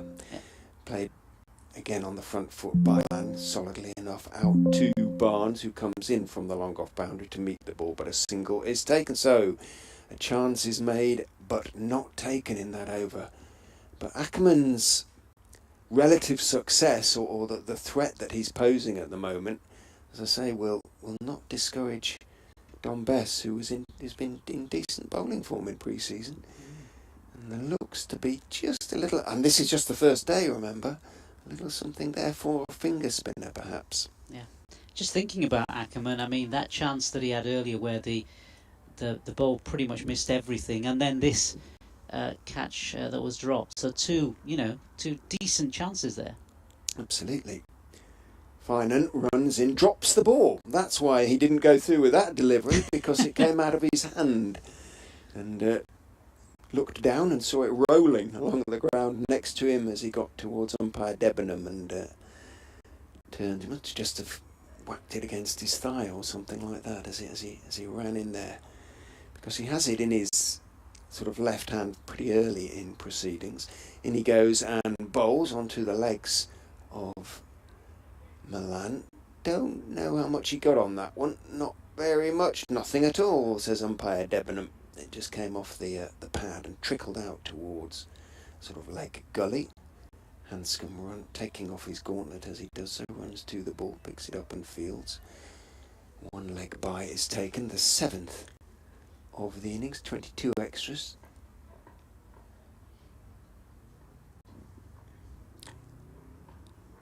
Finan is in and bowls. Bean is cutting off almost off the front foot and cutting very nicely. Wow. Square driving as much as cutting. It did sit up a little bit outside off stump. And Bean seeing it pretty well, especially from the seamers. A little bit sure against the spin of Ackerman, but comfortable against the seamers. Cut it away behind square for 4. He looked in complete control of that shot, didn't he? Looked in complete control. He did.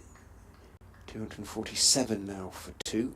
49.2 overs bowled, so the run rate back over 5, just. Finan continued to struggle a little bit. 1 for 54 from 12 overs for him.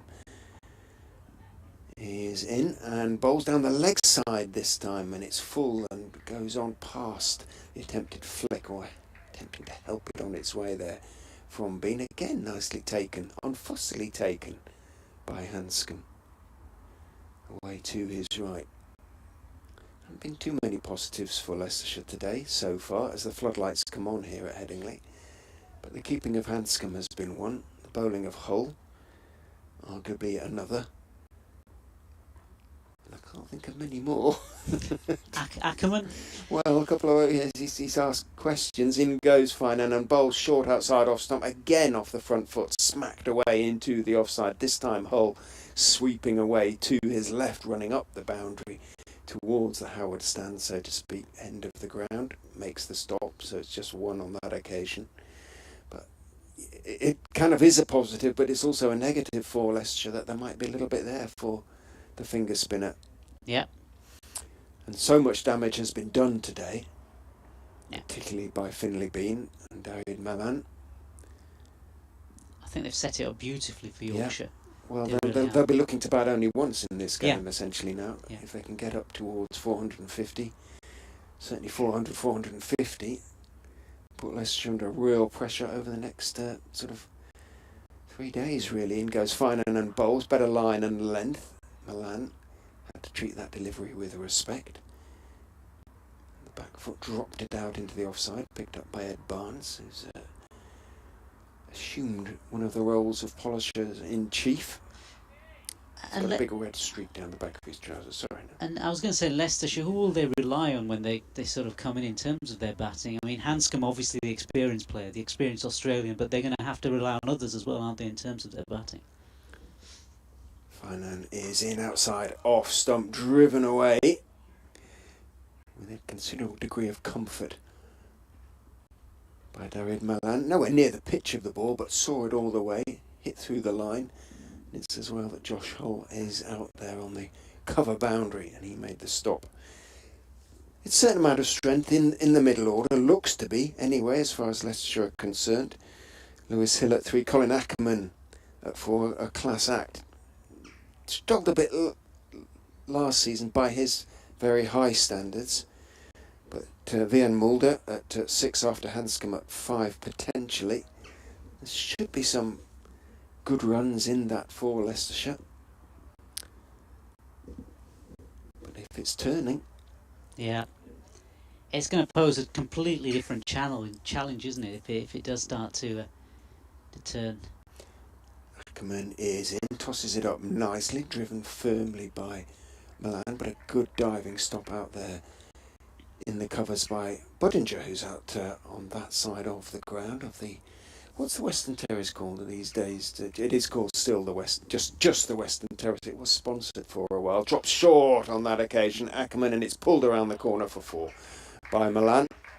He is, in red ball terms, a part-time bowler, Colin Ackerman, and just occasionally he will bowl a full toss or a long hop, and that I'm afraid was one of the latter, and that 4 brings up the Yorkshire 250, 253 for 2. Milan on to 79. You sure? JD tells us that is indeed this time the first batting bonus point that Yorkshire have accrued this season.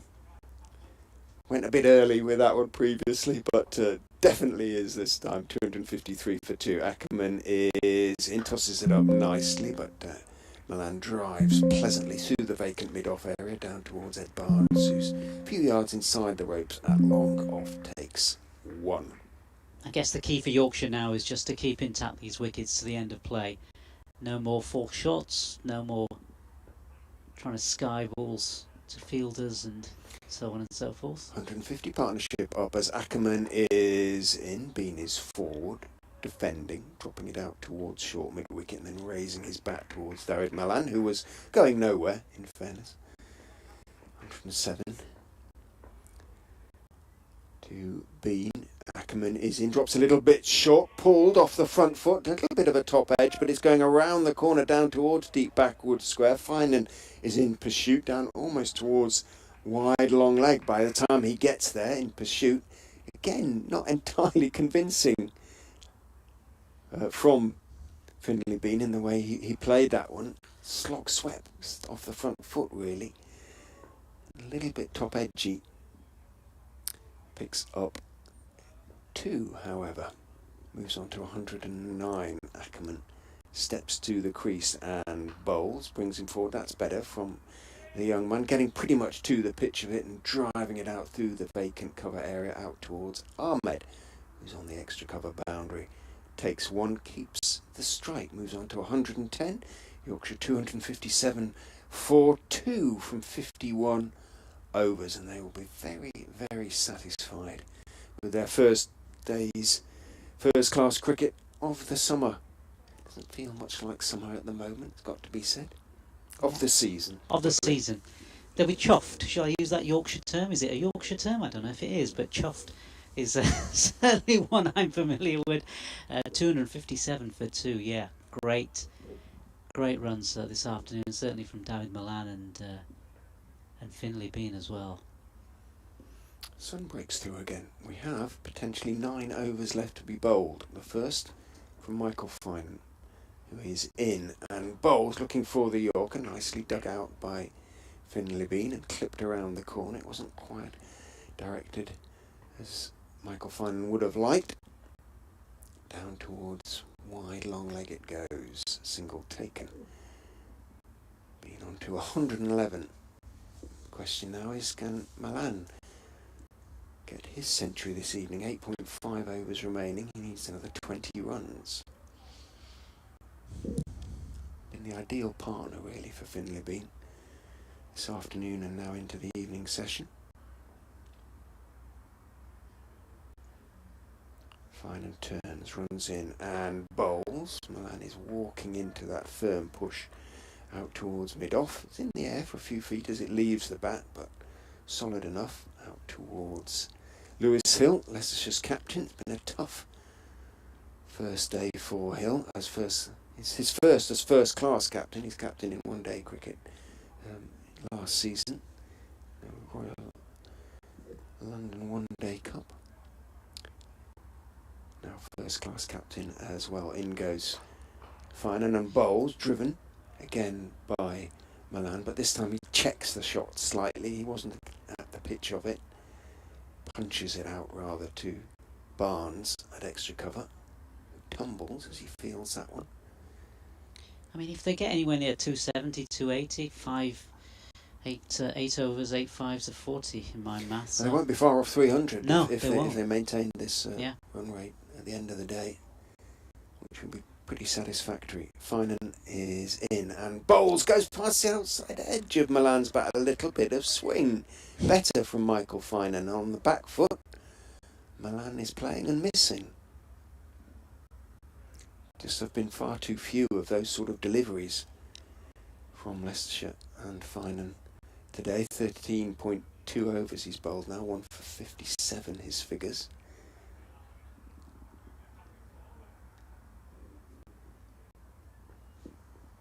bright sunshine now here in North Leeds in LS6.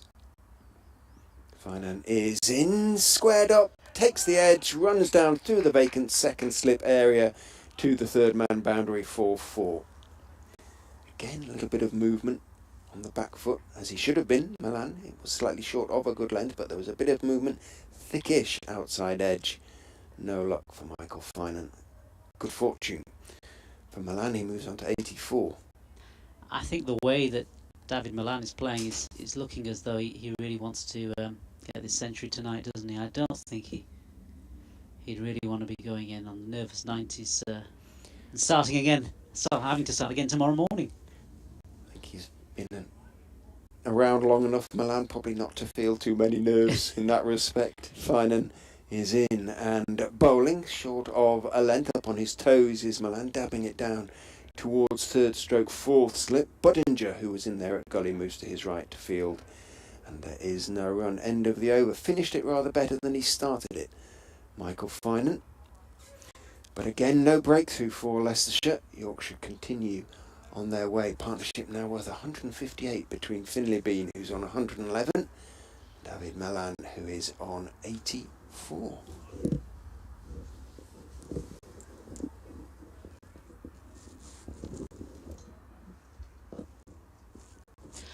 Okay, so yeah, Yorkshire 262 for 2, playing really well. First day of the county championship match here at Headingley against Leicestershire. David Milan 84, Finlay Bean 111. So both batsmen in fine form. The run rate just over 5. Incredible run rate for the first day of a county championship match. Leicestershire have had their chances. They've had a couple of chances, but it really hasn't fallen for them. It hasn't, as Richard Patel makes a bit of a hash of that fielding at backward of point, and that allows Finlay Bean to get back for 2 when probably shouldn't have had any there. No. Just do an over, and then we'll bring Richard back in the chair as Ackerman's in again, and Bean flicks it round the corner this time. There's a tumbling stop backward of square leg, and there is no run. So 264 for 2 of 52. As Nas was just saying, run rate back above 5 again, and Bean flicks that into the leg side, and they pick up another single. It's just been, yes, Leicestershire have bowled appreciably better since they came back on, but overall during the day they've still gone up 5 and over. Yeah, it's not good, is it? It's not good. And given the fact we had that huge break, God knows where Yorkshire would have been had we not had the break. You know, maybe we're talking 350, 320, 350, anywhere between that. Another dot ball, and Ackerman in again, and Milan plays back up the pitch once more to the bowler. But first innings runs, they always say, are very crucial, aren't they, in any form of the long form game, certainly in either a test match or a county championship match, and certainly Yorkshire making the most of this opportunity and really now getting in amongst the runs. And certainly these two batsmen have been doing it most of the afternoon. Yeah, dot ball, final ball of that over, 53 gone, so another change in the box. Thanks once again to Nas. Bring Richard back in for the final few overs of the day. So 7 schedules still to be bowled in 22 minutes. They have to stop, I think, don't they? It's when the sun goes down. What time did you book as a table for when you were on, Richard? It was about 9 or something. Recommendations in Headingley at the moment, please. To Richard Ray, Richard.Ray at bbc.co.uk. BBC West Plenty to choose from. It's no culinary desert, Headingley, these days.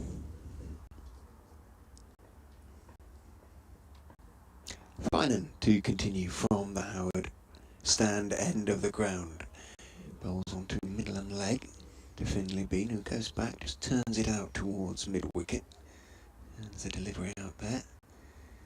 Might be thinking of the close now, as I say that. No, he knows how to go big already. Finley Bean. And as Gooch said, Graham Gooch famously said, if you're going to get 100, make it a daddy 100. There's no need to give it away after 100. Your job's only half done. Finan is in and bowling full outside off stump, then driven pleasantly by Bean. And it goes through Josh Hull on the cover point boundary inexcusably, because he could see it all the way, and dribbles over the ropes for 4.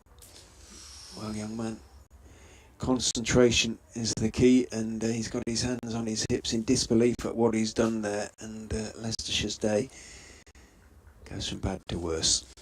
Yeah, I mean, if you're going to give him any out there, he has at least got the sun right in his face. He's got his hand over his face as well as a cap on.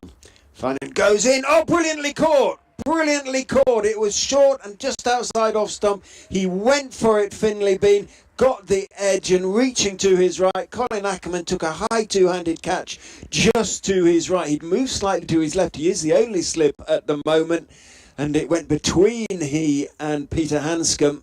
Hanscom was too far away to go for it, but Ackerman, 2 hands out to his right, took it as cleanly as a whistle, around about head height, almost behind him by the time he got his 2 hands to it, but he took the catch, and Finley Bean's marvellous innings comes to an end. Yeah, super stuff from Finley Bean then. 238 minutes, 149 deliveries for that 118, including 19 boundaries, and it will be a day that he'll never forget, because he's got a first-class 100 for the first time, and he's showing plenty of promise. 2 swallows don't make a summer, do they, Richard? 1 certainly doesn't, but the promise is there, and I think that's all you can work with at this moment in time, and he should be congratulated on showing good technique out there for very much the most part. There's been the odd 1 or 2 strokes during that, like everybody gets, where there might have been a little bit of luck on his side, but it's been a very good solid innings and some super shots in and among, and I don't think he'll be getting too carried away with things either. He'll just know now that A, he can do it, which is something that I think we all need to know at whatever we do, isn't it?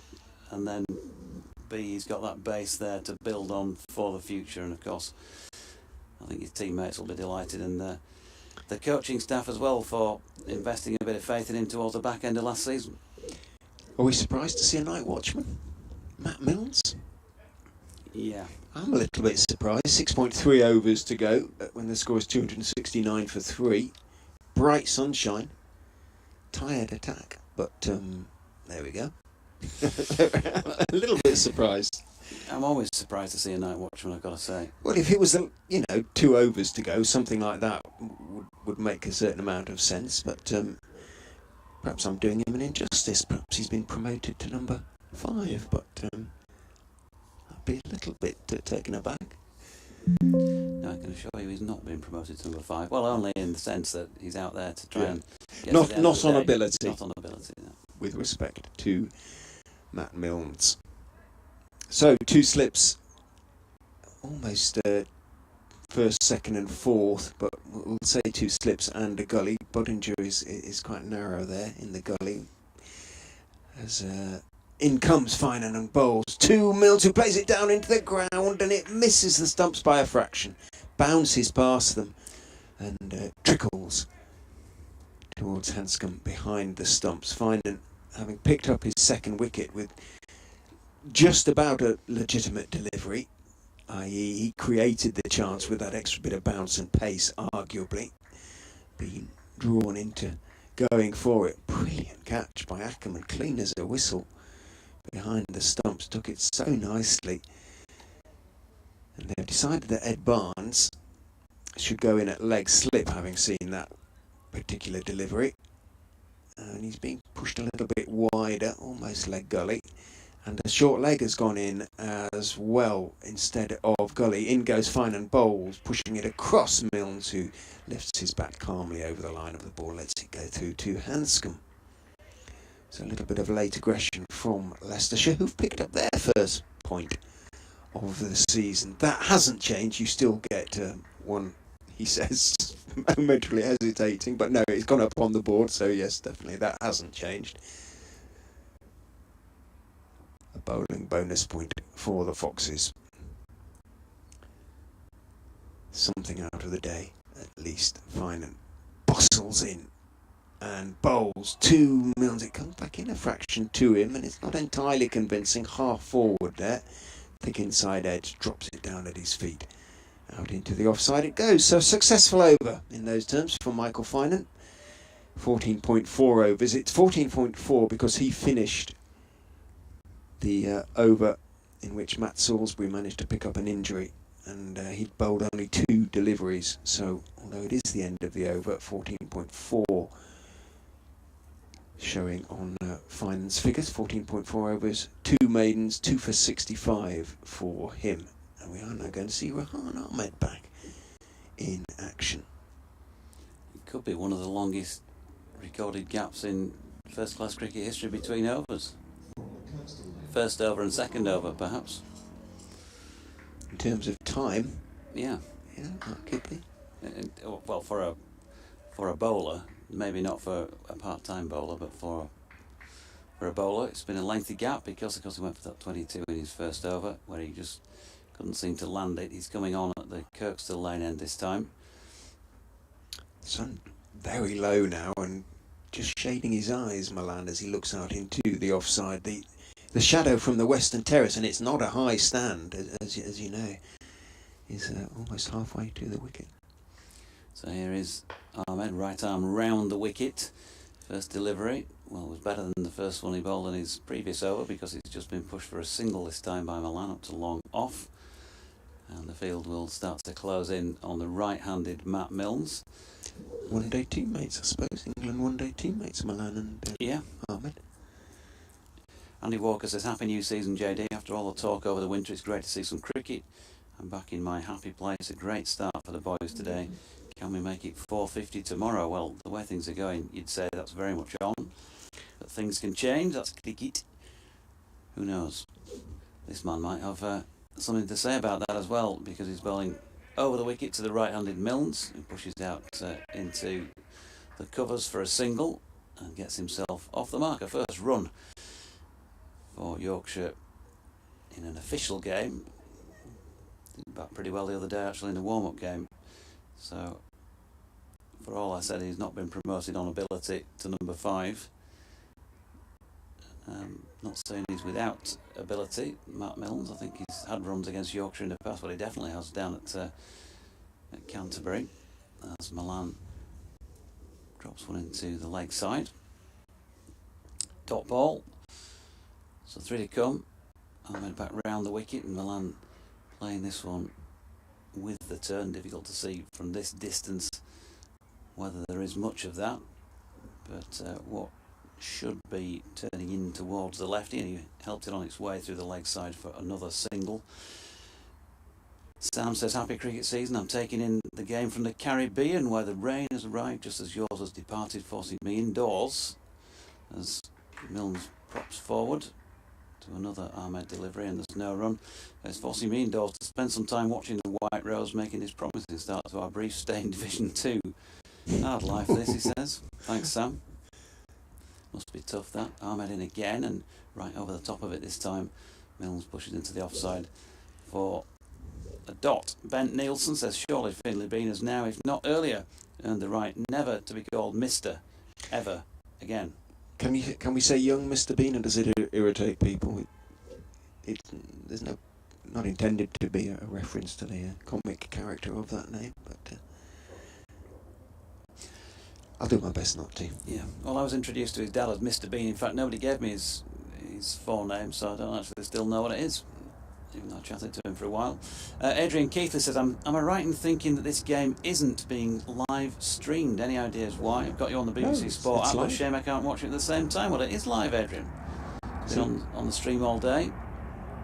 In the usual places, I believe. We certainly haven't been given any heads up as to it being any different. Now, Richard's got a still of the catch by Colin Ackerman to dismiss Finlay Bean. And it's well behind him, isn't it? Yeah, as good as that innings was, and it was a superb knock by Finlay Bean, that was a catch. The sort of catch that you'd have to pull off to dismiss a man who was in rare form and on 118. Brilliant.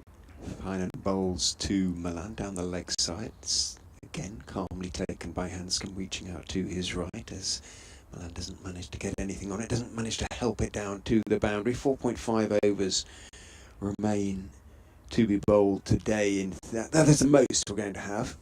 Can Milan get to his century in that time? He won't be in the slightest bit bothered whether he does or he doesn't, I don't think. In goes Fine and bowls, looking perhaps to drive and thick inside part of the bat. Instead of going out into the offside, it rather trickles out towards Chris Wright at mid-on. He'll be a relieved man, having dropped Bean off Ackerman shortly after he'd gone past his 100. Ackerman, well, if somebody's not going to do it, I'll do it myself. Took a really smart catch.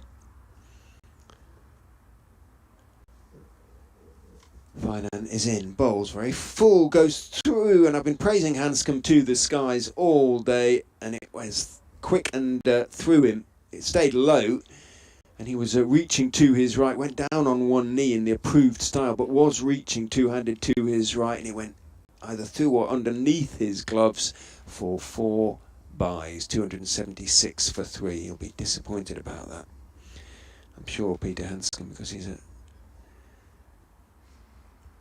very decent wicketkeeper on the evidence we've seen today. 276 for 3.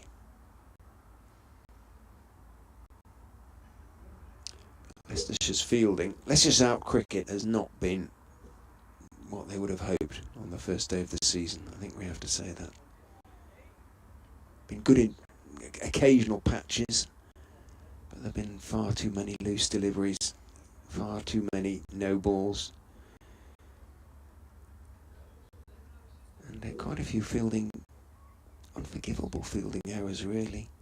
Josh Holt's holding his hands up above, trying to shield his eyes from the sun out there on the cover point boundary at the moment as Finan is in. And bowls to Milan, who, again, not entirely convincing as he leans forward in defence to that one. No great stride forward, anything like it, and bat a little bit away from the body. Thick inside part of it. Runs out towards mid-on again.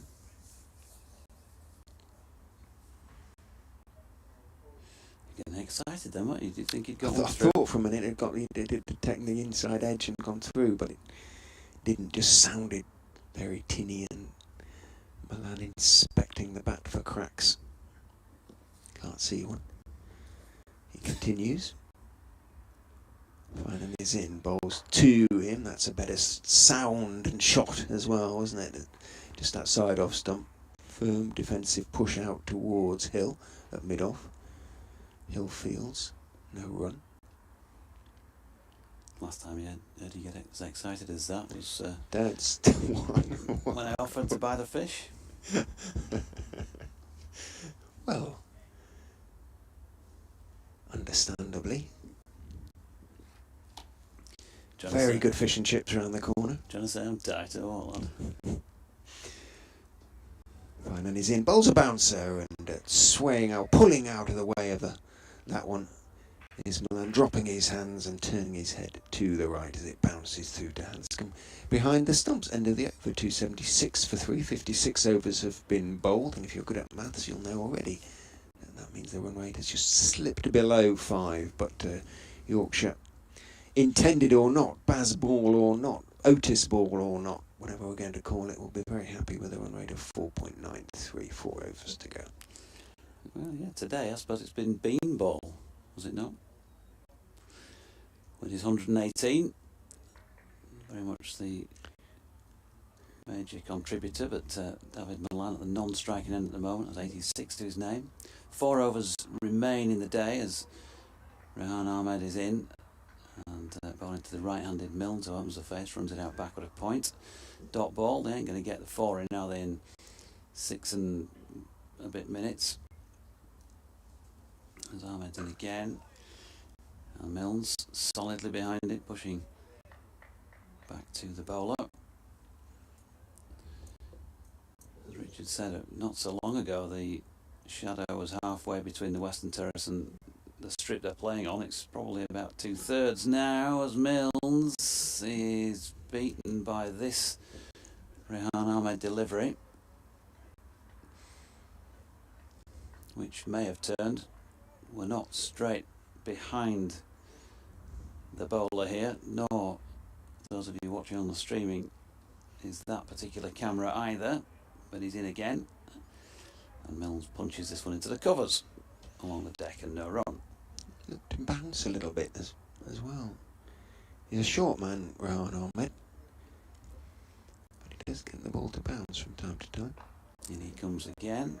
Milnes once more pushing into the offside, no run. They're going to go further behind on the over rate, aren't they? If they don't see this through before 7 o'clock, it looks like he's trying to get through this one pretty quickly, and that's an open-faced push by Milnes, and quite nicely done as well. It's going to go just backward of square on the offside and pick up 2 runs, so it takes him on to 3 at the end of the 57th, with 3 further overs scheduled to be bowled and just 5 minutes left of play in the day. Yorkshire at 278 for 3. Yeah, we might see a few more overs from the likes of Ackerman tomorrow if they have to improve matters in that respect. But the possibility is now that Yorkshire bat only once in this game, in which case Leicestershire will have to do something about that. Well, possible, but let's not get ahead of ourselves, old boy. 278 for 3. I mean, 450 would, you'd think, be a minimum target now. That's not unrealistic, is it? Sort of another 170 or so, if not 500. With Milan well set.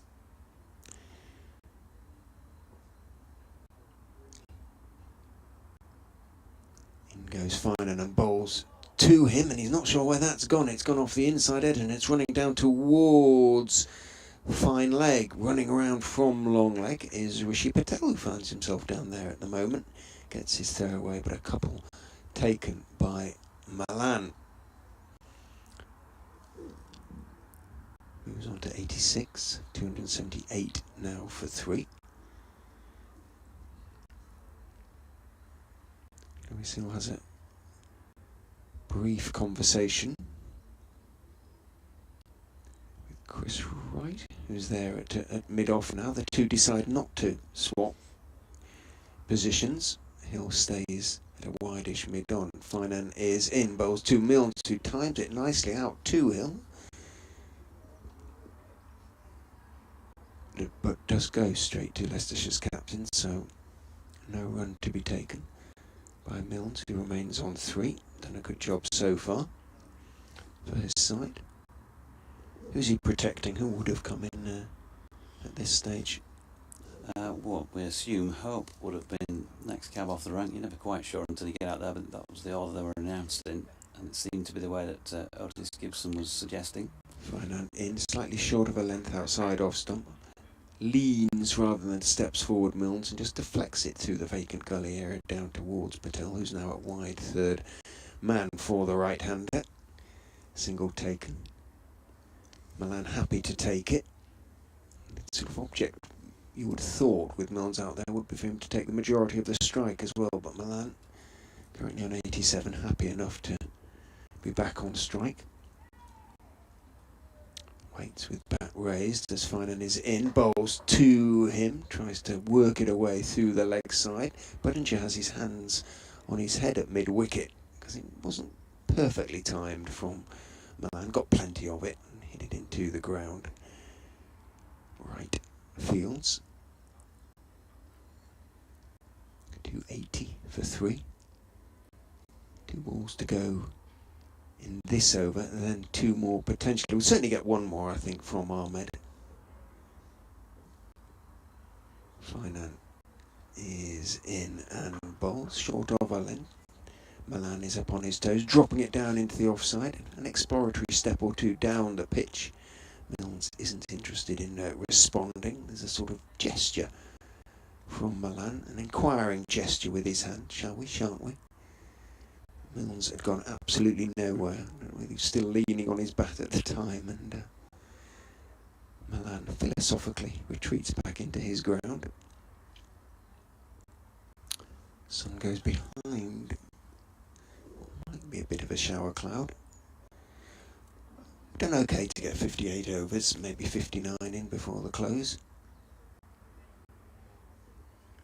Better than some places. Taunton, not a ball bowled today. Gully has been brought in as Finan is in and bowls short to Milan, outside off stump, steered over Gully, down to third man, whence Gully had come, and he picks up 4, David Milan, and moves into the 90s, on to 91. A bit of a gift from Finan, especially when you've just brought your third man in. That is, Richard, that is You're a very, speechless very almost. curious delivery. Yeah, why would you? But anyway, he now knows it's cost him 4. As you say, Milan into the 90s. I've got to say, not really been too troubled. He did have a couple of wafts, to be fair, David Milan, after the resumption in that spell where Leicestershire sort of,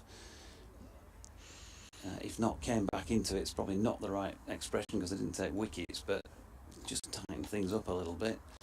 But other than that, he's looked absolutely untroubled and the class player that he is. Meanwhile, Milnes pushing Rehan Ahmed's first delivery out to the sweeper Hull, coming in from the cover boundary to pick up 1. Now, it was 7 o'clock before Ahmed started this over, so it looks like we are going to get this and the next. Okay. So, I remember the last time we finished after 7. Oh, we had a 20 past a couple of times last season, yeah. Well, you've seen our over rates. As in Leicestershire.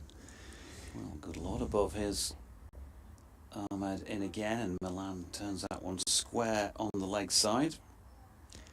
No run.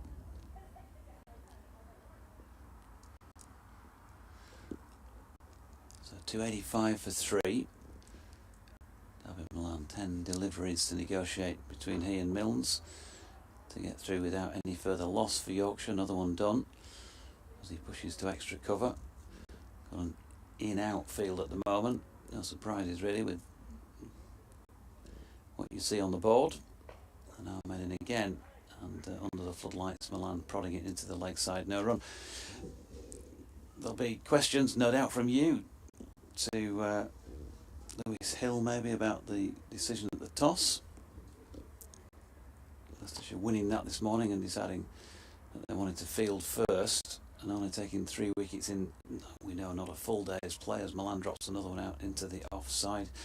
You know, that great former Yorkshire player, England captain, Leicestershire captain as well, Raymond Illingworth. Had a chat with him in this very pavilion a few years ago as Milan drops the last ball of the over out into the offside, still 285 for 3.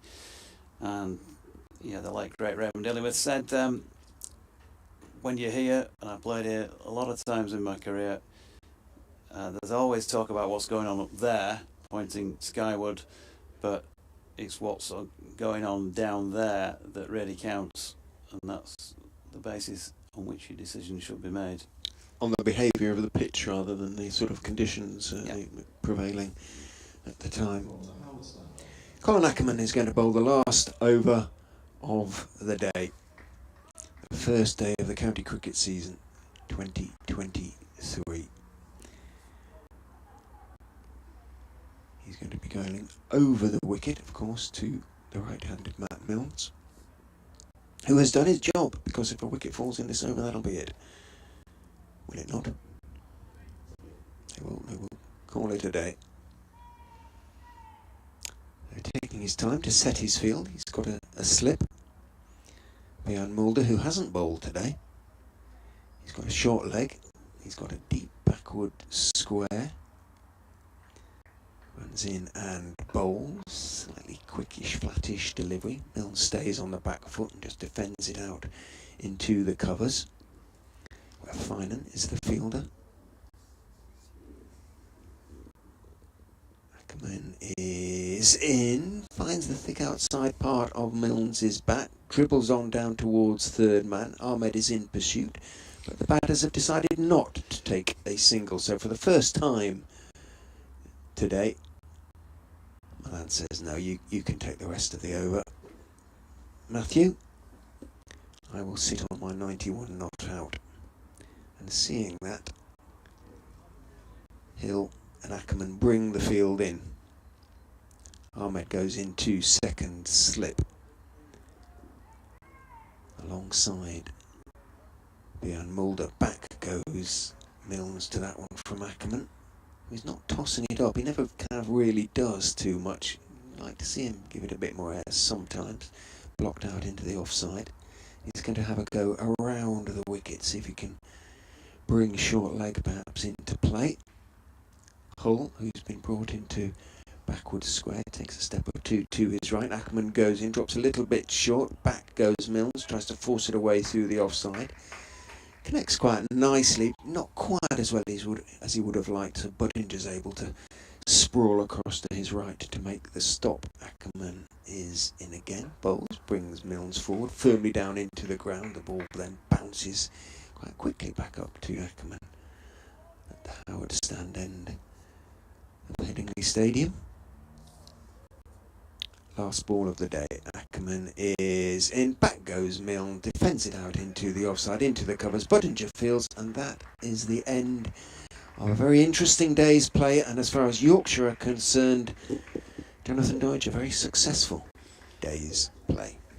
Yep, I think you'd have to say that, especially having been put into bat first. David Milan not out 91 from 127 deliveries at the end of day one, and Matt Milnes will be recorded as not out 5 from 21 balls. So did his job as the night watchman. 285 for 3, 21 runs also for Adam Lyth, first man to go when the score was on 35, and 24 from James Wharton, second man to go when the score was on 104. The parent gets a measure because I did is a little bit further. Almost David leads off Matt Milnes, and the Leicestershire fielding side from the Yorkshire supporters who'd remained after that 3-hour break, but the plaudits of the day, without doubt, away on his age, made his first class with 149 over 230 minutes back down Leicestershire, because I'm the job more on days, and the more was last area, still gets happened now. Well, twist for Michael Finan from C4 to 71, just from his 12 first off, lost his 4th, and then the alternate 15 overs, one made number 63, Matt Sudbury 7.2 overs before that unfortunate injury. We hope he's going to be okay, and I'm sure Richard will be trying to find out what's going on as far as the rest of the match is concerned for him. He 7.2 overs, no maiden, none for 43. Rehan Ahmed, none for 28 from 4, has to be said, the first of those 4 going for 22 itself. And then Colin Ackerman, 5 overs, 1 maiden, none for 18. You'd be a little bit concerned about a lack of penetration with the ball, and Yorkshire would be obviously happy with that, and just happy with the way that their players have approached this first day. No, absolutely Yorkshire's day. Yeah, it did look pre-season as though Leicestershire were going to struggle to take 20 wickets. The pitch, plaudits to the groundsman on his first class wicket in those terms, and he can be very pleased with what he's produced. I think it looks a good track, given the amount of rain that we've had around the country. Decent amount of pace to it, not the fastest obviously, and never going to be in these circumstances, but a pretty good batting track. A little bit there for the bowlers, and Leicestershire didn't bowl well enough to make the most of it. It was a curious decision. Probably that's the kindest description of it, to bowl first, I think, in the circumstances, and perhaps slightly defensive, and it certainly didn't pay off. Certainly they didn't bowl well enough to make the most of what help there was. Not that there was that much. So yeah, very much Yorkshire's day. Can Leicestershire come back tomorrow and restrict them to to what, well, anything under 400, they would absolutely snap your hands off Leicestershire in those circumstances. Yorkshire will be looking to push on towards 500 and bat only once in the game. Yep, they've still got Shy Hope to come in next, George Hill, Matthew Revis, then Don Best, Jordan Thompson and Ben Code. So plenty of batting still to come for the home side, who will be looking forward to day 2. And as the ground staff bring on the covers and all the rest of it, thanks on his first day in the chair as one of our third voices to Nasser Hanif, who is giving us a wave from the back of the box. Thanks once again to Richard. Tomorrow's third voice, in fact for days 2 and 3, will be the Diamonds' very own, yes, Katie Levick. Leven Doige is back for days 2 and 3, along with Richard, of course.